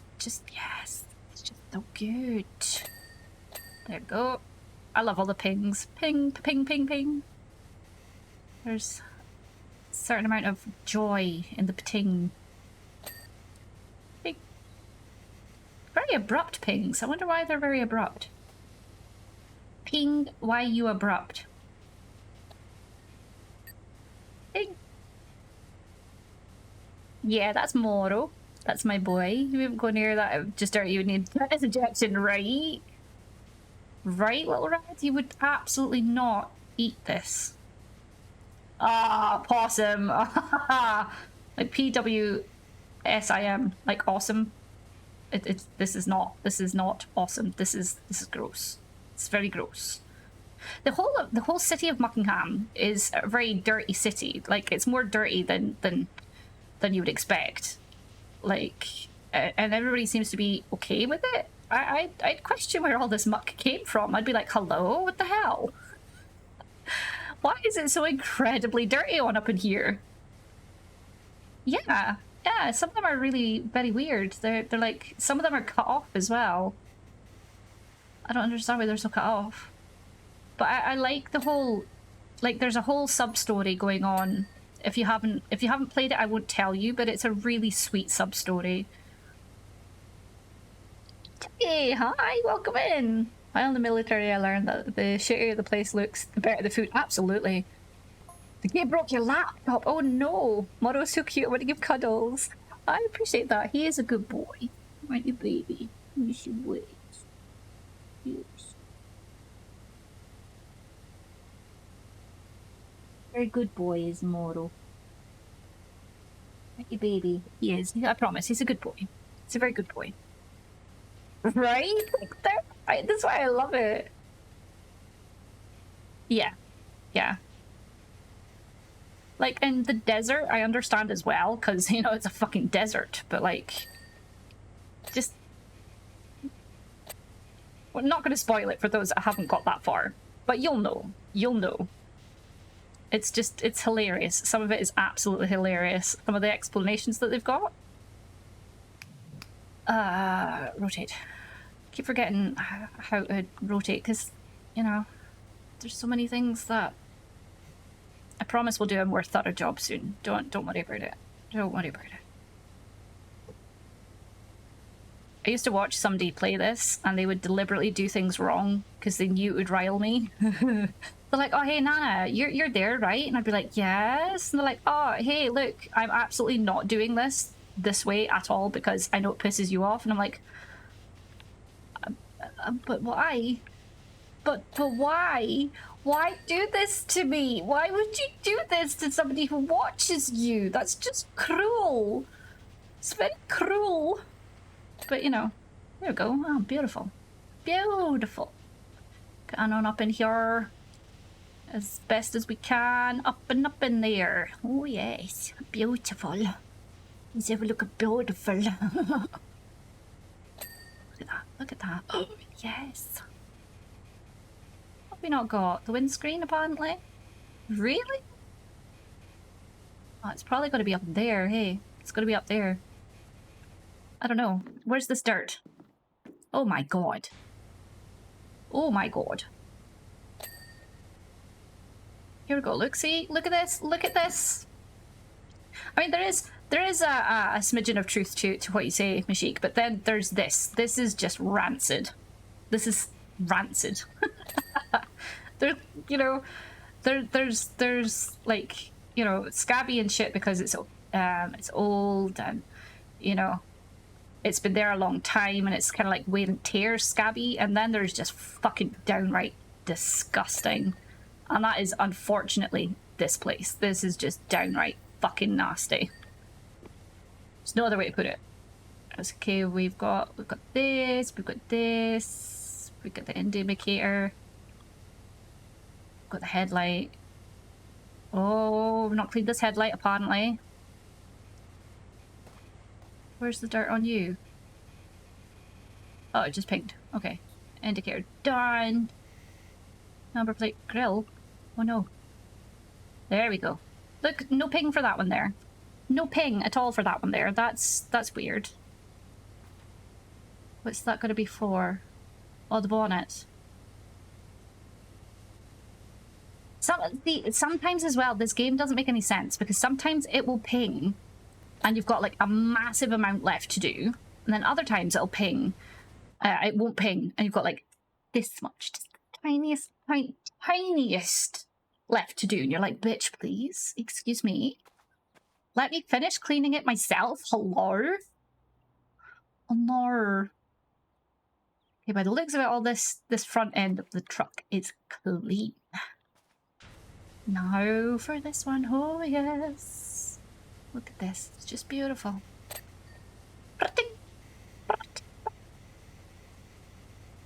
I'm trying our new volcano burger. Is that what that's supposed to be? A volcano burger? I think that's supposed to be a volcano burger. $7. That's not bad for a burger, right? Right? That's not too bad. I mean, I'm assuming that's not so bad.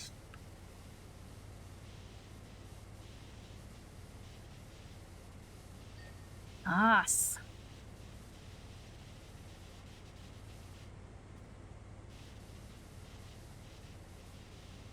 It's got to be on the other side of the wheel, isn't it? There we go. There we go. Rear wheel arch. I think we've got that. Yes, we do. Get that one. Get that one. Yes! Tink, tink, tink. I love it. Ting! See, that one was a proper ping. It's like, thanks. I like that. That's satisfying. It's very satisfying. So we got that. We'll do this bit. Look at this. I just love it. I love this head as well. This spray head, best. Best. Fight me. Fight me if you disagree. What's your favorite head on this one? What's your favorite head to use? I think before the 3 one, before this one I'm currently using, it's the yellow one for me. So this one's a good medium because it's not too much pressure. It's just wide enough. It's fairly decent. It's a fairly decent one to use. I think this one's definitely one of my favorites. The spinny thing. Twirly. Guess. I don't know. I don't know.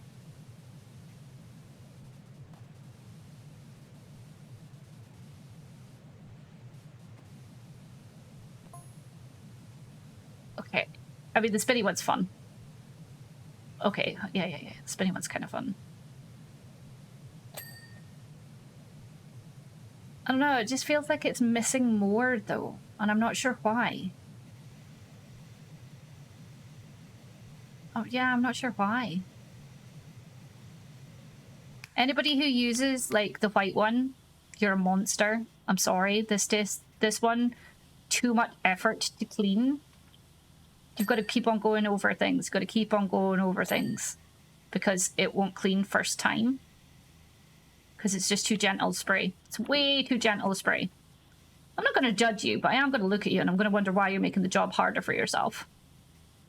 Look, see how there's still rust and stuff there to clean? Because it can't cut through rust properly unless you're directly on it. The green one is but again, still a bit of effort is needed to clean.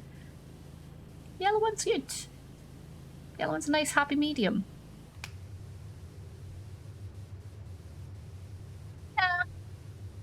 A certain point. And the red one's just, I mean, the red one's good for like, if you're trying to do something small. Because it's quite a pressurized. But again, it feels like you have to do a lot more with it. Don't you dare, Meyer. Don't you dare. I just like this red one because it's got 3. And she's like, Nyum. You could just clean so quickly. I love it. I love it. There'll be a bit of the floor up there. There we go, see? You just clean so quickly with it. Everything can't keep up. It's like...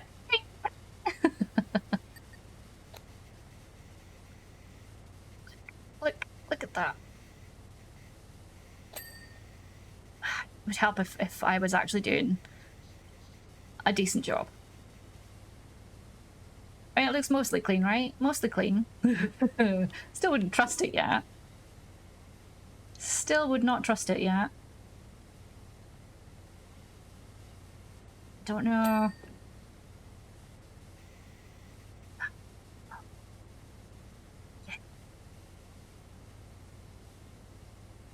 So it's just satisfying. Just something satisfying about watching it. Just go meow. Ding.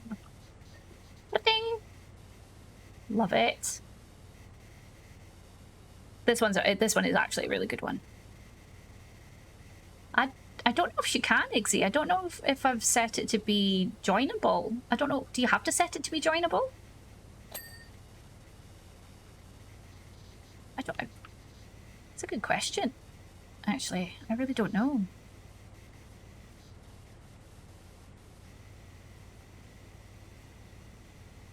Oh yeah, it's a beautifully chill game. It really is a great game. I'm just upset at how dirty some of it is. And the fact that you can play with your friends for it as well, which is just even better. Please don't be the food prep unit. Oh no, I was going to say, don't be that kind. Don't be that game. Just don't be that game. Where it's like, oh, you have to clean this thing, but you can't actually, like, check the other side of it because fuck you, that's why.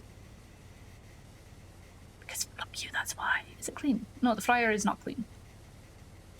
This, you know, this game actually made me want to get a power wash and just power wash the fuck out of everything. Even though I don't have anything I can power wash. Like, I literally have nothing I could power wash. I could just offer to power wash people's stuff. Because, like, you know, it looks like it would be fun. This goddamn game. This goddamn game. It's one of those things. There we go. There we go. I was like, why is it not cleaning? I love the fact as well that I could just, you know, press tab. And it's just like... We'll just rotate it back this way. Maybe this will help. It's obviously not soothing enough because I've, you know, people have gone.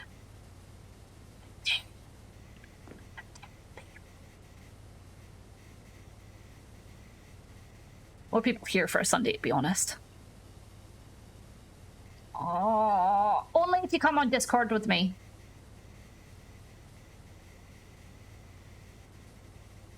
How about we do that on the next one? How about we do it on the next one? Because this one's almost done. I've just got the roof to do.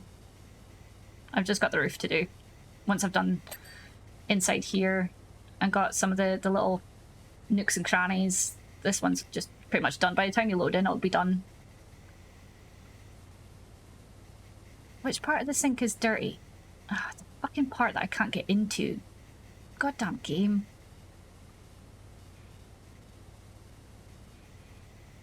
Yeah, so we'll do it for the next one. Because like I said, by the time you load into this, I'll probably have it finished.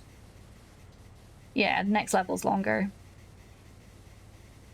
I don't think it's a level, is it? I've got to, like, pick it specifically, because these are just the specials that I picked. Look at this. Ah, oh, yes. Yes. Ah. I cannot remember. I'm pretty sure somebody gifted me this game. I think it was Lou. Oh, I miss Lou. I miss Lixie. I hope she's okay. I'm gonna have to reach out to her sometime and see how she's doing. Because I miss her and I don't know if she knows that I got engaged. It's been a long ass while since I last saw her.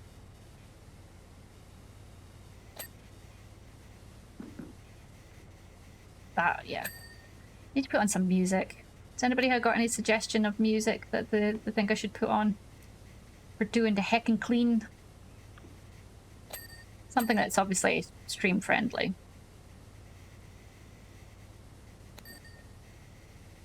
Okay. It's fun right up until you use the water jet to cut down. Victory!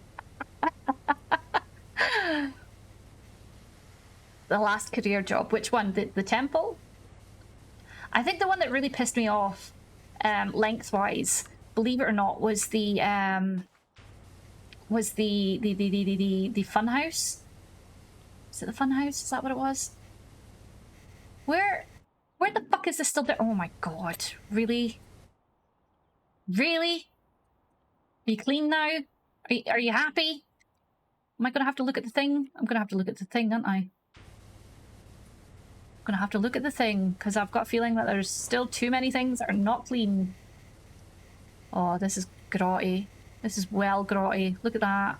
Super grot. Have you checked your butthole? Skid a butthole. I have not seen your keys, but now you're asking me, have you checked up your butthole? I use that for a lot of things now. I hope you know. Like literally, there's a lot of situations where I use the, you know, have you checked your butthole? And I don't know if I'm proud of myself for that fact or upset at myself for that fact. I don't know. I don't know if I'm proud of myself or upset at myself. So we'll get up there in a sec. We'll get up there. Just make sure we've got everything down here first. Nail art. Where the fuck is still dirty here? Under here? Really? No. What? I'm pressing tab. Game, where's the dirt? Game, where's the dirt? Are we missing it? Okay, so that's the tire, the hubcap, the arch, but apparently there's dirt on the left of the body. Unless it's up, oh, it's up the top. Okay, I was gonna get really fucking Karen for a second. I was like, nah. Wait, service hatch trim. Is that gonna be up as well?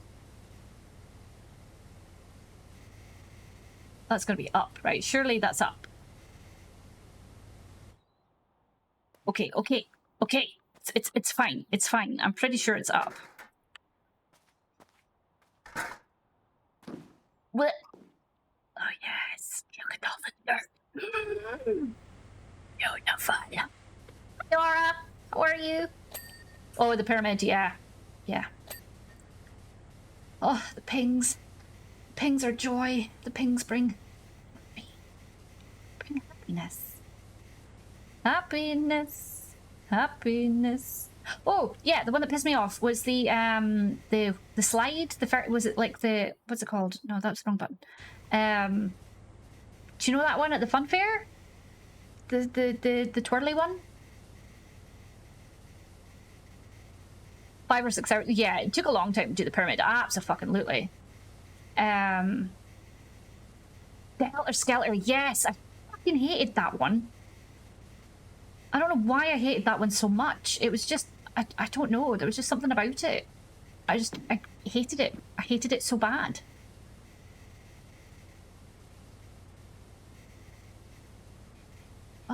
Can we get some sort of ting so I know that this is fairly clean? Okay, the arrow itself is fine. The arrow itself is fine. Oh, okay. I tinged something I didn't even touch, but okay.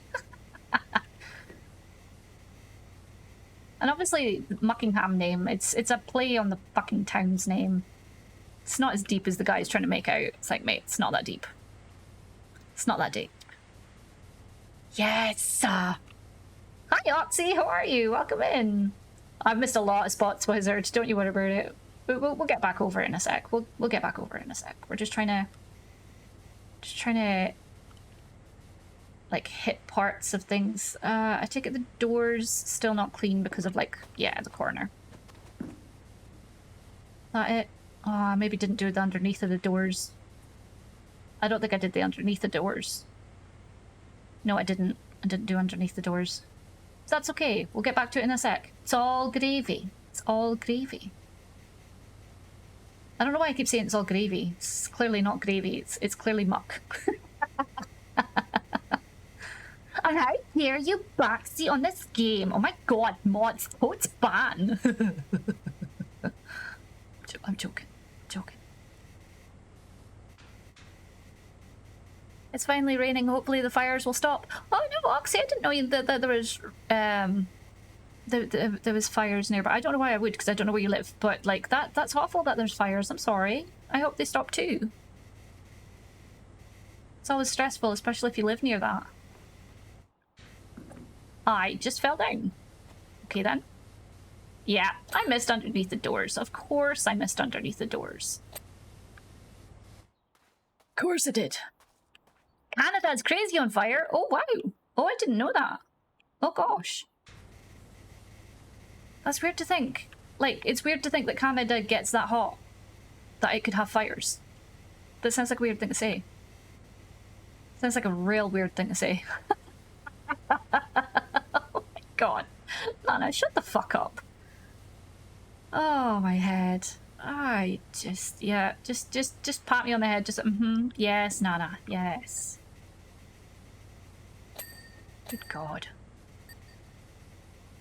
Good God.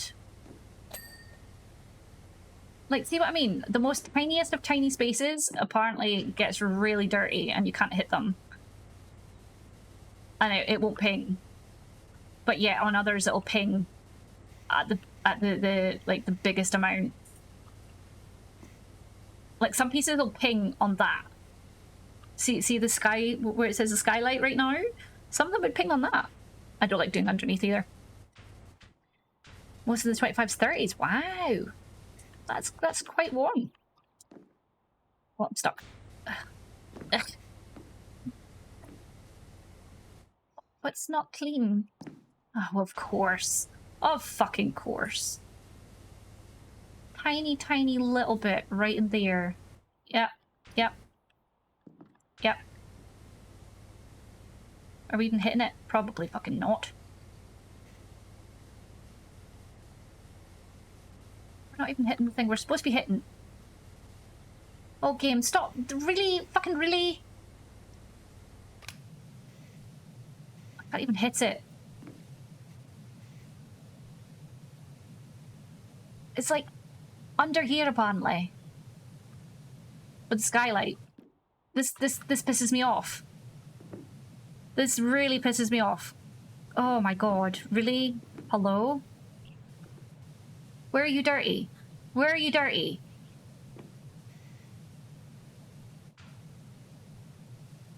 Oh my god. Get inside.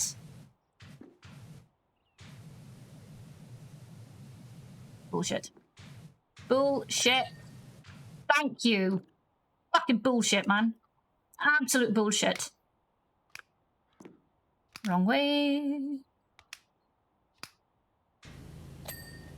Thank you. Laura, how are you today?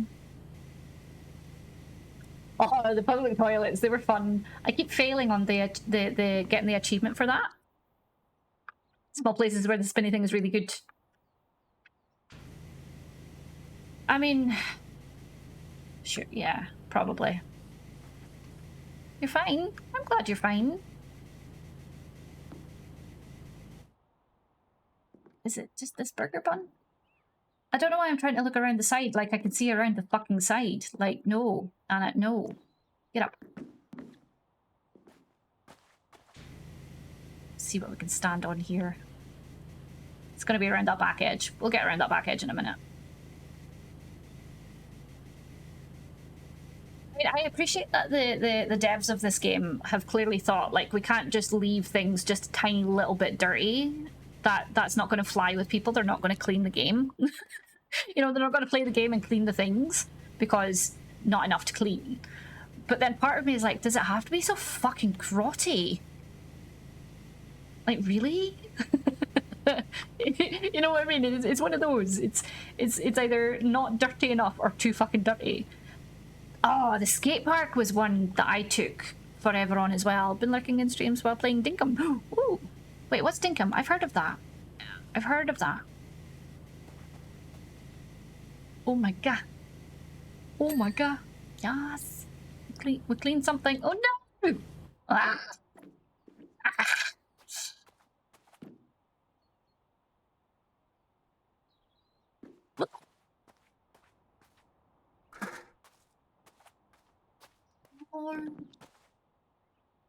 Okay, so we can't. Oh wow. Oh wow, it's well manky here. Elba. Elba. It's gonna be hard to clean here though. With the spinny work here, I doubt it.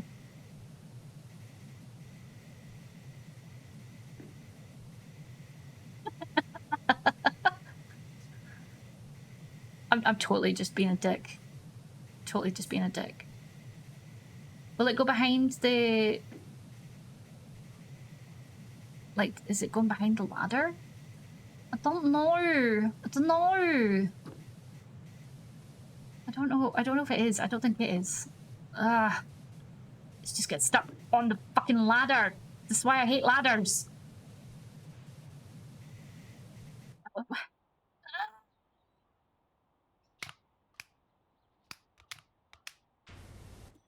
That is the wrong button, woman.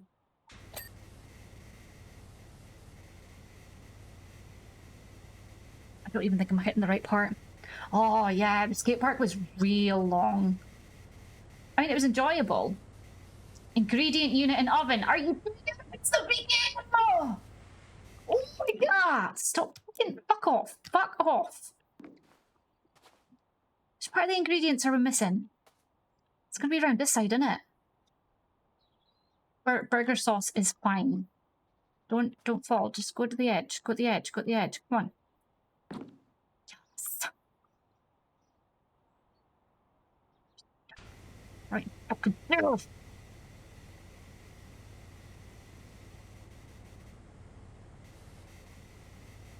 I'm sorry. I really do think the need to fix how this pings, because on others, like I've said before, it will ping on areas that have way more dirt than this, and it won't ping. Like it'll ping on areas that are way bigger than this, and then you're left with something that's like a fucking sliver of dirt, and you're sat here going, where's the fucking dirt? And you can't see it, and you can't see it, and you can't see it, even if you're there cleaning for fucking ever, and it's still like, no, there's still dirt here, and you're like, where? Where's the dirt? Where's the fucking dirt? I'm not seeing it. I'm not. Apparently there's dirt in there, but it's even with 3. I don't... Where's the dirt? Game? Game, hello? I can't see it. Oh, we're on top. That's not where we want to go. Apparently in here. Cute. Just fucking pating. Just fucking pating. Just ping for me.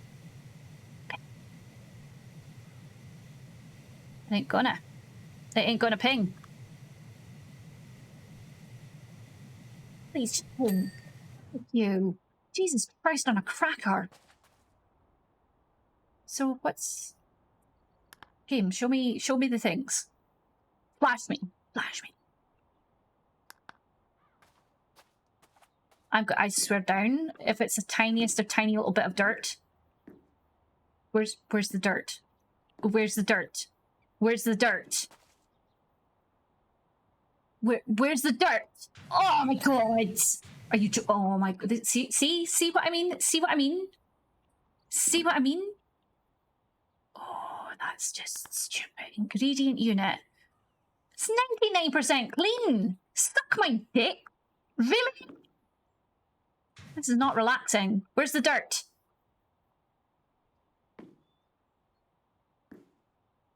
Where's the dirt? Seriously, where is it?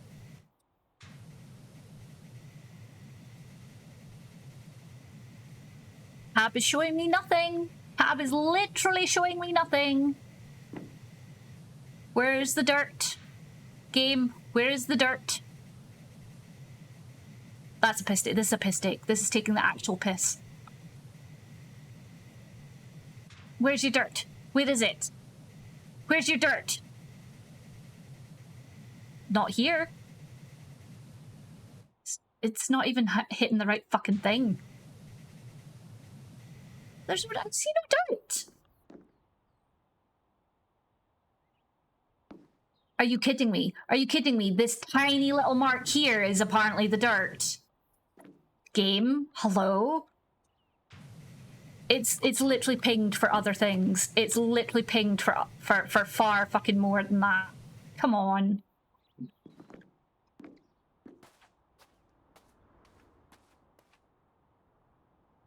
Are you joking? Oh my god, I swear, I really fucking hate it when it does this bullshit. 99% done. 99% done. It's like, no, it's not done. But yet you'll flash for things with more dirt on them than that. Really? Really? That's full on bullshit. That's full on bullshit. That is bullshit. Bullshit. Bullshit of the highest degree. Bullshit. Bullshit. That's stupid. I've seen it ping on things that are like 90% done. And it's like, it's clean. You're like, no, that was not clean. How dare you take that away from me? And then that, with the tiniest of little... That's upsetting. That's upsetting. That's upsetting.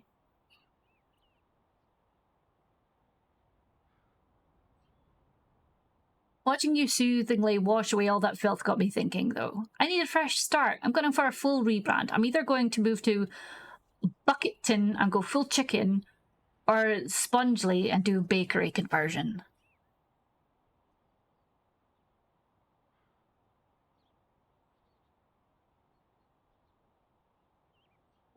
Well, calm your beans. Shit, so we've got to choose the job. We've got to choose the next one.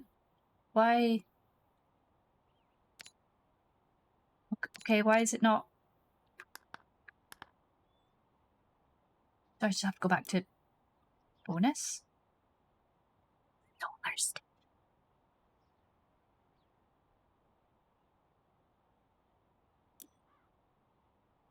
This one. Hold on, what's it saying? Dirt Finder General. Hi, how are you? All good, I hope. Excellent. Same. I'm Anna, head of coordinastics at Thrust Industries, and I have an exciting opportunity for you. Now, I don't know how much you know about solar energy, and in particular solar farming. Don't worry, we're not putting cows on the surface of the sun, nothing like that. No, we utilise the energy from the sun by trapping it in complex photovoltaic cells that form structures that we call solar panels. Let me riddle you this. What's good for you but bad for us? Give up? I'll tell you. Dirt. Lol. We're talking major reductions in efficiency when cells are obscured, and that's the stitch we currently find ourselves in, which is where you come in. You'll be delighted to learn that we've secured funding to get the entire facility cleaned. So don't think you're coming all this way just to wipe down a few dirty panels. We wouldn't do that to you. Wow. And look at Meyer. Meyer is just chaos. Meyer is chaos. Meyer is chaos. Can you see? Can you see? Meyer is just chaos. You're just chaos, lady. Just chaos. I don't know see. what you're talking about. You're not full chaos, aye? Never. Pushing me about, aye. I am known to be calm and never do anything wrong. My middle name. How are you, Mike? God. I've missed you. Missed you too. We're gonna do this. Oh, it's so big. Look at this place. It's huge. Oh It's my god. huge. This place looks well dirty. Just a wee bit dirt. Just a wee bit dirt. I'm not sure. Just a little bit dirt. It's all orange as well. Oh no. Oh my god, this white So one empty. works so well. So long as it's systematic efficiency and allows for its reopening at the earliest possible opportunity. So basically she wants us to be fast. And yeah.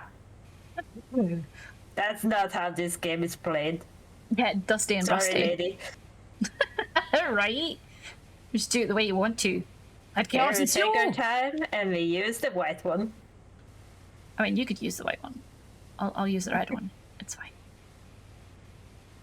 Oh, it's all sand and grime. Ew, boah.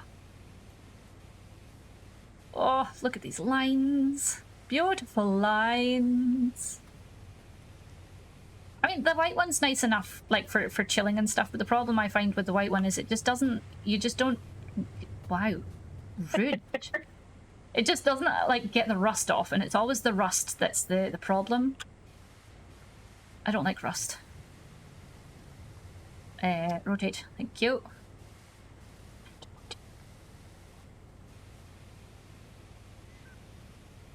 So beautiful.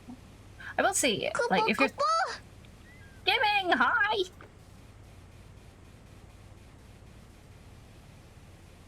The white one's on the panels. Yeah. It's just like that. It's just new. It's just fast. Just new. New. I'm not beautiful, but thank you. How are you, gaming? Been trying to find that clip. Ah, dang. See that fucking Ruby? If he hadn't distracted you, you would have had that clip because I found it hilarious. I was laughing at myself because I thought I was so fucking funny. It's not like I'm funny. It was so good. I was so proud of myself. It was a good one. Yeah, I'm gonna blame Ruby. It's all his fault. If he hadn't distracted you, you would have got that. You probably would have found it funny too. I thought it was good. I did. I was so proud of myself for saying it.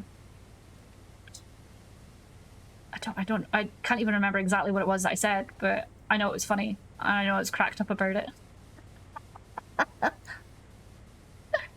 It's always when there's nobody around to listen to you and take your clips. This is the funniest thing you fucking said.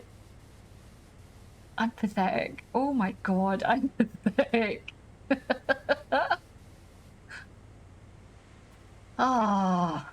And like I said, I can't even repeat it because I can't even remember exactly what it was I said. I just know it was on Demonologist. It was... Why is this not pinged?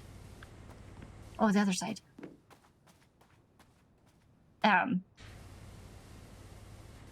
Yeah, it was on Demonologist. Oh, seriously, game. But you'll fucking sit there and dick around with... There was so much of that still left dirty, but it was like...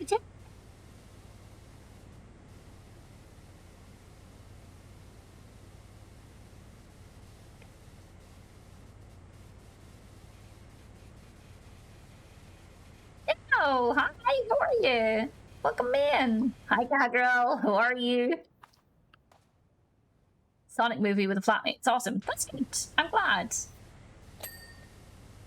I'm glad, genuinely. How are ya, Cowgirl?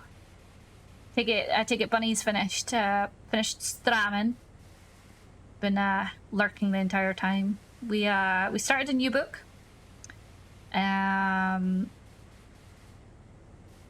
Read quite a chunk of it already. Proud of myself, and then I started stumbling over my words and I was like, yeah, no, time to stop reading. Hi Lion, how are you? Welcome in. Here, now that there's more of you here, I have a bit of a... I've got a question, but it feels cheeky to ask, but I don't know if I should ask.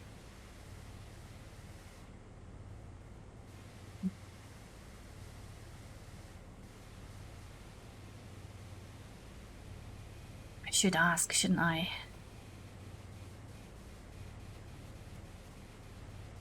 Maya, are you still there? Yes. Yes, you're just quiet. Okay.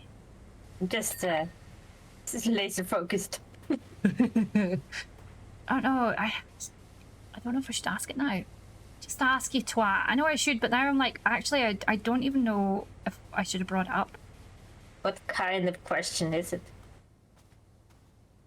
I want to get a proper massage. But like, obviously everything's going on rent right now. Yeah. The prices are just going crazy lately, so everything Yep. is super expensive.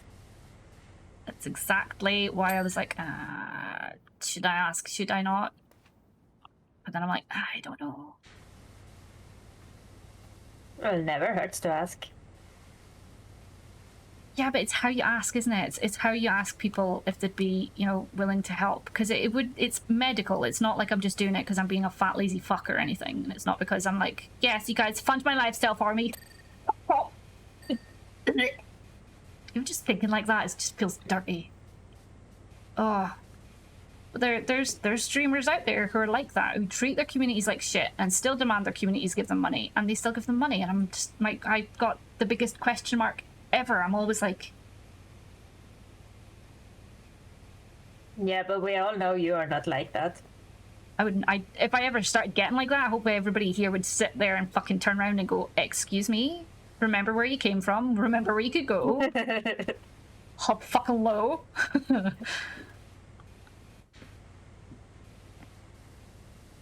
It's just how we do it as well, because stream elements takes like 5 days once it clears after like 3 days. So like if you put something into stream elements, it still takes a couple of days to clear, and then it takes a further 5 days once I remove it to clear.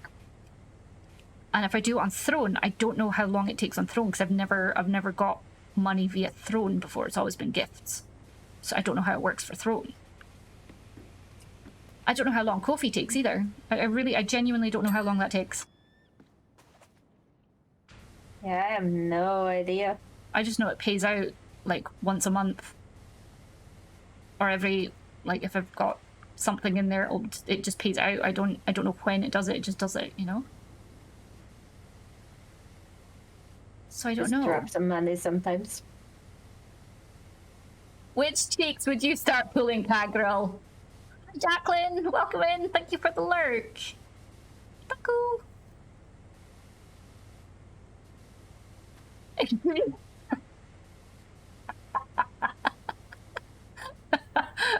It's okay, Cat Girl. You can keep your OnlyFans. It's okay. Somebody genuinely said to me I should go on OnlyFans, and I was like, why? I was like, titties, MILF. I was like, thank you for the compliment, I guess. But like, yeah, just jiggle your titties every now and again, and then you'll get money. And I was like, what else would I have to do? Surely there's more to it than just jiggling your titties. I'm sure there's more to it than just jiggling your titties. I would hope there'd be like, I don't know if that's a compliment, but then I had a farmer turn around and tell me that if I was a cow, he wouldn't put me out to pasture because them's good breeding hips. And I was like, that's not the compliment you think it is, sir. It's not the compliment you think it is. Wouldn't put you out to pasture because them's good hips. Wow. I mean, I know I come from like a farming community, like holy crap, but like, really? Really? Boobs are better than yours. Are you sure, Kaggle? You've never seen my boobs, so how would you know mine are like yours are better than mine? Wait, how would I quantify? Well, how would I even quantify that? Ew. Ew, I take that back. I'm sure your boobs are great, Kaggle.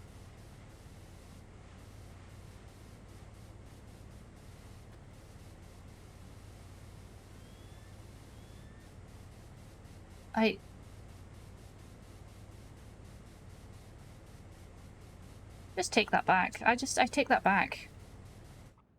Worst compliment I heard from a guy was, man, those hips are inviting me to make you a baby.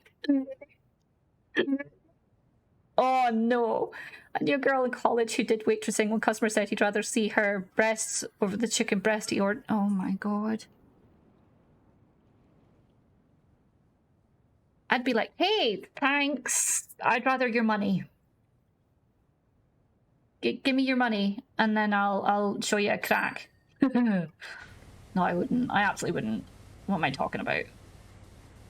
I'd probably just be like, thanks. I don't understand people that think they can get away with that kind of shite. If I was out with someone and they said that, I'd absolutely call them out. But if that happened to me, I'm not sure what I'd do. You know what I mean? It would be awkward. I'd be like, okay. But if I saw somebody else doing it to someone else, I would absolutely be stepping in. I'd be like, hey, that's not the way you talk to someone. That's disgusting. Like, what the fuck? What the fuck? What the fuck? And dudes need to call out dudes as well. Like, we need more guys to be calling out guys and saying that's not an appropriate way to talk to someone. You know? Because apparently dudes will listen to dudes more than they'll listen to, like, female type persons telling them things. You know, like dude bros, I'll listen to dude bros and stuff. Be total dude bros about it. They won't listen to the women's because the women's don't know what they're talking about. Them women's. Them women's. How dare they have a say in how the men folks talk about the women's bodies. How dare. Maya, just jump in any time and stop me talking. Like, anytime, it's fine. Just, you know. I would never. I'm just wondering shit right now. Oh, and you guys are listening to it. Oh my god. Crack! What we do? I remember people giving me weird compliments. You didn't say that to a girl, especially if the girl is insecure about it. Well, you do. I mean, don't really mention it at all, to be fair. Like, you may notice, as you work, some of the apparatus appears, at least to the uninformed, to be linked to the water industry. Uh-huh. I mean, I'm sure you're not a shady business at all. Nothing could be further from the truth. Uh-huh. I was just cleaning dirt off your shite, but now that you've told me, you know, water, and now I'm thinking, lady, you're just a liar. Just lying. Said, it is linked to the water industry, but those parts are pure legacy and not integral to the current operations. Uh-huh. I think the lady doth protest too much.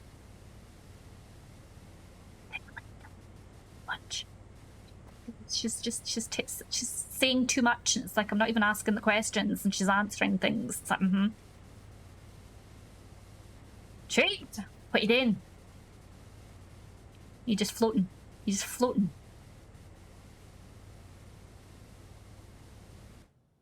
How dare you come in here, talk about your boobs, and then leave, Kaggle. That's Distant behavior.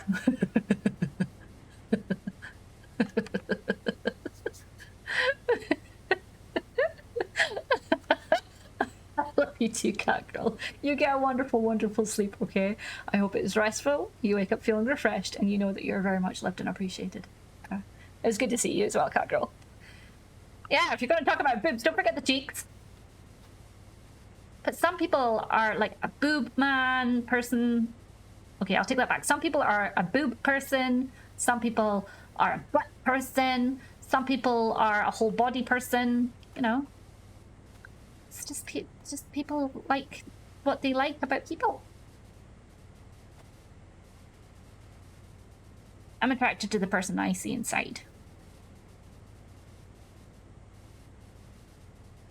I mean, that side helps, but I'm attracted to the person I see.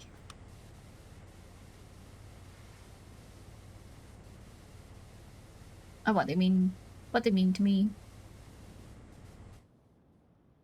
Yeah, a personality person. Whole body person. Well, with your job, I would hope you would be McTaggart. You know, the job of massaging people and stuff. Yeah, a voice person. Yeah, I mean, the voice gets me. Voices always get me. I'm never going to lie about that. But, like, it's the person behind that as well. Like, I fell in love with Jay as a person. Yorkshire is a good boy. My favorite little pirate. Nice! Don't plot. Don't plot.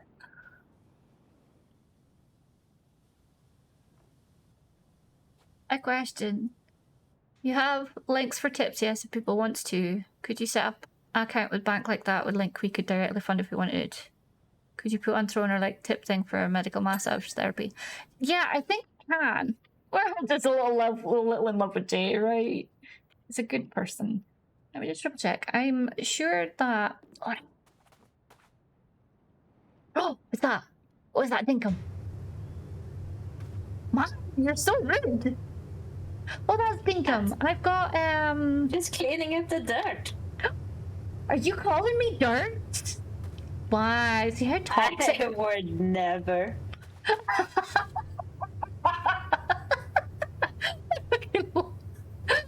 love you, lady. Oh my God.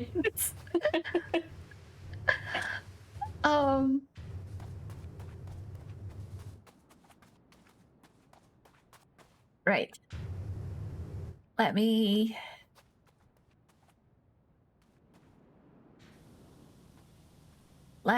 Oh my God, where did it go? Shit. Throne, stop showing me dildos, please. I'm not interested in them. Oh, they're nice socks. What am I looking at? Oh shit, I don't know where that went. I'll have to look for it later. I don't know. I don't know why this has done this. Let me see if I can do that for because like I said, I've never had a money payment via Throne, so I couldn't tell you how long it would take.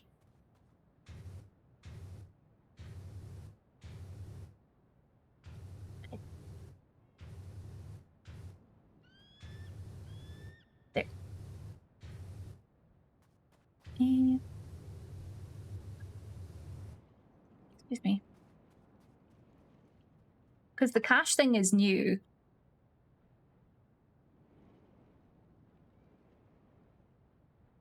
And I know where I can go to get this massage. They're not actually that far away. They are... what was it again? We looked at it, didn't we? It was like, what, £60? Was it 60? It's been a long time, I'm not sure. Shit. I'm pretty sure it was 60.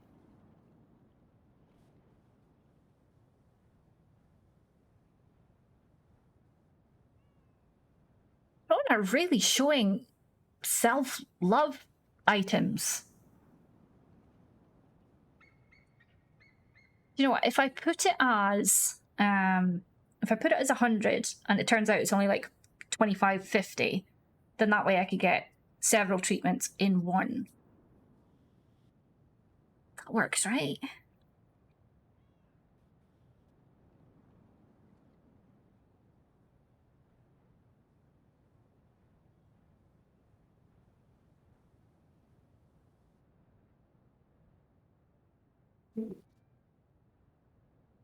Oh my god.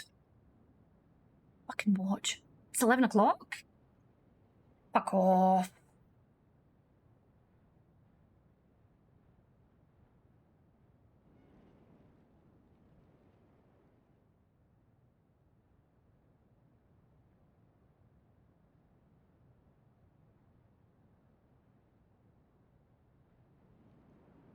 I can't even type.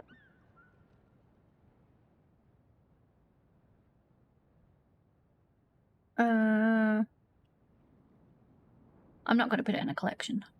There's no need to put it in a collection.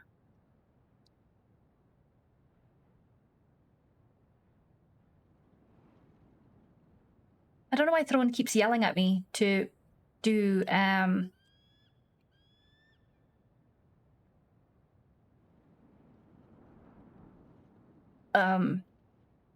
storefront. I don't know what a storefront is. That sounds weird, but I don't. Okay.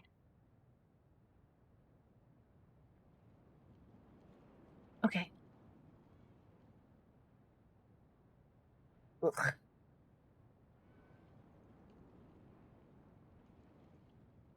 There you go. Okay.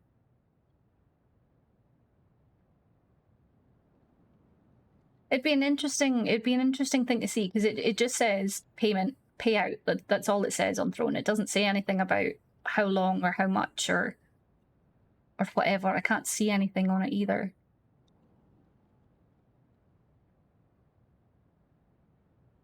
And if anybody is still looking to get a code to join Throne, by the way, let me know, because I can send you a link. Yes, med check. I better take my meds.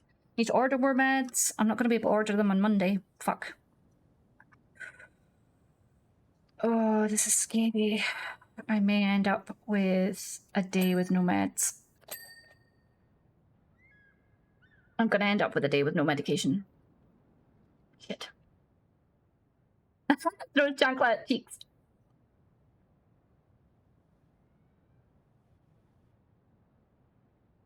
I mean, a dildo is about as self-love as you can get in it, right?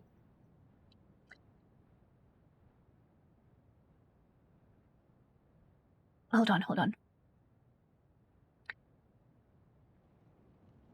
People actually look at other people and genuinely think about getting on based on looks alone. Yes, Night Flap.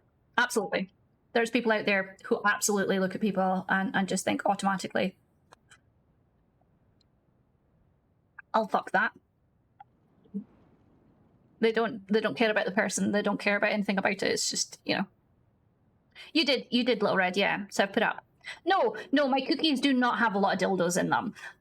I go into Throne, and Throne does a lot of suggestions based on items that you've got on your list, or based on sellers that you've got on your list. And unfortunately, some of the sellers have crossovers, and some of the crossovers tend to be very kinky stuff. I can't feel attracted to people I haven't met in person either. I don't know why. Maybe physical contact like hugs is specifically important for me. Yeah. Well, that makes sense.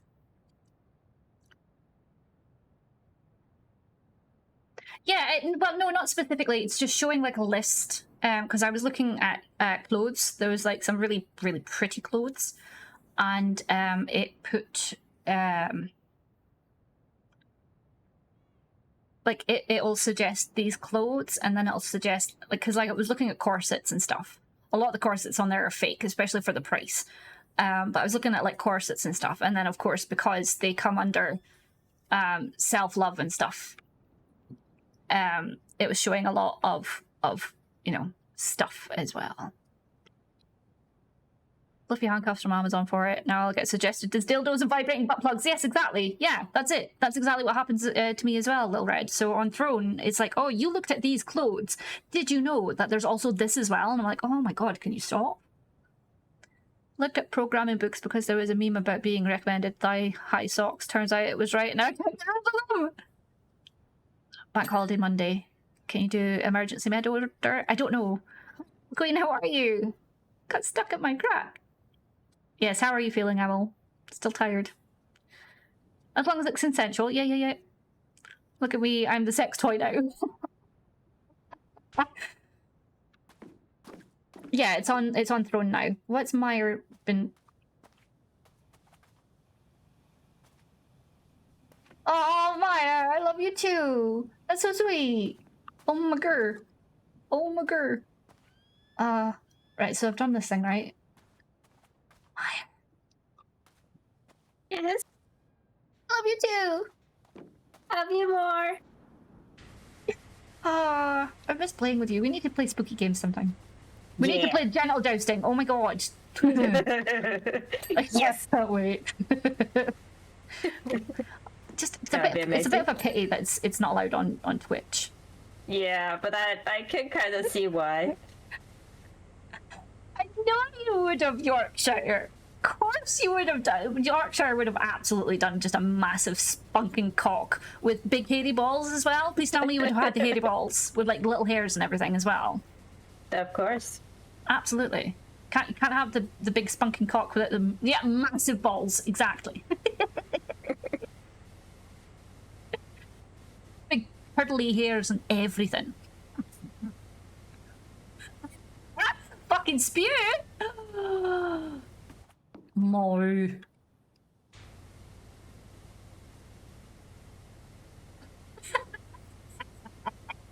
It's the bitch.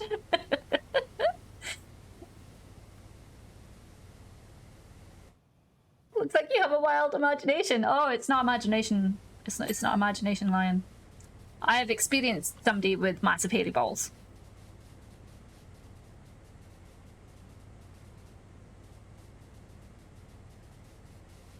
It wasn't enjoyable, but I've I've experienced massive hairy balls. Some people have like hairy testicles, others don't. I'm not going to demand that people, shave their balls. It's like it's a really dangerous job. That maybe trim your ball hair, but don't don't like. After hearing Lufty's story, I would not demand anybody shave their ball hair for me. Yeah, so Lufty,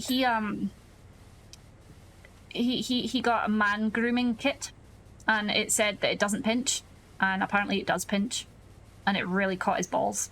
It really caught his ball sack, and I felt that. I don't have testicles, but I felt that. I felt that deep inside. I was just like, oof, woof.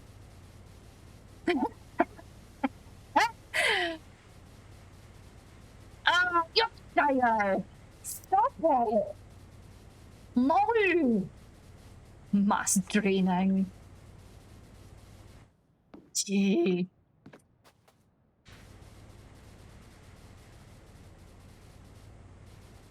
It's worse than America, probably. Especially your grotty friend. Ugh. Yeah, no, I would not demand anybody. I would not demand anybody shave their balls for me. Like, shave your balls for you, but I would not demand you shave your balls for me. Mm-mm. Especially with a personal grooming kit like that. The big ol' heckin' what the fuck? What the fuck? Oh, we do have. I was wondering if we had that thing to be able to climb up to clean the top. Am I fucking wrong? Excuse me while I go get rid of my lunch. Why?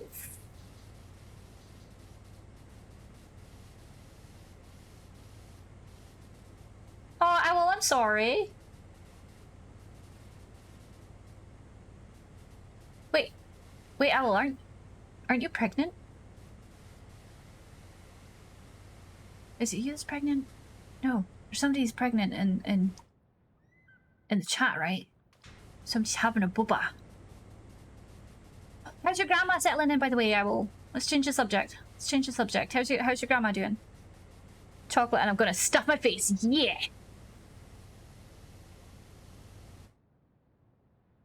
Oh no, no, no, no, no, no. Don't use Veet. Veet is evil stuff. I don't even recommend using that for like shaving your legs. No, no, no, no, no. Veet is like a chemical burn. Veet is literally like, that stuff is dangerous. They shouldn't be allowed to fucking sell it because people are stupid and will use it in places they shouldn't use it. And it's literally a chemical burn. You can literally get a chemical burn from that. It's been a lot worse than you could ever imagine. Yeah, Veet does. Veet is awful. Genuinely, that stuff, I hate it. It's so bad. It's a really terrible thing to use. Like, if you're gonna use anything like that, don't use Veet.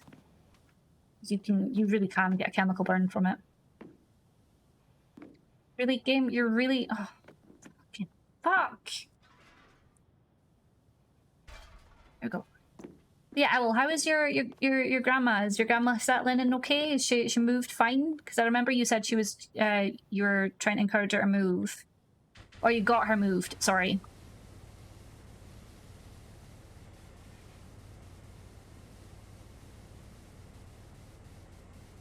Was it Owl? It was Owl, wasn't it? I'm not conflating her with anybody else, am I? I don't think I am.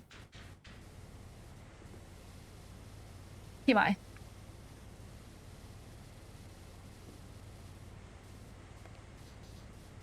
Fair.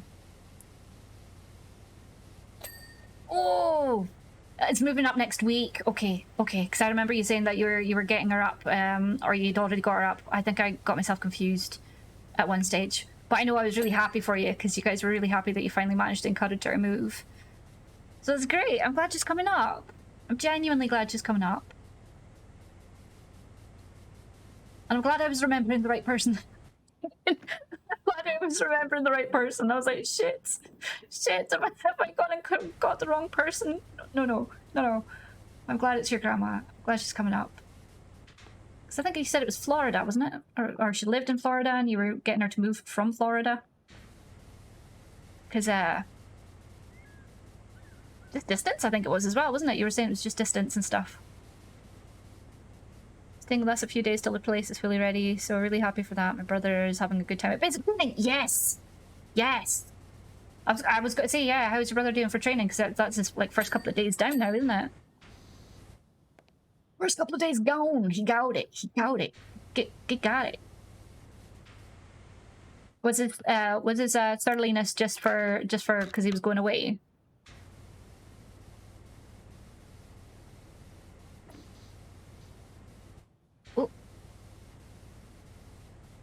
Oh. Oh. I think we fell off. Okay, we're not gonna fall off. It's okay.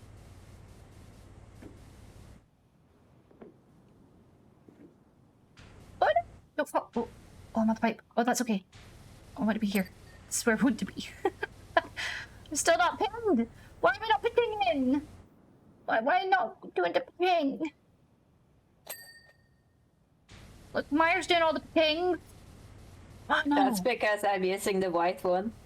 Uh-huh. The white one cleans everything. Uh-huh. It's not because I'm chatting and dicking around.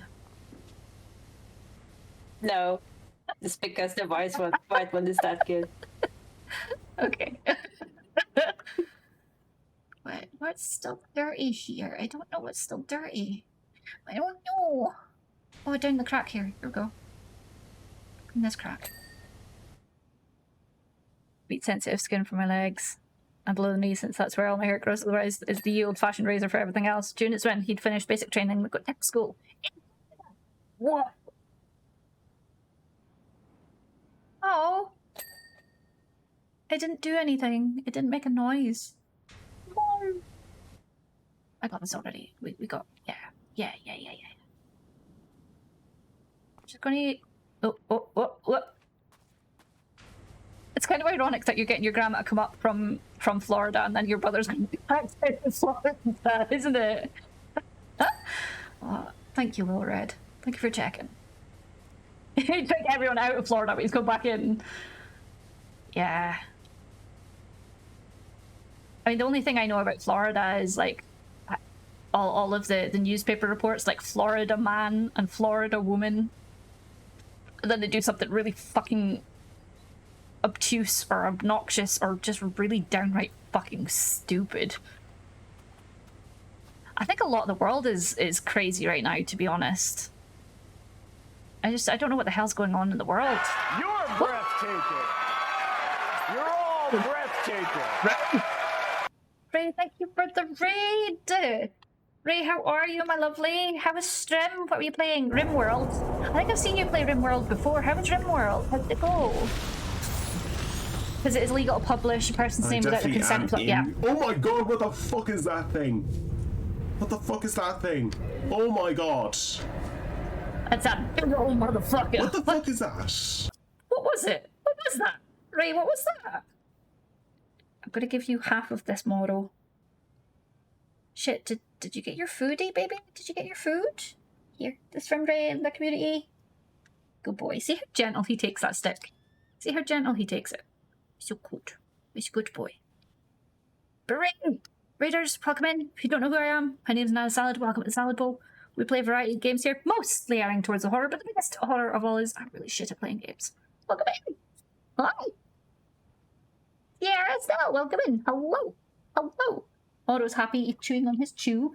We're just carrying on from the slightly chill stream that we've had so far. We read some of a book called The Shining Girls. And now we're carrying on with the community voted Power Wash. May will ask, why install a solar farm in the middle of the desert on top of a water station? I think this lady's lying about her whole water station stuff. I think she's lying. Of course, it goes without saying, asking a question doesn't necessitate an answer. That's fair. That's fair. Florida people, crazy people, bugs the size of your head, alligators, thunderstorms every afternoon, humid enough that you'll never be dry, and on top of all, it's hot. Yeah, I couldn't do that. Oh, you've got acid fog? Oh, Ray, oh no. Wait, what, in your game? Or like IRL? That sounds horrible. Oh my gosh. Oh, RimWorld. Thank God. I was waiting to say, hold the phone. What? That's awful. We've been stuck here. This is day 3 now that we've been stuck in Silent Hill-esque type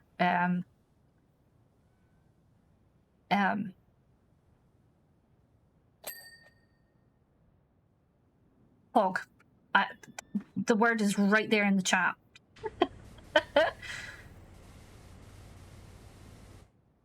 It would genuinely be awful. Genuinely be awful.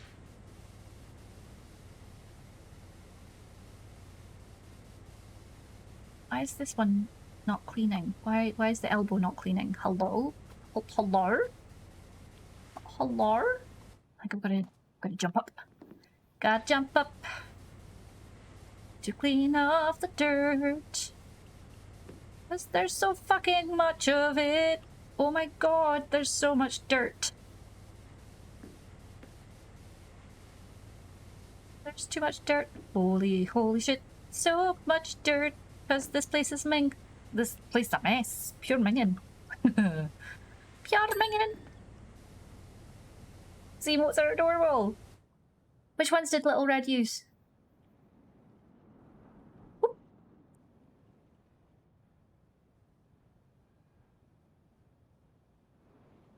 Oh, she used Gaming Mum's emotes. Yeah. And the bananas are obviously ours. Wait, do you have banana emotes? I have banana emotes.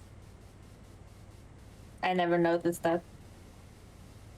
What, seriously? No. I was going to say, like, hold on, Meyer, you've been here for over a year. Like, what the hell? You didn't know there were bananas in all the time? I just thought there were something else. I mean, I can't unsee the fact that like almost every heart emote looks like somebody's away to have a good old munch at the bottom. And now that I've pointed that out, you'll see it too. So if you do our little heart, right? If you do our little emote heart, Look, looks like he's about to have a munch on a rainbow booty. Even Kiwi looks like he's about to have a munch on a little booty. Let me see, who else has got a heart emote?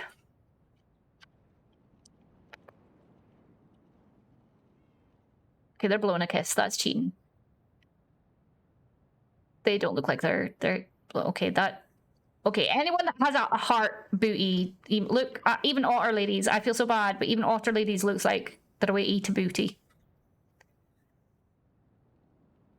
Bunnies looks like they're away to eat a booty. Lily's looks like she's snuggling a small heart, which is upsetting. It's not a booty, but it's okay. It's cute. Let me see. Dream Warriors doesn't look like... This is just straight up booty! I love Sonicet's new one. Oh my god. I fucking love that. Yeah. And Really Sonicet has a booty. It's upsetting. Sonicet has a booty. Whisper doesn't have a... Oh no, she has. There. Doc just looks like he's holding a love heart. Crad looks like he's holding up a booty. That's different. I love how my cousin's got his one free emote.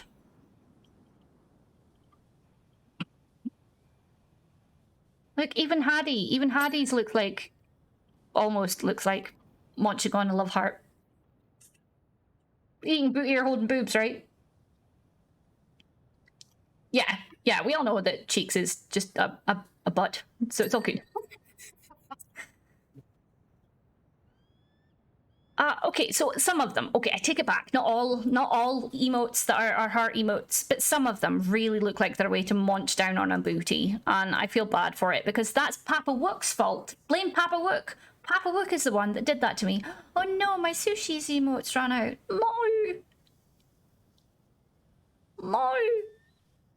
But yeah, Papa Wook is the reason that I see love heart booty everywhere.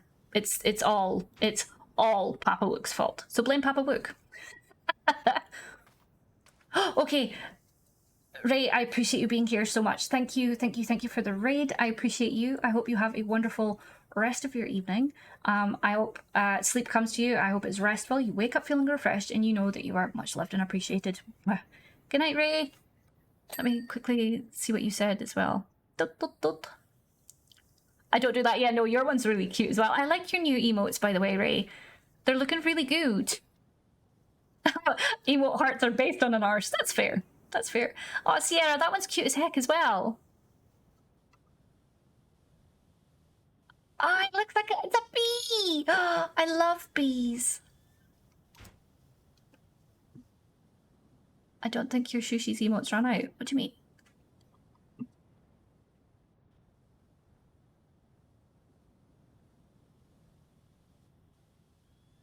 And Sonic Cat.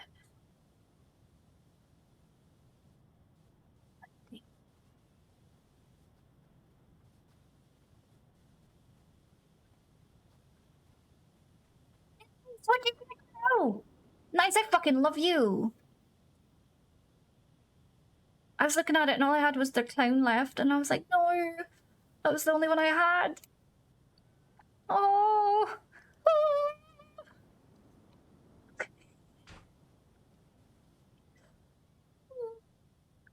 Thank you so much, Nice. You're too nice. Oh my god. What was this? What's this? This low pressure water pipeline. Oh, this lady's been lying to us, Meyer. This lady's lying to us. No. Right? That's... Because this very clearly says that this is very clearly all about pipes. I think they're lying. I don't think they're just about the... Hey, no. Yes. Wait, how are you managing to push me away? I've got 3 on you. Oh, not nice. Yeah, but I have the long... You're adorable. The extender on. Ah, okay. That makes sense. That makes sense. That makes sense. Meow!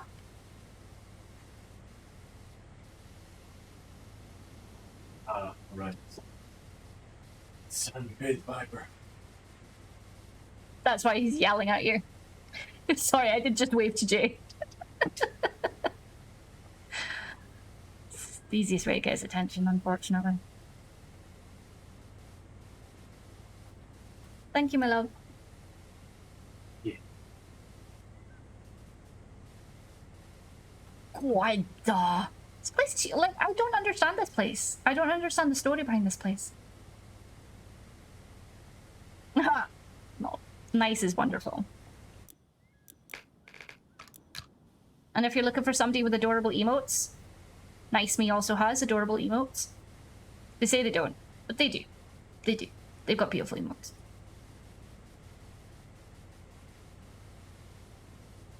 And Nice also is a wonderful person just in general. You should give them a follow.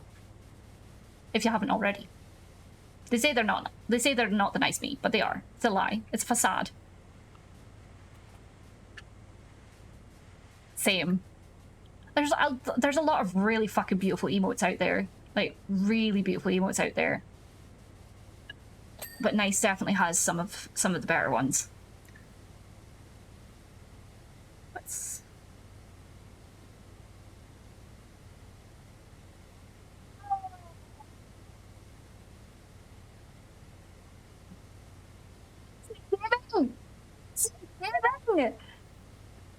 I'm pretty sure that's it. I'm pretty sure that's it. Yes! Yes! That's it! Gaming, you're a fucking legend. Here. This is it. Look at this. So this for those who are lurking yesterday during stream. Here and oh wait, she's hunting anyway, turn around. Here she goes, here she comes, running down the fucking hall, going. Oh no, my money! My money! Whoa. Oh, Oh my god. my microphone didn't work. God love me damn. sometimes. Pissing myself. God. It was great. Yeah, that was stay it. here and- Oh wait, she's hunting anyway. Turn around. So Here because she my microphone didn't goes, pick it here up, she comes running down the fucking hall, going. Is what I said. She's going. But you didn't hear it because I'm a tit and my microphone peaks out way too fucking much. God damn it! God damn it! But that was the one. Going on. I need to sort the peaking out. I really need to sort the peaking out on my mic. I don't know what's going wrong. I don't know what's going wrong. It's not turned up as high. I'm not peeking into the red as often anymore. I'm using, believe it or not, NVIDIA NVIDIA Broadcaster, but it's not working. My limiter? What do you mean my limiter?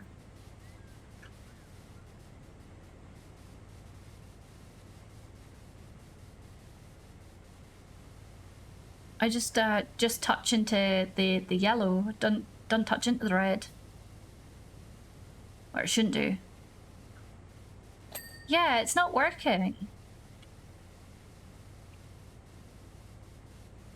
That's limiters. Yeah, so my limiter, that's the little black line, right, that goes with the line. So it doesn't even hit into the yellow. And when I go really loud, like if I talk really loud, it's not even touching the yellow. I just went to the wrong thing. What am I doing?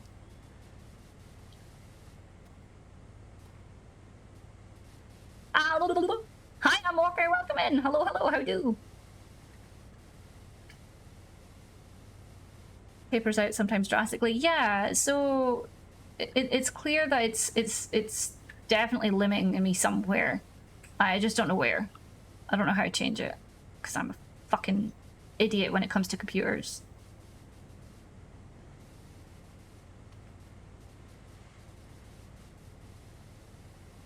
I thought NVIDIA was supposed to help with that kind of shit. I thought NVIDIA was supposed to do it for me and I didn't have to dick around and do it myself. But clearly I still have to dick around somewhere.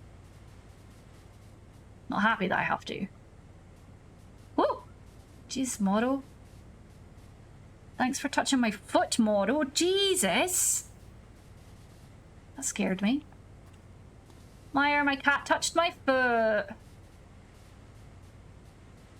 Good. Let him touch all the foot. It was too short of a release. I don't know, because I still sound hollow. Like, it still sounds like you saw in that clip there. It still sounds really echoey. It's supposed to take away background noise. But I don't think it's doing a very good job of taking away background noise. I need to take this off for going up the steps.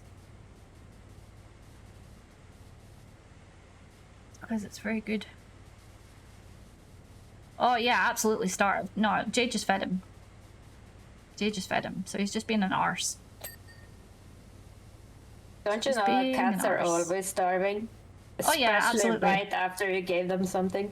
Yep, especially after you fed them. They don't recognize that you fed them. Like, excuse me, my bowl is still empty. It's like, bitch, I just fed you. Excuse me?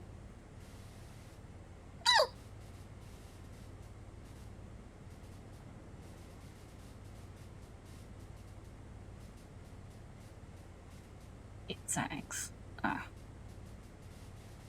Understand. It's supposed to be an easy way for those of us who are technically inept. It's supposed to be easy. It's supposed to preset all that for you. And I'm just an idiot. James, welcome in. Hello, hello. How do? I'm a technological idiot. I'm technologically inept. Maybe it's an OBS thing? I don't know. I really don't know. Like, I know my mic isn't even up that loud, and I made sure my mic wasn't up that loud. I don't think my mic's up that loud anyway. So I don't know. I don't know. I'm gonna have to... I'm gonna have to finally fucking learn. I have to finally learn. Some of them are alright.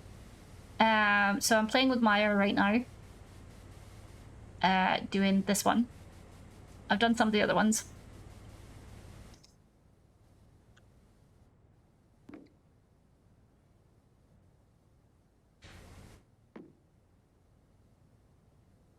Thanks. We can have a chat now. We grab Ruby and maybe you can fix it. Maybe. Yeah. I'm gonna have to, cheeks, because I just genuinely, I don't know how to make everything sound good. Just all sounds like shit. Don't you agree, Moro?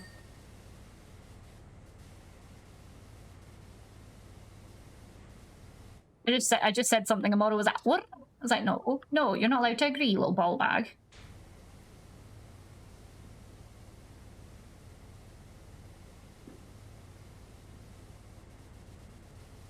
Yeah, I think the only thing that I'm not happy about is, like, it keeps on telling me I've got new jobs in the careers path and I can't find them. Why wash down water facilities? Oh, I missed that. That message came in and then went away really quick. It came in and went away too fast. But thank you to whoever did that throne, by the way. It didn't ping. It's not told me nothing, but I got the email. I got the email. Crack.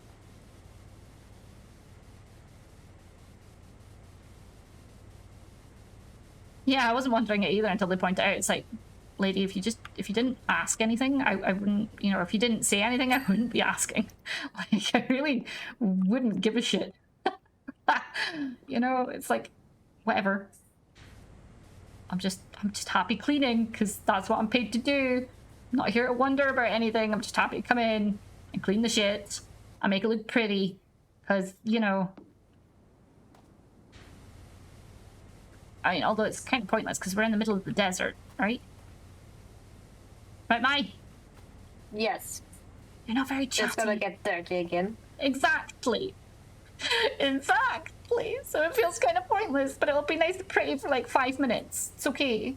As long as there's not like a dust storm. Oh my god, that would be horrible. It just puts us back to this job because it keeps getting dirty because the sun just keeps coming back. Are the other ones in the desert, like the statue? The statue? Oh my god, that one was horrible. Right? It would putting on things that were still really fucking dirty, and then like all these tiny little notches that you couldn't find. Yeah, and everything's the same color. Yep. This is not even satisfying to clean it. It's just too much. Yep. I thought I saw it come up on stream a while ago. Which one? Which one? Nice.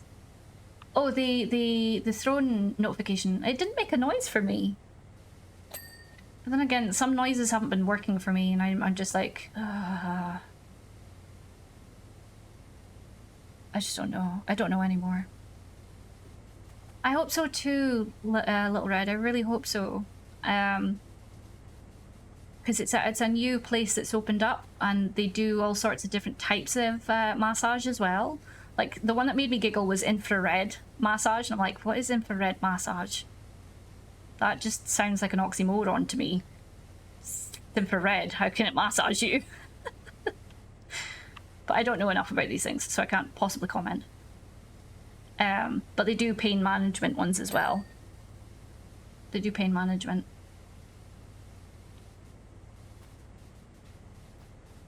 Oh, why don't they just say heat massage then? Maybe I'm just stupid. You should get it, Night Flap. Absolutely get it. It can be calming, but I doubt it will help you. Yeah, that's what I was thinking as well. That wouldn't be the one I would go for. But they've got all sorts of stuff in there as well. They've got like saunas and stuff. They've got oh, what was the other thing I saw? It was like oh my god, my brain has just gone. My brain has been farting all day. Like massage pools or something like that.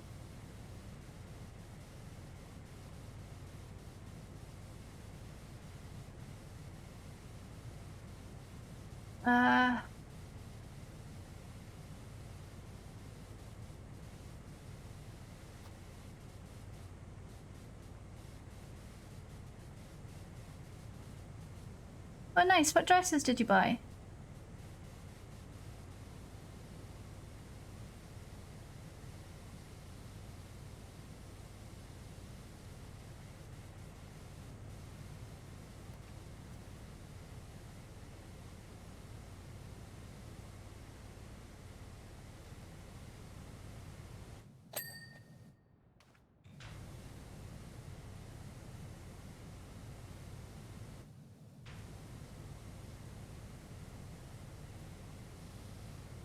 Oh, that's bull. That's bull. It doesn't even want to clean. Okay, fair. Whatever, game. Whatever. Okie dokie. Oh yeah, the thing tomorrow. Shit. Okay.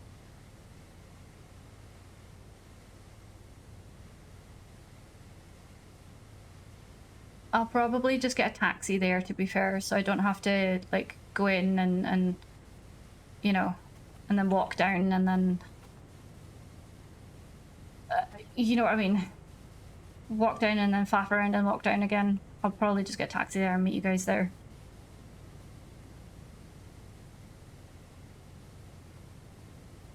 Okay.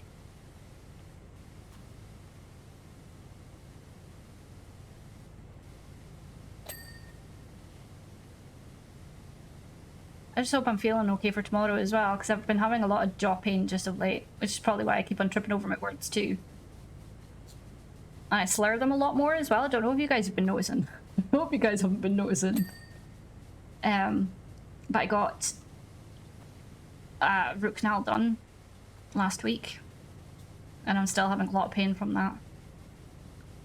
She's like, oh, it'll be painful for a little while, and I'm like, yeah, this one feels completely different to other root canals I've had. This one has actually been painful afterwards. And I know my face has been swelling because I've got like this weird misshapen face happening.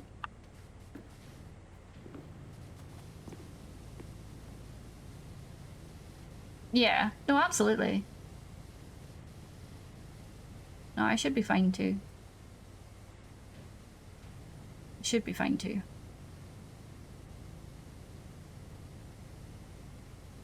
Yeah, like, just like along here, Big Taggart is where the most of the pain is, because that's where my, that's where I got my root canal done, is right here. So, it's really sore. So just like, yeah, down like that. It's quite bruised on the inside as well. It's still quite bruised on the inside, unfortunately. And it's one of those things where if I touch near it, it irritates it as well. I just hope I haven't got an abscess underneath. Muscles can cause swelling and major headaches. That's probably a good explanation as to what's been going on. For fucking sure. Because I've been waking up with headaches as well, which is abnormal for me. I don't normally wake up with headaches. I do know that I do clench my teeth in the night as well. So she says she's gonna look at getting me a mouth guard, but later on, after I've got all the work done. So gonna get fitted for my dentures next month, after getting all the other work done. Which feels kind of shitty to say. It feels kind of shit to admit that I'm getting dentures. And I'm not even, you know, I'm not even 40. And I'm getting dentures already. Yay. But it'll be good to actually have a mouthful of teeth again. Sounds like a weird ass thing to say. Sounds like a really weird thing. A really weird thing to say.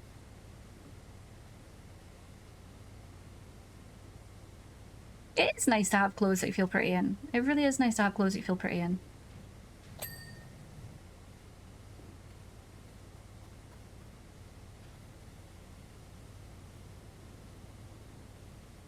Full set of teeth between moves 25. Yeah. No, I mean, I know it could be worse, but it's just, it's upsetting. Do you know what I mean? Because I didn't have all of these teeth missing, and then because of, you know, consistent bullshit that was going on, I ended up having to get teeth pulled, like failed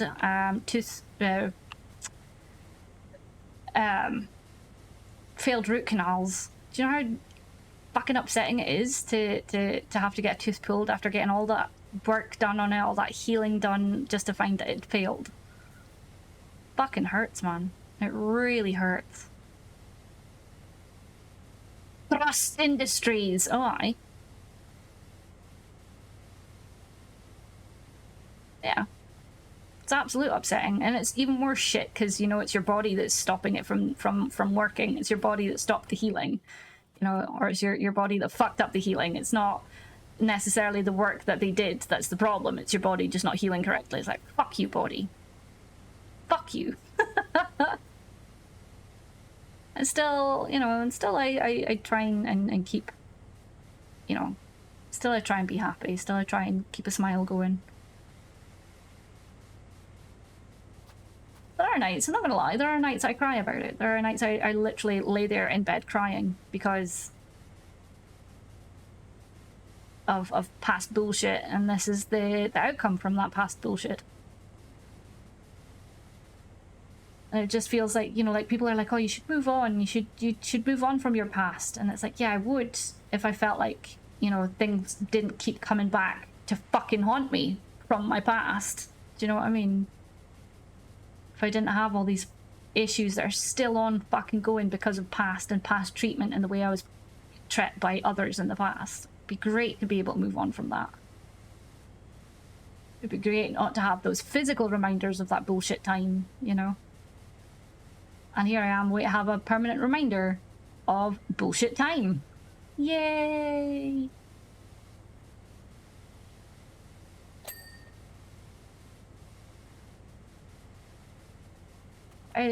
I'm trying to think more positive on it. I'm trying to spin it in my head, in that if this bullshit didn't happen, I wouldn't have my son. If this bullshit didn't happen, I wouldn't have started streaming. If this bullshit didn't happen, I would never have met any of you. I don't think I would have met any of you, to be frank. I wouldn't have met any of you at all. Because I would never have come onto Twitch. I would never have been encouraged to stream, and then I would never have met any of you guys. So, you know, trying to put a positive spin on the bullshit. And the bullshit had to happen in this order for this to happen. And as much as I want to change some of that, I always wonder if I did change that, what kind of effect would that have on the rest of it? Like...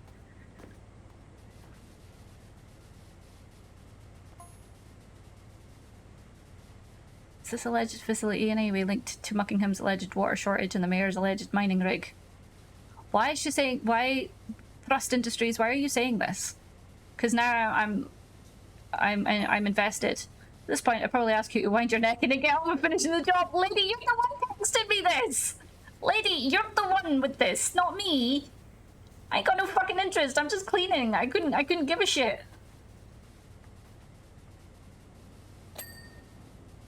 But yeah, you know what I mean. What it sees as trauma. Put a video on jaw massage in Discord. Thank you, McTaggart. That helps. That really helps. Yeah. So it's all right. Nightflap, it's all right. I'm not hurt. No, I'm not hurt by the way you put it. You know. Yeah, exactly. As Little Red says, nothing to be sorry about.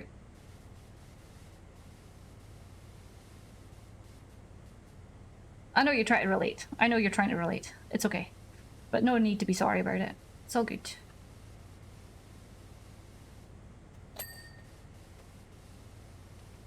I know you're just trying to relate. It's all gravy.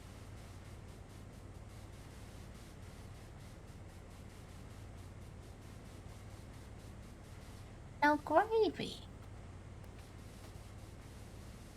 I see you starting up Power Wash, Sim McTaggart.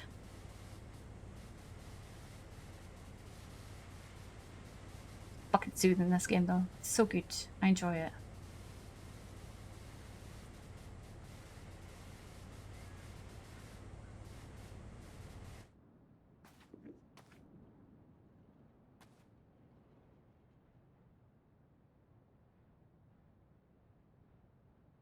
This is true. This is true, Nightflap. This is true.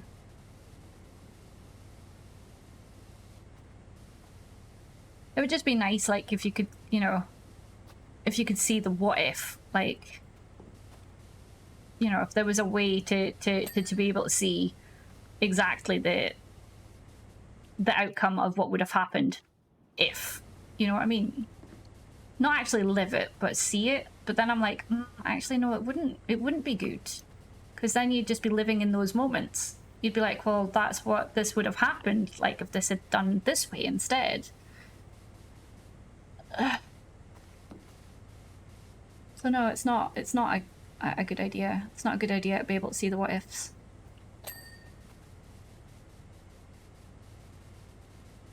Sometimes it would be, but I think most of the time it wouldn't, you know. Like, how different would I be if this hadn't happened to me? You know. What would have happened if this hadn't happened? What would happen if Meyer hadn't killed Sonicat when she did? Oh boy, that was a night. That was fucking amazing. And being there in person to see his reaction as well, it's like, oh my fucking god. He didn't even say anything. He just went, what the fuck? Walked away and he was gone for so long. You could tell he was so fucking angry about something. He was actually trying to be nice as well. He was genuinely trying to help somebody out. And the Meyer, as the mummy, just comes in and fucking murders him. He was so upset until he realized what actually happened. Right? Right? It was beautiful. It was so fucking beautiful. Assassinated. Fucking assassinated. Yeah. And I've been trying to get a moment like that ever since, but it's just not happening. He's on edge now, isn't he? He's... Oh yeah, last time I played with him, and because he was doing a collab with Dream Warrior, and they were inside debating on whether or not to use the Buddha doll in Demonologist. And then they decided to not do it, so they left it on the ground and went into the hospital. So me and Ash, the other person playing, we just grabbed it, and then I kept going in and out of the door, just pulling on the pins, hoping it would kill Sonicat, and unfortunately... It killed Dream? Yeah! Oh no! Nice! And now he's added to the list of people who wants me dead in games. Nice. Nice. Oh my god. I mean, there was a time I wasn't actually trying to kill you. I was just trying to get a fucking rise out of the ghost to give you a scare, and it actually murdered you. And like, I felt genuinely so bad about that. And everybody's like, no, you didn't. I was like, I did. You can see the shock on my face when I pulled the pin. I just thought it would do, like, you know, like a ghosty scare, like it would show itself and run at you or something. But no, it full-on murdered you. The time you killed me in Phasmo? Yeah, in Phas. Oh yeah, that was absolutely on purpose. Could see it all over you. You were hoping for a heart pin. No, I didn't want the heart pin. I wanted to hear you get scared by the ghosty. Just full on get scared by the ghosty, and then a fucking heart pin pulls, and I was like, ah!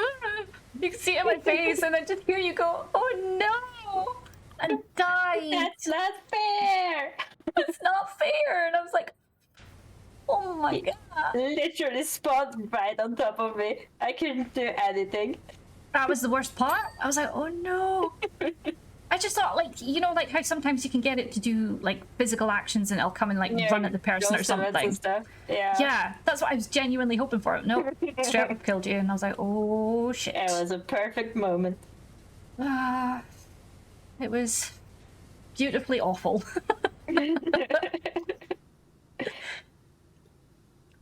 My only problem is I have no jobs left to do. I've reset this game already once before, Trickster. I've reset this game before. It's actually, you know, it's quite fun to reset. Yeah, now they apparently changed all the stories of the old jobs, so sort of new. Yeah, that's what I was thinking, Trickster. If you can see the what ifs, you'll just focus on the good things that could have happened and feel down. Or something I did in Mario Kart. Last race, I stayed behind to get blue shell just to stop my friend winning. Right? Oh, no, you didn't. No, you didn't. Did you get it? Did you murder them? Did it work? Did you feel bad? Did you feel good? I feel like I in the grief where the life I could have lived. And the relationships I could have had is still important and deserving of space, as long as that space isn't my whole future. Yeah, as long as it's not something that you focus on all of the time. Like, it's I would say it's acceptable and healthy to, you know, to mourn the what if, you know, at an appropriate moment, but not all of the time. But I just know the type of person I am. I would just end up focusing on the what ifs all of the time, and then it would further depress me, and I'm just like, no, I'm done with that. I'm really done with being sad about that.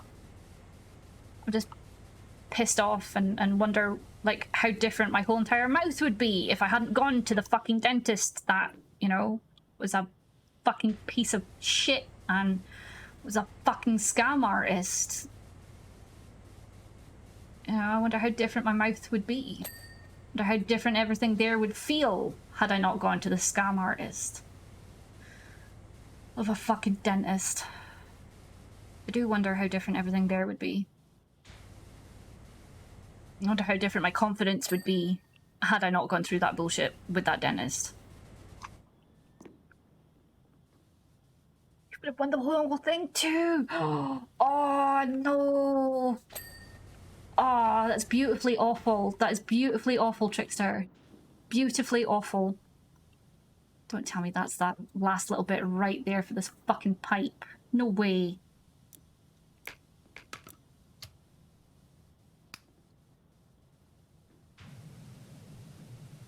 what it say. No fucking way.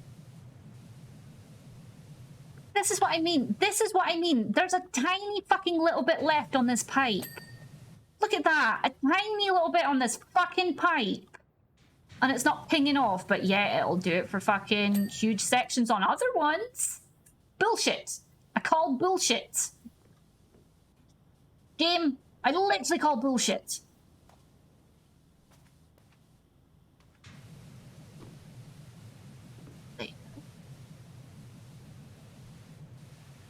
Like, this one's different. I've not gone up to the top yet to get these sections. Hated you for hours after that. I can imagine. I can imagine. It's just for Meyer, it was just the way she was like, oh no, that's not fair. It's just so heartbreakingly hurt and everything. And then I also didn't know that you had the doll, so I thought the ghost was just being an asshole. Yep. And it turns out it was me. But It was me all you. along. Yep. And it's clipped and everything. Can't even remember what the name of the clip is. I think it's like Betrayed or something, or Valentine or something, because it was on Valentine's I think it's Day. Myers Valentine or whatever, something like that. Could somebody do exclamation mark?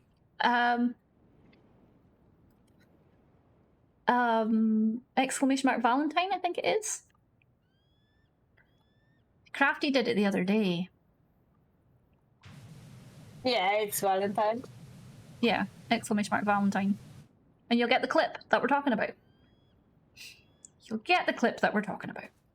Hey Nana, can I get Bullshit's number? I would like to call him too. I'm telling you, they've got my number too fucking often, McTaggart. Bullshit has my number too fucking often, and I'd like to, you know, get it back. I don't want them to have my number. But yeah, that's the clip, and you can hear the heartbreak in Myers' voice. And you can see my reaction. My reaction is honest. I'm like... You're so proud of yourself in that clip.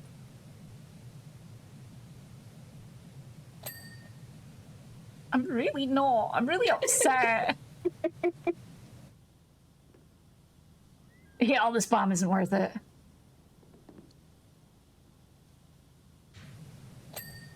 There we go. There we go. Look at this. Look at this. Ah, yes. Come on. Come on. It's not going to clear that bit, is it?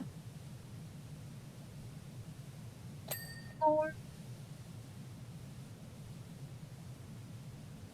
Once we've done this building, I think that's a good point to end and raid out. Yeah, this was a big one. I'm glad you're here with me doing it. It's Yeah, stupid. these get so much easier when there's two of us. Yeah, I think this game can have up to like what, 4 people? Up to 6 in free What, play. 6? Oh, I'm right, unsure okay. if the bonus jobs can have more people. Yeah. There used to I be don't 2 know. in career mode and 6 in free play, and then they added the bonus section, so I'm not sure what that says. If you hit escape, it might tell you. That's a good point. I will finish cleaning this little bit first. Oh, it's not going to ping. Grr. I like the physics that I'm breaking. It's so good, Pixar. You can really see how upset I am and how bad I felt. Do you want to make? Where's that? This pipe here. I think it's going to be on top. Oh, there's a lot on top. Giggity.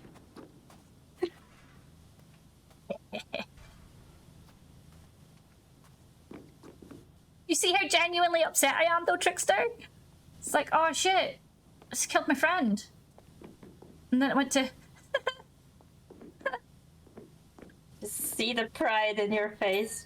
Just, yes, I finally did it.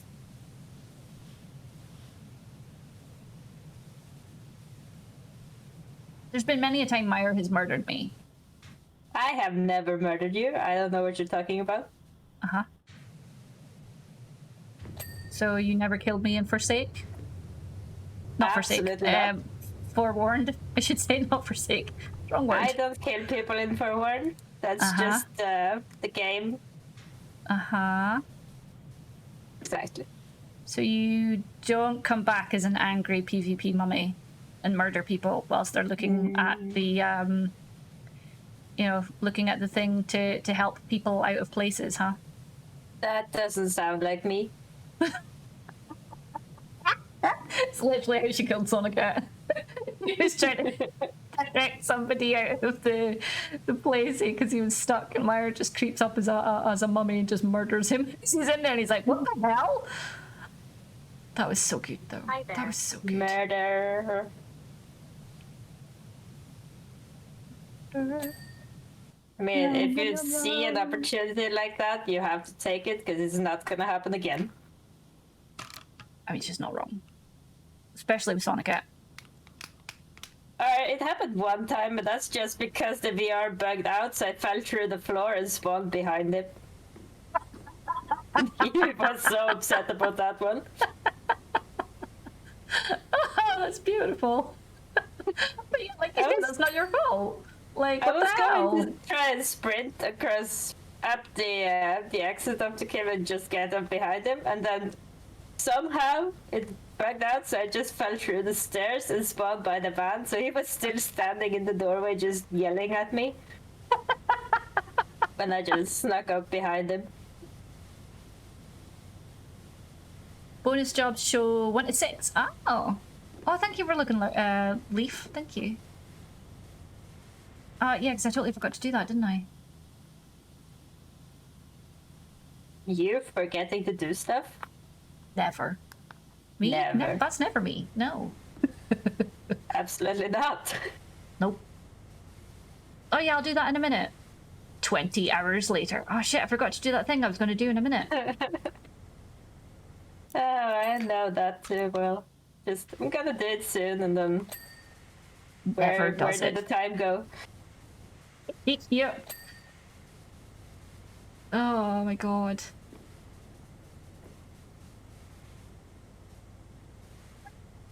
What's all this then?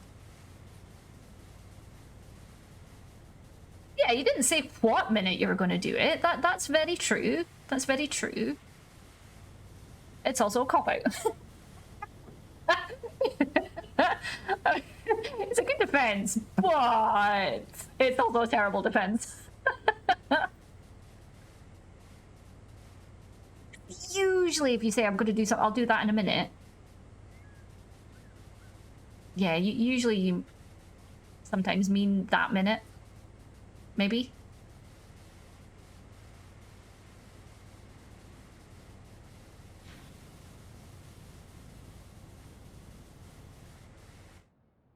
Cleaning a steam train in the desert. Yes. You. Had to be done. You keep giggling. Fuck you.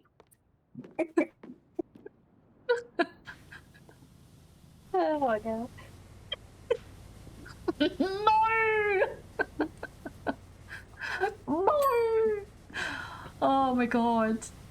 I also sent your picture because that I don't know how you're cleaning with that water beam right there. Because it's not reaching the pipe, it just stops me there. Oh. Don't push me off. Okay. Oh, shit. I didn't mean to point that down at you like that. Wait. You absolutely did. Wait, you're right. What the hell? But it's cleaning it. It's very clearly cleaning it on my screen. Oh yeah, and I'm sure on your screen it probably shows us reaching it, maybe. Yeah, it does. But on my screen it's like, nope. It Cleaning, literally but it's stops not. halfway.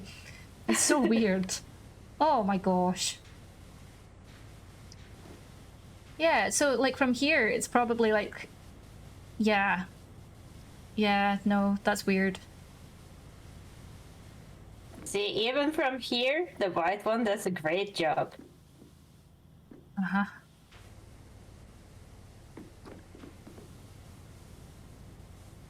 It also looks like it stops halfway. Like the train too. Is that you off as well, Night Flap? Night Flap. You know I love you. I hope you have a wonderful, wonderful sleep, my dear. I'll need to let you know on Monday about my appointments and stuff this week. But I love you. I hope you have... Oh, I'm dropping frames. Weird. I hope you have a wonderful, wonderful sleep. I hope it's restful. You wake up feeling refreshed and you know that you're much loved and appreciated. Okay. Night, Night Flap.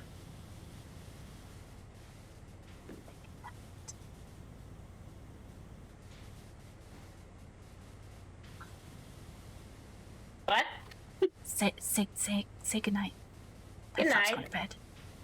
Aw. Good night, Night Flap. Night Flap's going to sleep down.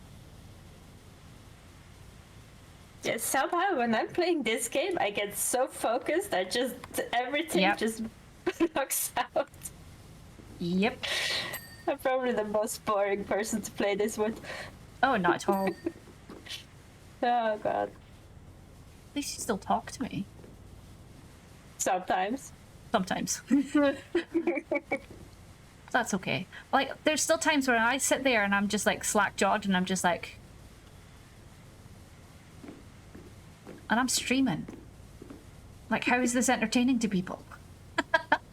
Game is too relaxing. It's just too, like... You could just zone. Too zoning. Yeah.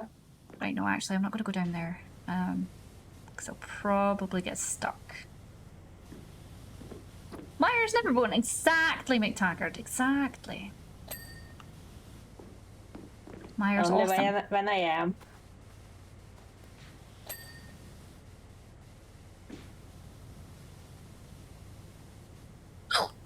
No. No. Yeah. No.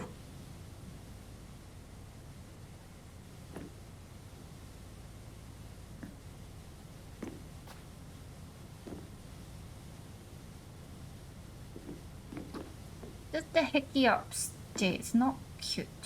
It's cute. No, it's not. Oh,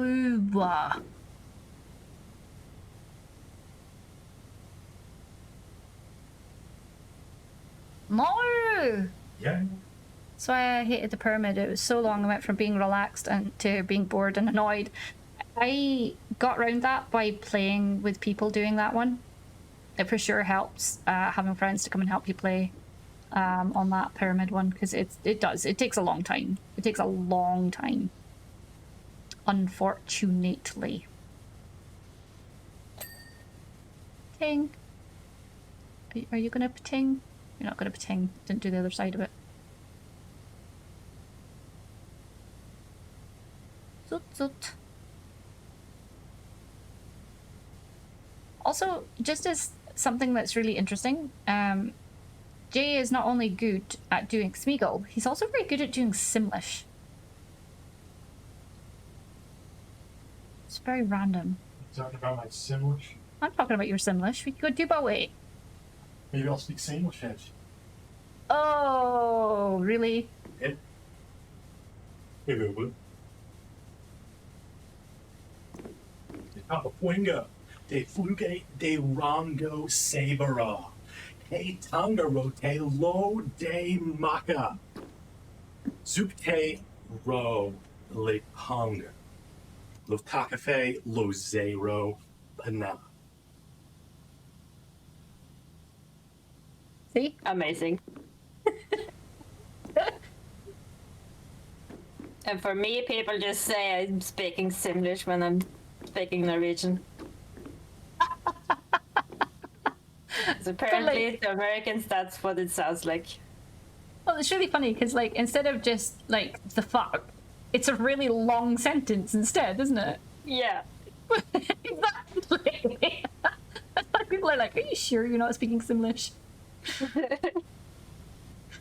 No, I know. And like the whole way changes as well. Like you're not just like saying a thing. It's like oh nice. It's the way you do it, isn't it? Because like it's quite animated as well. when you speak Norwegian. Yeah. Are you comparing Norwegian to Simlish? Yes. No, she equated it to Simlish. Oh. And I'm just like, agreeing, I suppose. Say a sentence and I'll repeat it in Norwegian, and then we'll see. Oh, God. I really like apple pie. I like apple pie. Oh, okay. I don't think you really speak Norwegian. Exactly. I'm just a sim. Hey, no, Lee Cockle Faye on stream. What is that? What? No, Little Red, no, don't you buy into it as well. No. No. Okay, we need the thing over here to get up on top of these fucking things. Oh, yeah. Yeah. To get on the top. Oh my god. Unfortunately, on the top. Yeah, that thing. I'll get from the bottom. Slide! Oh my god, this thing isn't tall enough. What? I'm guessing it's not dirty up there then? Maybe? I hope not, if they're not able to reach it, because that would be fucking bullshit. Yeah. Okay. Apparently they're not dirty up there. I guess that's a good thing. They're too high for the sand to reach. But it's oh the my desert. god, I It's have been never playing too too high. much Minecraft because I keep crouching and like that's gonna keep me from like falling off. Ah! Oh, I love that. It's not gonna do anything for me. Gonna do shit all in this game. Sorry, honey. Fall by death. I really need to start playing Minecraft because I want to be able to play it with Minnie. He wants to play it. It's so much fun. I mean, I played it before, but I don't even know what happened. Like, I can't access my account anymore. Because it's not the a same lot of one. I'm like, people- Yeah, a lot of people have that problem because they didn't migrate in time, so they lost their game. I didn't even know I had to fucking migrate because I thought I'd already switched over to I thought I signed up in the new one, not the old one, but apparently not. Yeah. I'm like, okay, that's bullshit, but sure. Yeah, I have a Whatever, couple of friends that Microsoft. refuse to play it anymore because they lost the game and have to buy it again. And I Yeah, don't blame that's them. full bullshit. That's the part that's really upsetting me because that is full bullshit. Yeah. I think it's just your message left. No.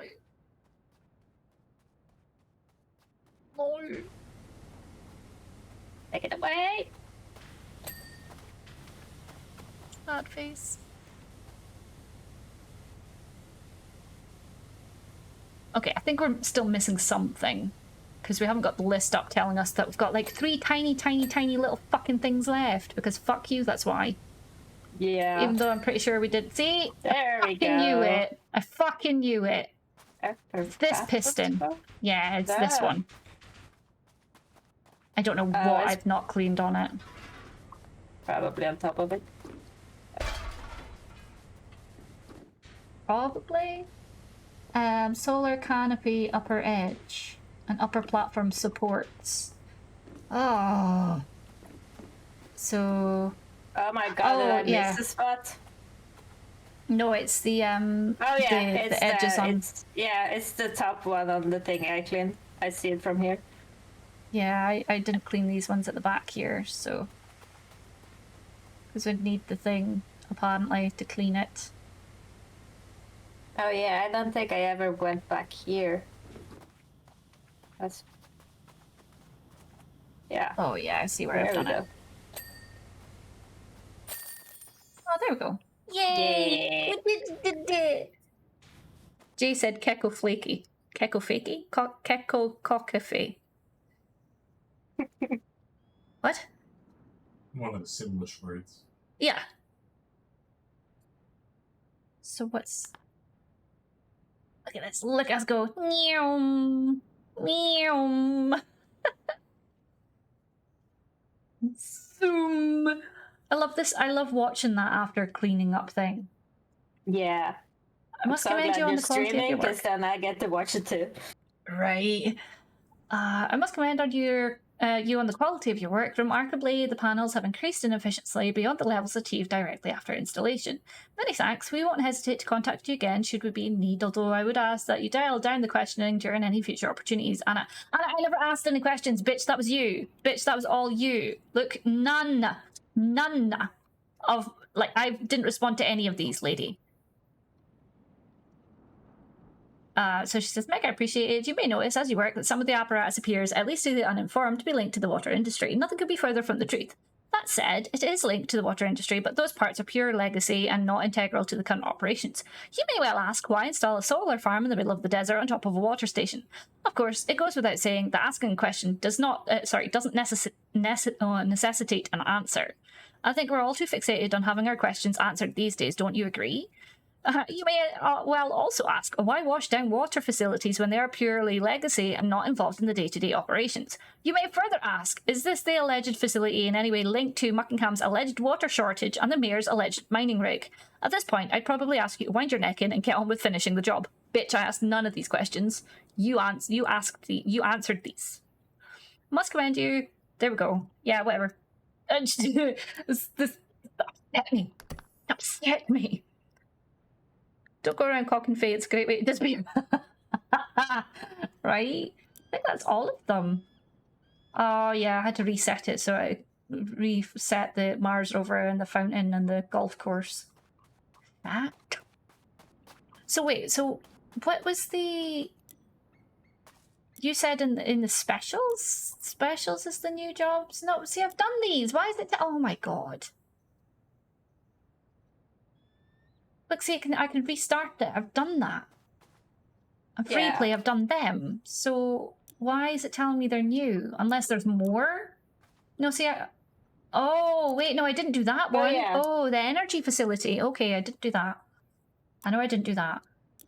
There's more on both of them, it looks like. Tomb Raider as well. I've not finished these. I didn't finish her house either. I got 22% through and I just went, you know what, this is really fucking boring. And I stopped.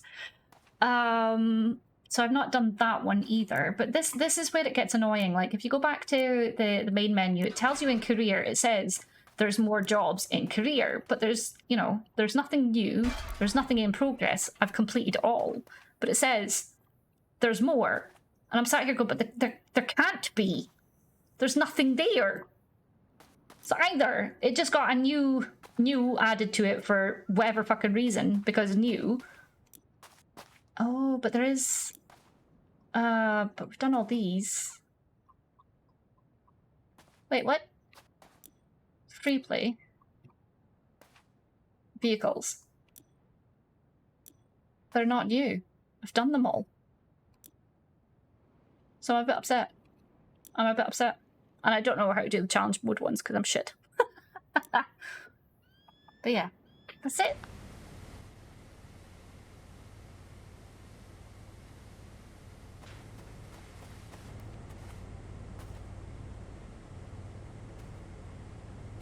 What are you doing?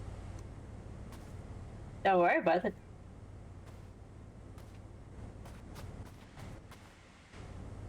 You're just pushing me around everywhere. I'm putting you in the corner. See what I have to do? See what I have to put up with, chat? See what I have to put up with? I'm joking. Okay, let's see. Let's see who we've got. Let's see who we've got left.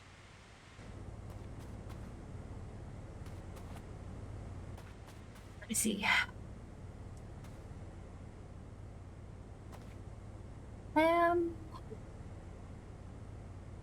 Do you know what? I love...